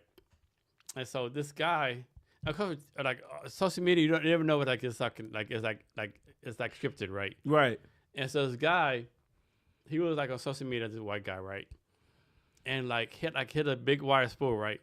He told his wife, man, like this wire spool lasting like 25 years, like going and down, like it's going down, right? It only come and said like could realize like this guy's talking about his life ending, right? Like man, like this wire spool all my life ending. And the wife's like, says some stupid ass shit, right? Like the fuck doesn't matter, blah blah blah. This fucking bullshit, right? It's like fuck the spool, like. What do you care about this shit? And it was like, dude, like, bitch, like, this guy's talking about his, like, realize his life is fucking ending, right? Like, spool of wire has been like 30, 40 years. It's like the last spool of life, right? And, like, the wife is like, oh, this is some bullshit, right? And like, what the fuck? Okay, now, as a comedian, I see that differently. And as a husband, I see that differently, right? As a comedian, there's hella jokes in there. Mm. Yeah. Right? Oh my God, so many jokes. Your wife's not listening. You're not communicating with her properly. And as a married husband, it was so fucking sad, dude. It's the same thing. Your wife's not communicating. Like my wife lives off a calendar. I don't. She's a project manager. I'm blessed to have her. Yeah, me and wife like this, right? Yeah, like project management calendar. I'm not on a calendar. Yeah. If I tell you, hey, this Tuesday I got something to do, and I'm off of it. Like my wife asked me, like, what are you doing tomorrow? I can check my calendar. You don't know what the fuck you're doing tomorrow? No, I don't fucking know. That's me. I can check my fucking calendar. I don't live off a calendar, but at work, if I'm at the financial institution, I pull up my calendar. Oh, at 8 o'clock I have this, 9 o'clock I have this, 10 o'clock I have this. In regular life, after 5, I'm not putting it on the calendar. Everything at my house, and I don't like that, is on the calendar. My wife, she's a project manager. Is it on the calendar? Like today, after church, I got to go to Seattle. I'm meeting with Jason. Oh, I love Jason. He's a great guy. You with the beard, right? Yeah. Cavernous. Oh, yeah, he's a great guy. He can come over anytime. Make sure you let him know we having a get-together at our house. Cool. Yeah, I ordered, what is it called, that place? Whole Foods. I said, but I have to go to Seattle right now. Yeah. No. But your stuff isn't on the calendar. But I told you 2 weeks ago that I was having a meeting with Jason. Yeah. It's not on the calendar, though. Yeah. So that's frustrating to me because I don't work off a calendar in a regular life. Now, at work, every meeting I have is on the calendar. When I leave there, I'm not at work no more. My wife gets off work at 5 or whatever time she gets off, she's still at work. Calendar, everything is on the calendar. Like, bruh, look at me. Everything. I'm like, hey, baby, it's late night. How many people work for you? Let me see. I think about 7 people, 6, 7 people. What can someone do? How do I put this question? What can someone do to impress you so they can get promotion over other people? So right now, the way in financial institutions is sales driven, right? But to be at a financial institution, you have to have a few things, or just in customer service, right? What are people saying about you? If you come into the institution and I'm not there, are the people greeting you? Hey, how you doing, sir? Welcome in. How can I help you? If they're not doing that, they don't need a raise, right? If you're meeting the expectation of the members or the customers or the clients, whatever you want to call them, then as you're producing, you get a raise. If you're just, hey, how's it going? And you're not asking probing questions, looking at your account and saying you have this amount of money in this account and it'd be better for you to be in this account, and they're not doing that, then they don't need a raise. You know what I'm saying? That's how I look at it. So, how to put this? Why is it like, why are some people more successful than others? Want. Like I told you, my wife needs braces. My daughter needs braces. The cat needs braces. I want to produce for my family. But I also want to produce for my customers or my clients or my whoever they're called where I'm working at. I want to make sure I give them the best I can give them, right? Because I am them, right? You understand? I'm them. When I go eat at a restaurant, I am now a customer of that restaurant. I want the best. So if I'm trying my best to give you the best, it just goes continuously, right? So I want people that work for me or work with me to give every person that comes in their best. And it just continues to go forward. What's the skill you have that you want to pass to your daughter? Or let me rephrase that. What's the skill you have you want to pass to all your kids? As a comedian, I'm going to say I'm handsome, right? Now, to every person that's watching this video, you might have a different idea of that. My mama told me I was handsome, and I'm going to roll with her idea because she wouldn't lie to me. No, I mean, to be honest, I want my kids to look at things from other people's perspectives. Because you have it doesn't mean everybody else has it, right? You go to politics with this. Just because it's beneficial to this group doesn't mean it's going to be beneficial to every group. Now, as the people of this United States, we should benefit everybody that's a United States citizen. Or therefore, if we're helping somebody that's not or have had some difficulties in their life to get here, now they're here, we should benefit each and every person. But that's how I look at it, right? And I may or may not have answered your question, but I feel like beneficial for all is what's most important. So I didn't answer your question, but I answered you. But I answered. I don't remember the question I asked. Okay. So you're 51, right? I always ask you. Social Security. When should someone take it?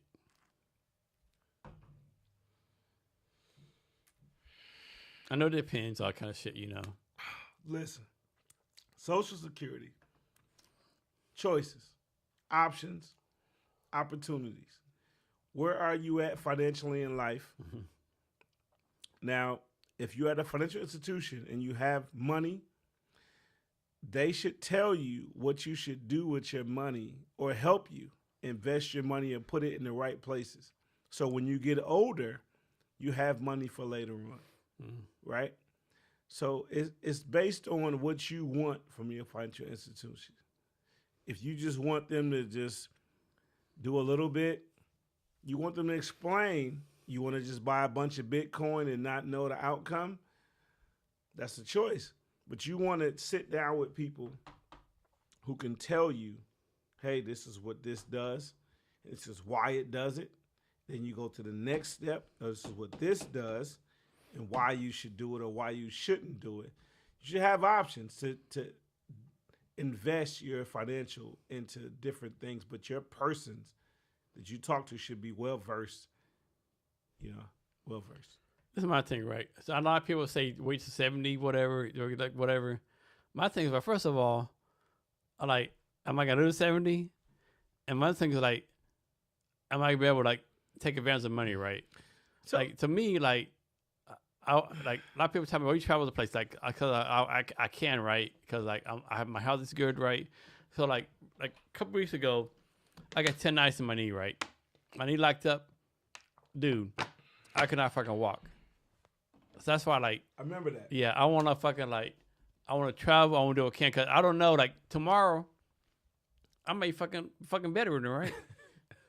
I want to fucking do shit fucking now, right? That's right. When the fucking like, I know it's not the best financial thing to do, but 61 and 12 months and 31 days, I want my fucking money, right? Well, I mean, you could do that, but what's your end game? Do you want to leave money for your kids, your grandkids? Fuck them kids. See, my grandkids, yes. See, I have my grandkids set up. So take care of my grandkids. See, there you go. Have them set up. You don't want to have your kids set up. But you should talk to a financial advisor to see what life would be like if you stopped working now and lived off what you had before, or do you need to continue to add to have a better life? I mean, this advantage have been retired military, 100% just said, but I make good money, right? See, I mean, everybody doesn't have that. If I wanted to, like, I'm doing this, like, with me. So a friend told me one time, Jason, if there was a prediction of like someone doing so much, it'd be you, right? I do. If I wanted to, I could stay at home, smoke dope, drink bourbon, and make big money, right? I get decent money, right? Right. I make decent money, right? But I have to do something. I have to do something right. Remember, so Jerry Jones said one time, you ever heard the term 10 toes up? Yeah. You gonna work till you die, 10 toes up? That's me. Like me, if someone told me, like I went to the doctor tomorrow and said, the doctor said, you're gonna die 6 days, I will plan my fucking funeral.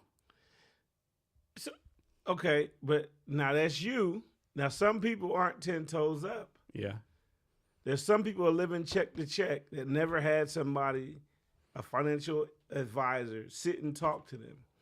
And the bad thing is, any bank you put your money in or credit union you put your money in, there's a financial advisor that's there because you have an account with them. That person will talk to you about. Yeah, but I just think they're scams. No, it's not scams. I mean, you go to fucking like, I don't know, random fuck credit union. Like, right. If you're a financial advisor here, like, how really good are you, right? But I mean, how do you know until you talk to them? You can fucking tell me some bullshit. But then you can also go talk to another one. So what are you looking for in life to further your financial situation for yourself and your kids? If you go to your bank or your credit union or wherever you go, financial institution, and you walk in, they're going to ask you for your ID. They can't say, oh, snap, it's Jason. Hey, what's up, dog? How you doing, Jason? And welcome you in and say to you, how's your wife and kids, and know anything about you based on you. And that's not the place for you. When you go to a financial institution, they should know a little bit about you because you already banked there. So somebody should be looking at your account to tell you what's beneficial to you. And as a customer or whatever you want to call your client, whatever you want to call yourself as a person, right? Whatever you want to call yourself as a member of that institution, if they're not giving you a person that can give you game to be better financially, you should leave there. Every institution has those people in play to tell you, hey, you have this amount of money in your account. Well, based on what your account balance is, you opened your account at this, right? But now we have a new account that based on your balance, it'll give you this interest, right? You'll make money off of this. Because accounts change per institution, always. If they're not telling you what's changing and what's going on, get the hell out of there because they don't care. You're just 26785. Who wants to be 26785? Nobody. You want to be treated with respect, dignity, and grace when you come in there. You want them to say, like, cheers. Remember show Cheers? Hey, Norm. When you come in there, Norm. hey, Jason. Hey, everybody go, hey, it's Jason. Hey. That's what you want. They're not That's the telling people you. around is like, let's suppose like you had one situation, right? Situation A, actually they take the best care of you, they care about you, whatever. But like they kind of treat you like shit, right? Other situation is like they don't take care of you, finance not real, but like they like, hey Jason, how you doing? We love you. You're gonna go to people like, You go with who knows you, who treats you better. But you want both. You want but a sometimes person you that can't have both though. no, you can. You can. That's when people don't speak up for themselves. The one thing I love about my wife is she will speak up for herself and tell her kids, which is my kids as well, speak up for yourself. If you feel like this situation is not benefiting you, have sense when you talk to the other people about why it's not benefiting you and say what's on your mind respectfully. And it goes. But if you just walk into a bank and they go, hey, what's your name? Give me your social. Ask you the identifying questions, and they go, all right, cool. And they see you got $250 in your account, right? $250,000, and they go, all right, what you want to do today? You want them to go, oh, you had $250,000 in your account. You know, you could do this, this, and this. Hey, have you ever heard of a CD? You are in the money market account, but if you open up a CD, we have a new rate for CDs for 6 months or 7 months at 5%. They should tell you that, right? If they don't tell you that, then get the hell out of there. And you should also do due diligence to say what is happening here, right? Because every bank and credit union have accounts or CDs and stuff that roll over, that do, what's the CD rate for this month? Every month they change. So what's like your favorite bank? Like that's kind of ones like if you had to go to a bank, what bank would you go to? Right now, so Gisa Credit Union is awesome. USAA is awesome. Home Street Bank, which is now Mechanics.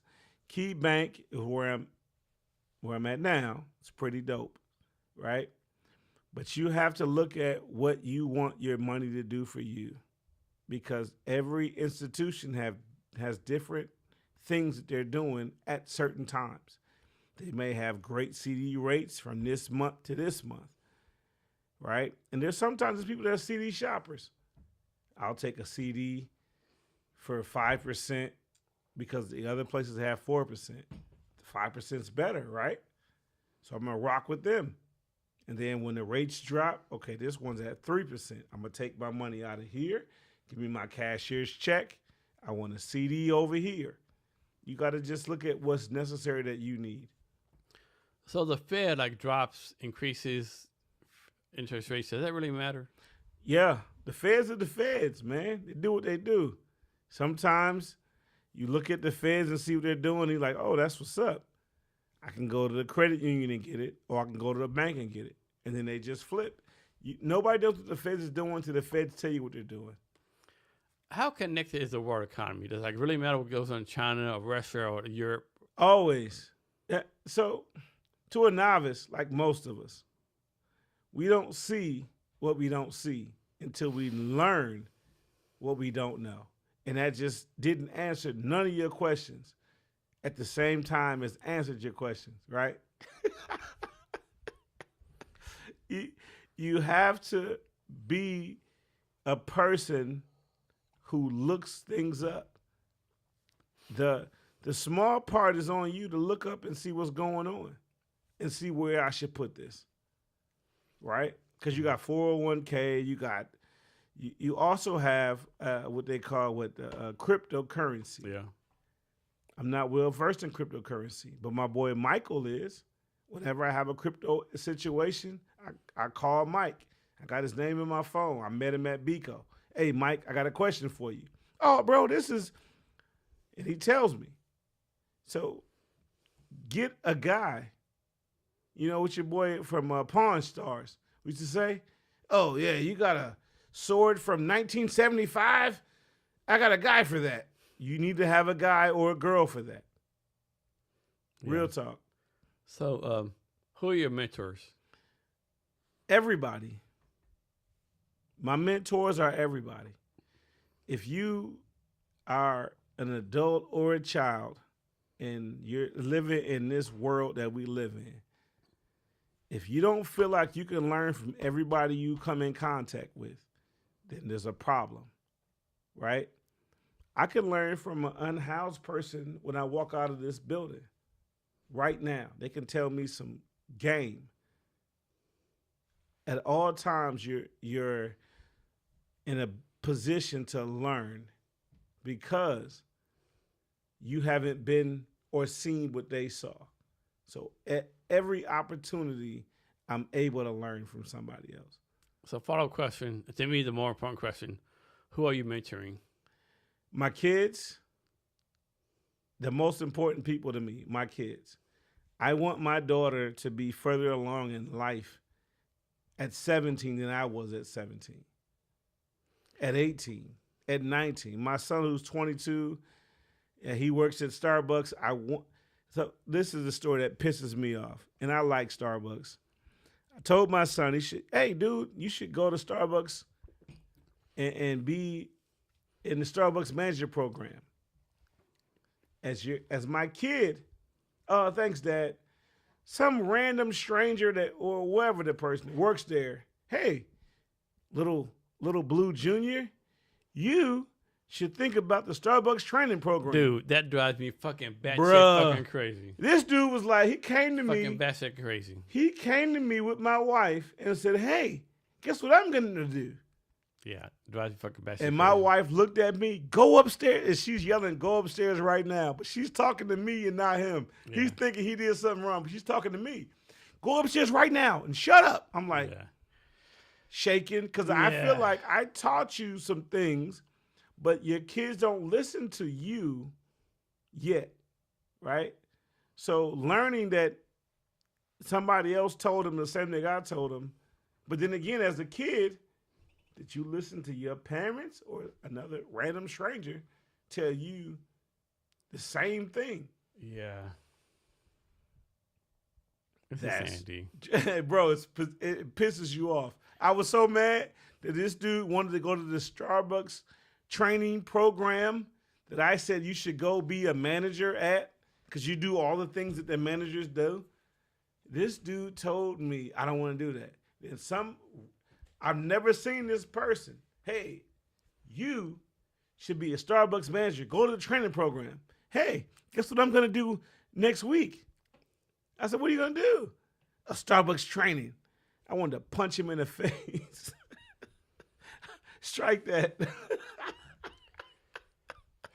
Dude, I've been there, right? It's like, yeah. Yeah. But did you listen to your parents? So, I knew my dad. Man, my mom was like not the best parent. I was parent on my own for like 6th grade or whatever, you know. So no. Yeah, so I mean, we don't, but sometimes we don't see the gifted horse, right? Yeah.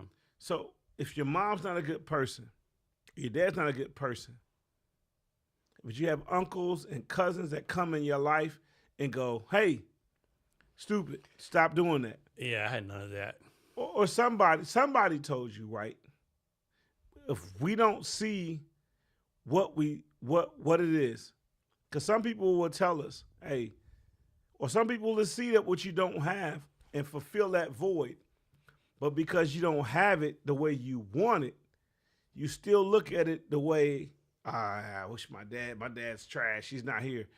Once you get past the point that your dad's not here, but somebody else is filling that void, it's hard to go, okay, Uncle Jimmy is here telling me stay off drugs, go to college, do these things, and my dad didn't. Sometimes it's not in him. So, what's your daughter's name? I call her Fatty. I'm going to just say that right now. And how, she's 16, right? 16. How do you make sure your daughter knows you love her? Well, I hate Kevin. Let me say that now. Kevin, I'm going to punch you in the face. Kevin, we'll cut your fucking legs off, your arms off. Fuck you, Kevin. So, I mean, I talk to my daughter a lot. But I go back to, I got full custody of my daughter when she was little, right? When you have full custody of your kids, your life changes, right? What do you want in life for you? But what's more important, life for them. You feel me? To make sure my daughter understood that she can be great. I've told my daughter and my son, when they were small to now, man, you could be great. You're doing great things in life, but continue to do this. I don't spare the rod or spoil the child. I tell them the truth. And sometimes you don't want to tell your kids the truth, but I've always told my kids the truth. I believe that you're the greatest in the world. Is there a time where you should not tell your kids the truth? Never. Are you sure? If you teach your kids life, right? Life, then. So, like, if your ex-wife's trash, it's not you tell your kids that. You tell your kids, like respect and love your mother. Okay, so the thing about that, because I've lived through that, I won't go into it, but certain things you will see in time. If I try to make you the bad guy, then they'll see that I'm making you the bad guy. Right? Huh? I have to say this right. So, I was going to be right. So, earlier today, the Steelers played Indianapolis Colts, right? Pittsburgh won, right? So, Pittsburgh social media they did a post on the TV with a fucking coat head cut off. Right? Like, what the fuck? So, like, I would never do that, but I would tell you, as a parent as a kid who had parents divorced, the one thing I never experienced was my dad trash talking my mom or my mom trash talking my dad. But so many people do that, though, unfortunately. The only person that did that in my life was my cousin. He's passed away, and my dad and my mom have passed away. My cousin said something negatively about my dad, so when I had my dad and him in the same place, I said it, what he said. And that person looked at my dad, man, kids be saying anything, and got in the car and drove off. Mm-hmm. So I knew right then and there, you full of, right? Yeah. So if kids see consistency in their lives. Yeah, kids see other stuff. So once you put it in a perspective for them to see, you don't have to bad talk a bad person. It'll show, right? It'll show. Like, it'll show. And I'm not going to get too much into my personal. But once my kids saw me, my son was like, Dad got custody of me. My daughter was like, Dad's had custody of me since I was little. He can't be what people have said because I'm with him every day, not the other person. So you want to teach your kids to look at life through the reality's eyes that they see. If I'm the bad person, if I'm the big bad wolf, everything they say about the big bad wolf is the big bad. And I literally am the big bad wolf, really. So my daughter, she had to look at things and she goes, I've been with you since I was like 2. Everything I heard about you can't be right. So my son, he was like, okay, you had full custody of her since she was 2. Did you try to get full custody of me? And then he was like, oh, hey, you tried, and they said these things about you. I've been living with you for this long. That's not true about you. I said, now look at who said it. And when they see me, the people that said I wasn't, what are they saying now? Oh, they say different things when you're standing in front of them. That's what it is. What skills do you wish your kids had? Let me phrase that. What skills do you want your kids to have? I want them to be able to relax in all settings. Because for me, where I work at now, I could be talking to a multi-billionaire or a multi-hundredaire. You know what I'm saying? In the same day. To be able to be relatable to both. To be able to be yourself in all settings. You've been around me a lot. I've never changed. Have you ever seen me try to be somebody else? No. You've seen me around millionaires. You've seen me around hundredaires. And I'm the same person. You saw me doing a pitch, watching kids do a pitch for a video game. Yeah. I was the same me. Yeah. I've never changed. If you see me and you feel like I've changed, then check me. I love you enough as a person and a brother to check me and say, hey, Blue, you tripping. And I'm going to go, you right, if I'm tripping. Okay, check this out. Let's suppose someone says, Blue, two options for you. You can be vice president of some random bank, make $5,000 a year, or you can go on a comedy tour and get 10% of the sales. I don't know, because you got to consider 10% of the sales. What are the sales? I'm going to look at everything. I mean, that's on you, right? Right? I'm going to look at everything. Yeah. If you tell me I can see the sales. And the tour, you can have everyone come to the tour. You got Dave Chappelle, Bernie Mac, whoever you want to on the tour with you. Well, but like I said, where are we going to be at? Because 10%, so if I do... Make it 30%. Difficult, make it 30%. Listen, if it's 30%, look at... 30% is already more than I make as a bank manager. Yeah. Because think about this. The first venue, 30% of, say we do the Cleveland football stadium. Yeah. And then the next day, we do the Cleveland, or 2 days later, the Cleveland NFL stadium, right? NBA stadium, football stadium, back to two night back. Yeah. That's a no-brainer. Because you how many people sit inside the stadium?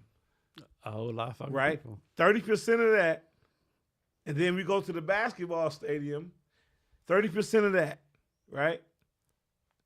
That's those 2 days alone are gonna pay me more than I make right now. Yeah. Right? And then we got how many more dates? But the thing is, like, what if no one shows up? Then but see, what's the pay? Are you guaranteeing me the pay? It's $5,000 a year for the bank, or like this, like we'll say 22% commission on people show up to your comedy tour. So it's still a double, because I don't know how far we going. Are we doing states in the United States or United States? Okay, so now we go to Texas.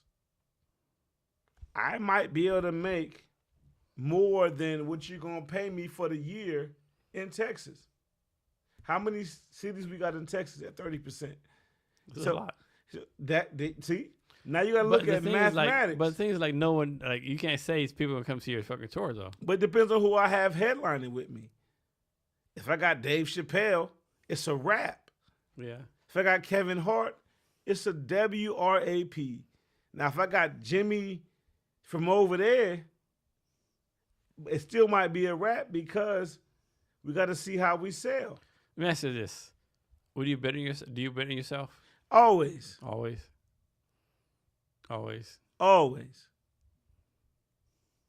Listen, you got to bet on you. So I left one financial institution for the other because I betted on me. If you don't believe in yourself, then you're wasting your time. Why do you think so many people don't bet on themselves? They don't have confidence. I'm telling you, as a kid, my mom would tell me, you know what? That seems like it's a hard thing to do. But if anybody could do it, I bet it's you. What did that do for me? Fuck. Dude. My dad just said the same thing. Son, that's a hard thing to accomplish right there, man. It's a lot of things you got to do to get that. But if anybody could do it, Man, I bet it's you. So what did I do? I tried. I'm never going to be the person that could tell you I didn't try something. So do you know this guy named Gary Vaynerchuk? Gary Vaynerchuk. I got to see the face. I know faces. He's like to do with like social media and stuff or whatever. His thing is like so his parents came from Belarus, right? His thing is like, sometime in his 6 years, his mother told him, "You're the best. You can do anything you want to, right? You're the best." Like he said, his story, like one time, like he opened the door for this lady, like, "Oh my God, you're the best fucking kid ever," right? And people don't realize how much like confidence and people believing you it counts for you, right? Bruh. So like I would sing my song right now, but I can't sing it because of the person that made that song and some implications. But I'm going to tell you right now, my mom and dad had me convinced I could fly. Yeah. They did not ever tell me I wouldn't succeed at what I put my heart and mind to. Here's one for you. Like, suppose, like, we're talking about, like, people, like, telling you the best, whatever. What if, like, the people around you, your parents, your aunts, uncles, like, tell you, like, you're a piece of shit. You're fucking horrible. You're a fucked up person, right? Right. Like, how do you overcome that? Man, listen. It's fucking tough, right? Yo, I'm going to tell you one person I believe in. Me. Yeah. I'm going to roll the dice on me because I know the work ethic I'm going to put into this.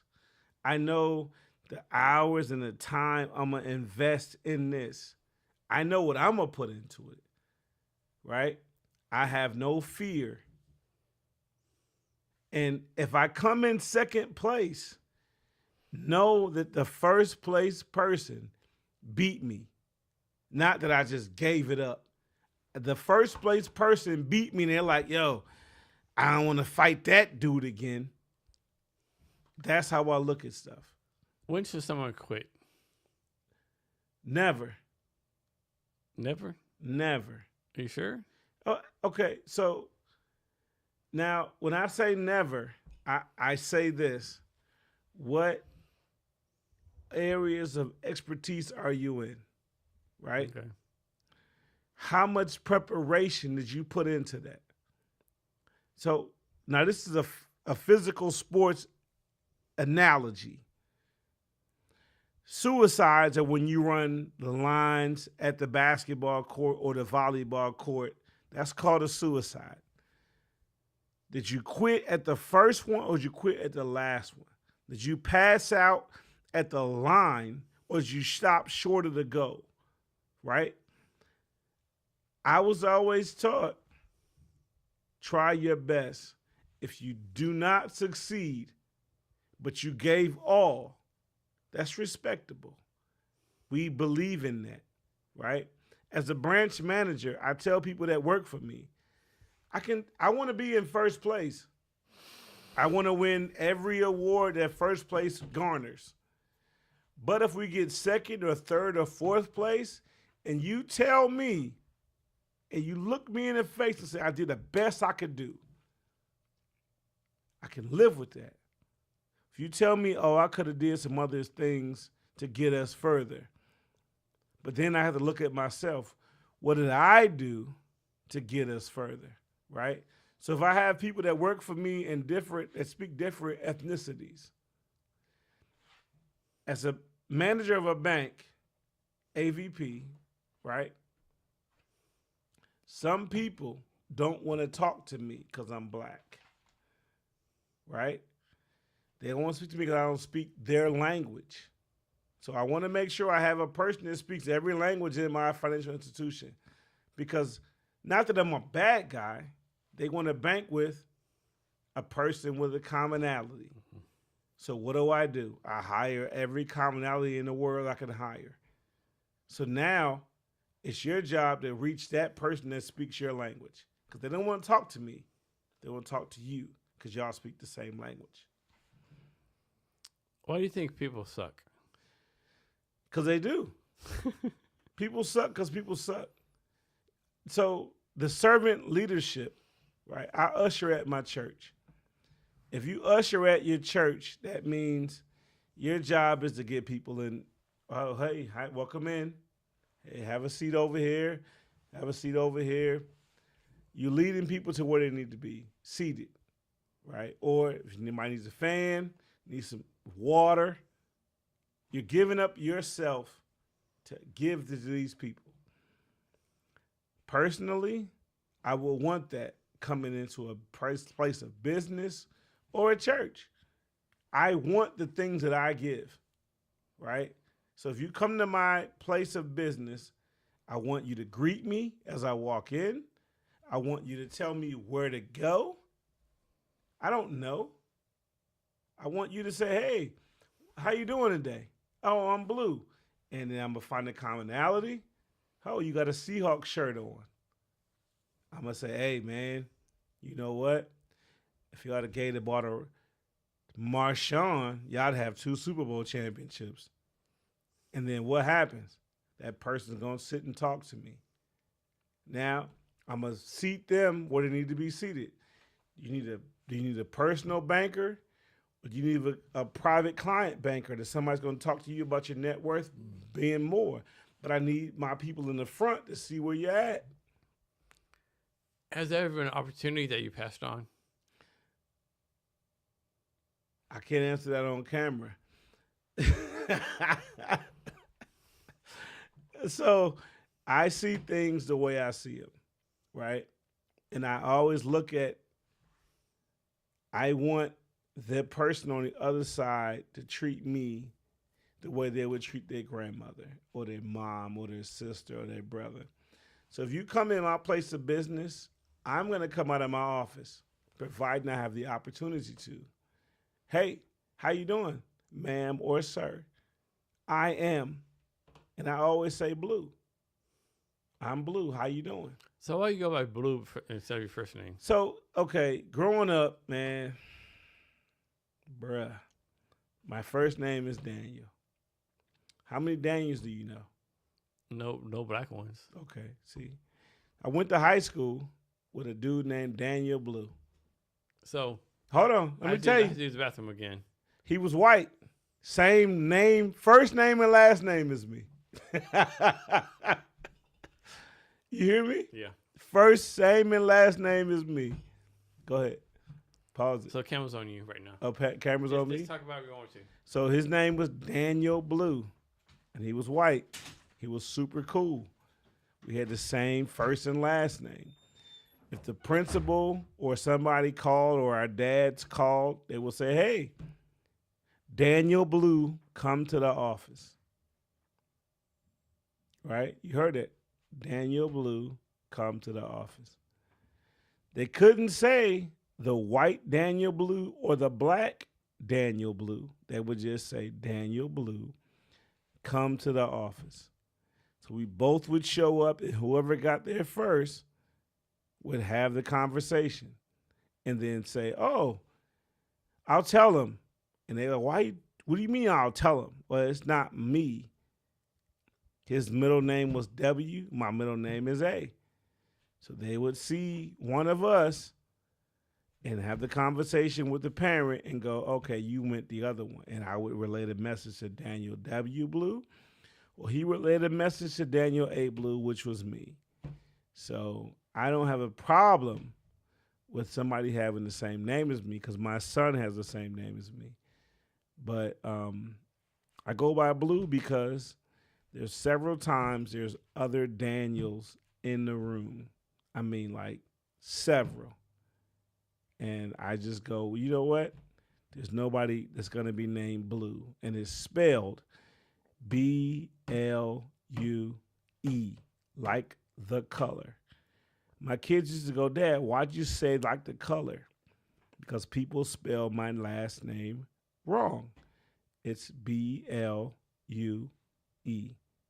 And it's just B-L-U-E. My daughter goes, hey, Dad, these kids gave me these Valentine's cards and they spelled my name wrong. What they spell? B-L-U. That's not your name. What's your name? B-L-U-E. Like the color. So if I tell you when I meet you somewhere, my name is Blue like the color, I really mean it's blue like the color because it's really blue like the color. And it's easier because if I tell you my first name, you might know 6 or 7 people that have the same first name as me.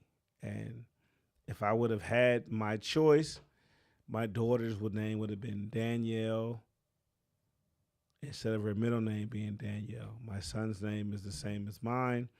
It would have been Danielle. If I had more kids, I would have spelled Danielle differently with a Y. If I had more sons, it would have been Danielle with another letter, A before E or whatever.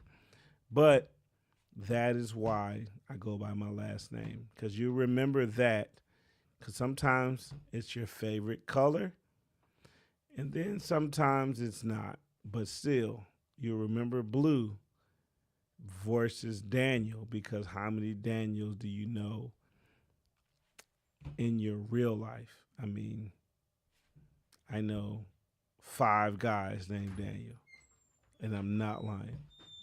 So, and 2 of them come from the same place I came from.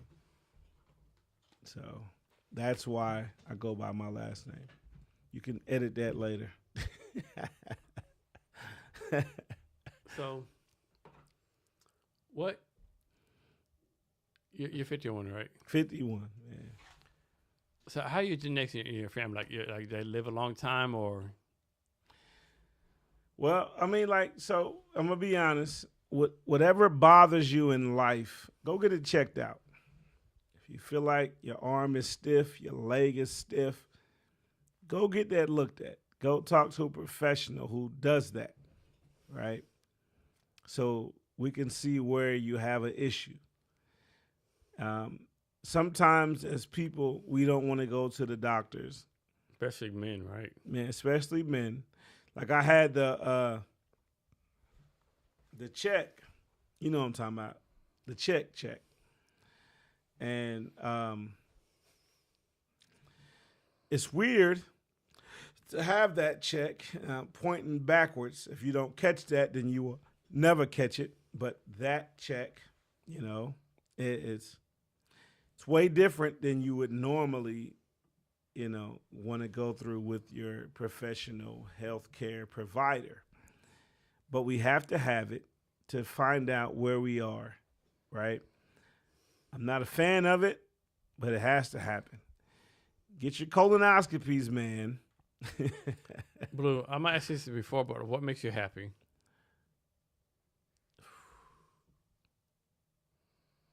That's a hard one.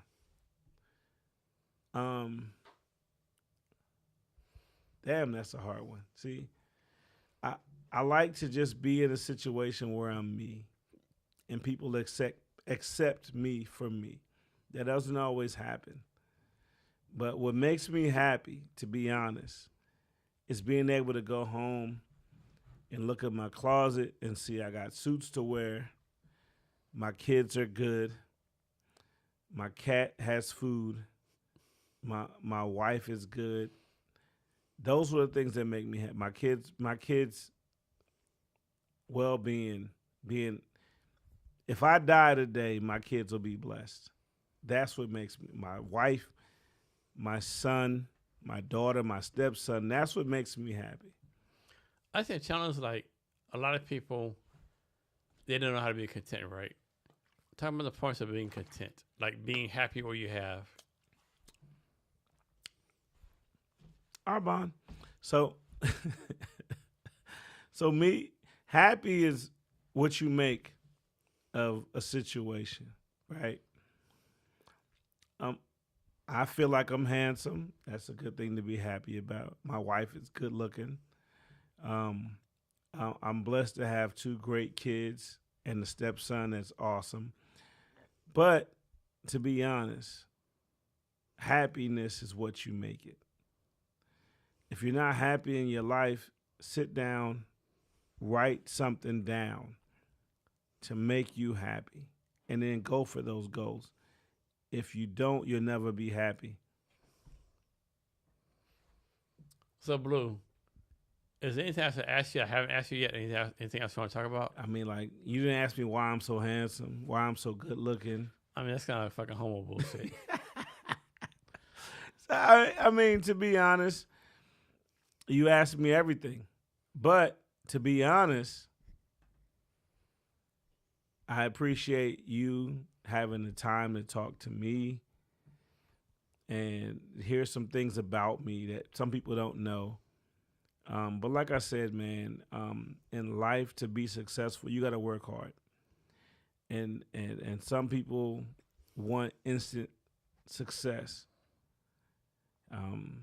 If you plant a tree in the dirt, you got to water it, give it some sunlight, water it, give it some sunlight, and in time, it'll bear the fruit that you put there, right?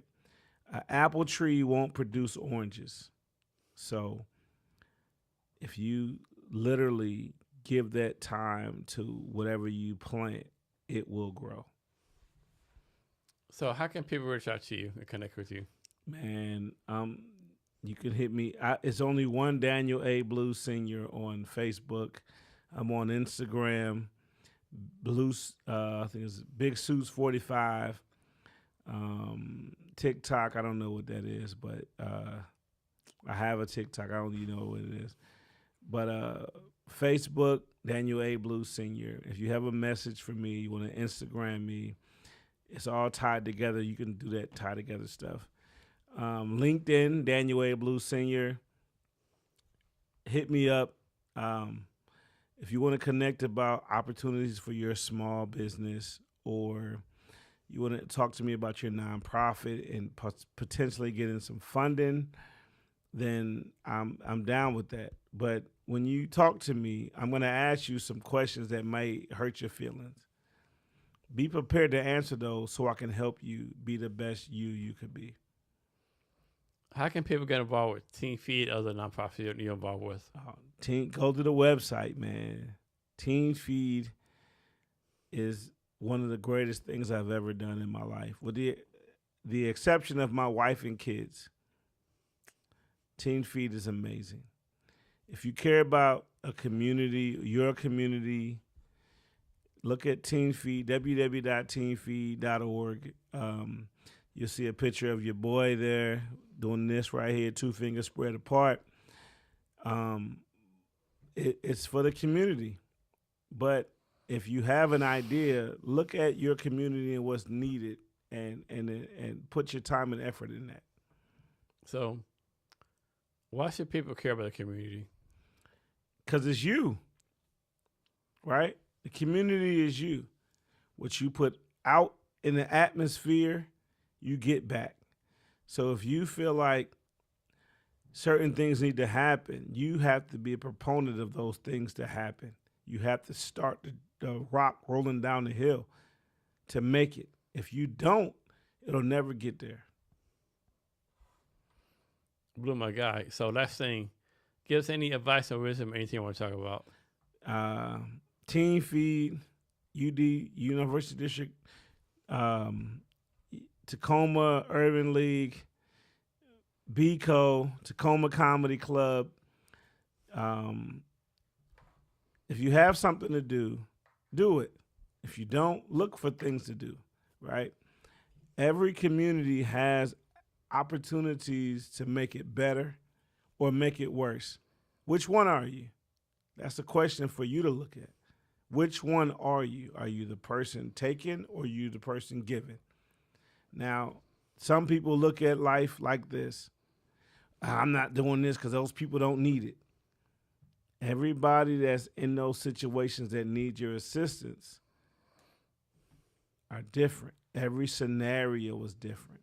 And remember, we are all one situation away from being there.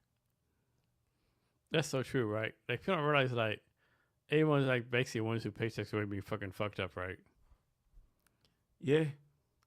I mean, Team Feed resonated with me the most because at one time, man, I had a job. I had enough money to pay my rent, pay my car payment, and ramen noodles. Somebody sat down and talked to me about how to financially put things in place. and I looked at things. I was spending a lot of money and going out every Friday when I got paid, spending $100 on a Friday, going to the club and being Big Willie style. And when you go, okay, I can take that and put it over here. Oh, snap. Now I got this. And then Wednesday's money, because every club has a day, and another club has another day. So once I started looking at things financially, I learned some things. So anything else you want to talk about? Man. You good? A thing I'm going to talk about is be the best you could be. It's harder to be somebody else. Be the change you want to see in the world. I'm not saying you have to read the Bible or be biblical, but Psalms 23 is my favorite. If you want to know where I go to church, hit me up on LinkedIn and I'll tell you. But whatever you put in the atmosphere, you will get back. If you're a leader or follower or a other, just look at life and look at things. How does someone transition from being a follower to a leader?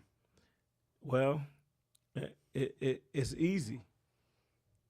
It's easy because what people don't know, there's always somebody looking at them to see where they're going, see what they're doing, right? So once you realize what people are seeing you for, then that's when you can make the transition. Because if somebody's asking you, what are you doing later? That means you're a follower.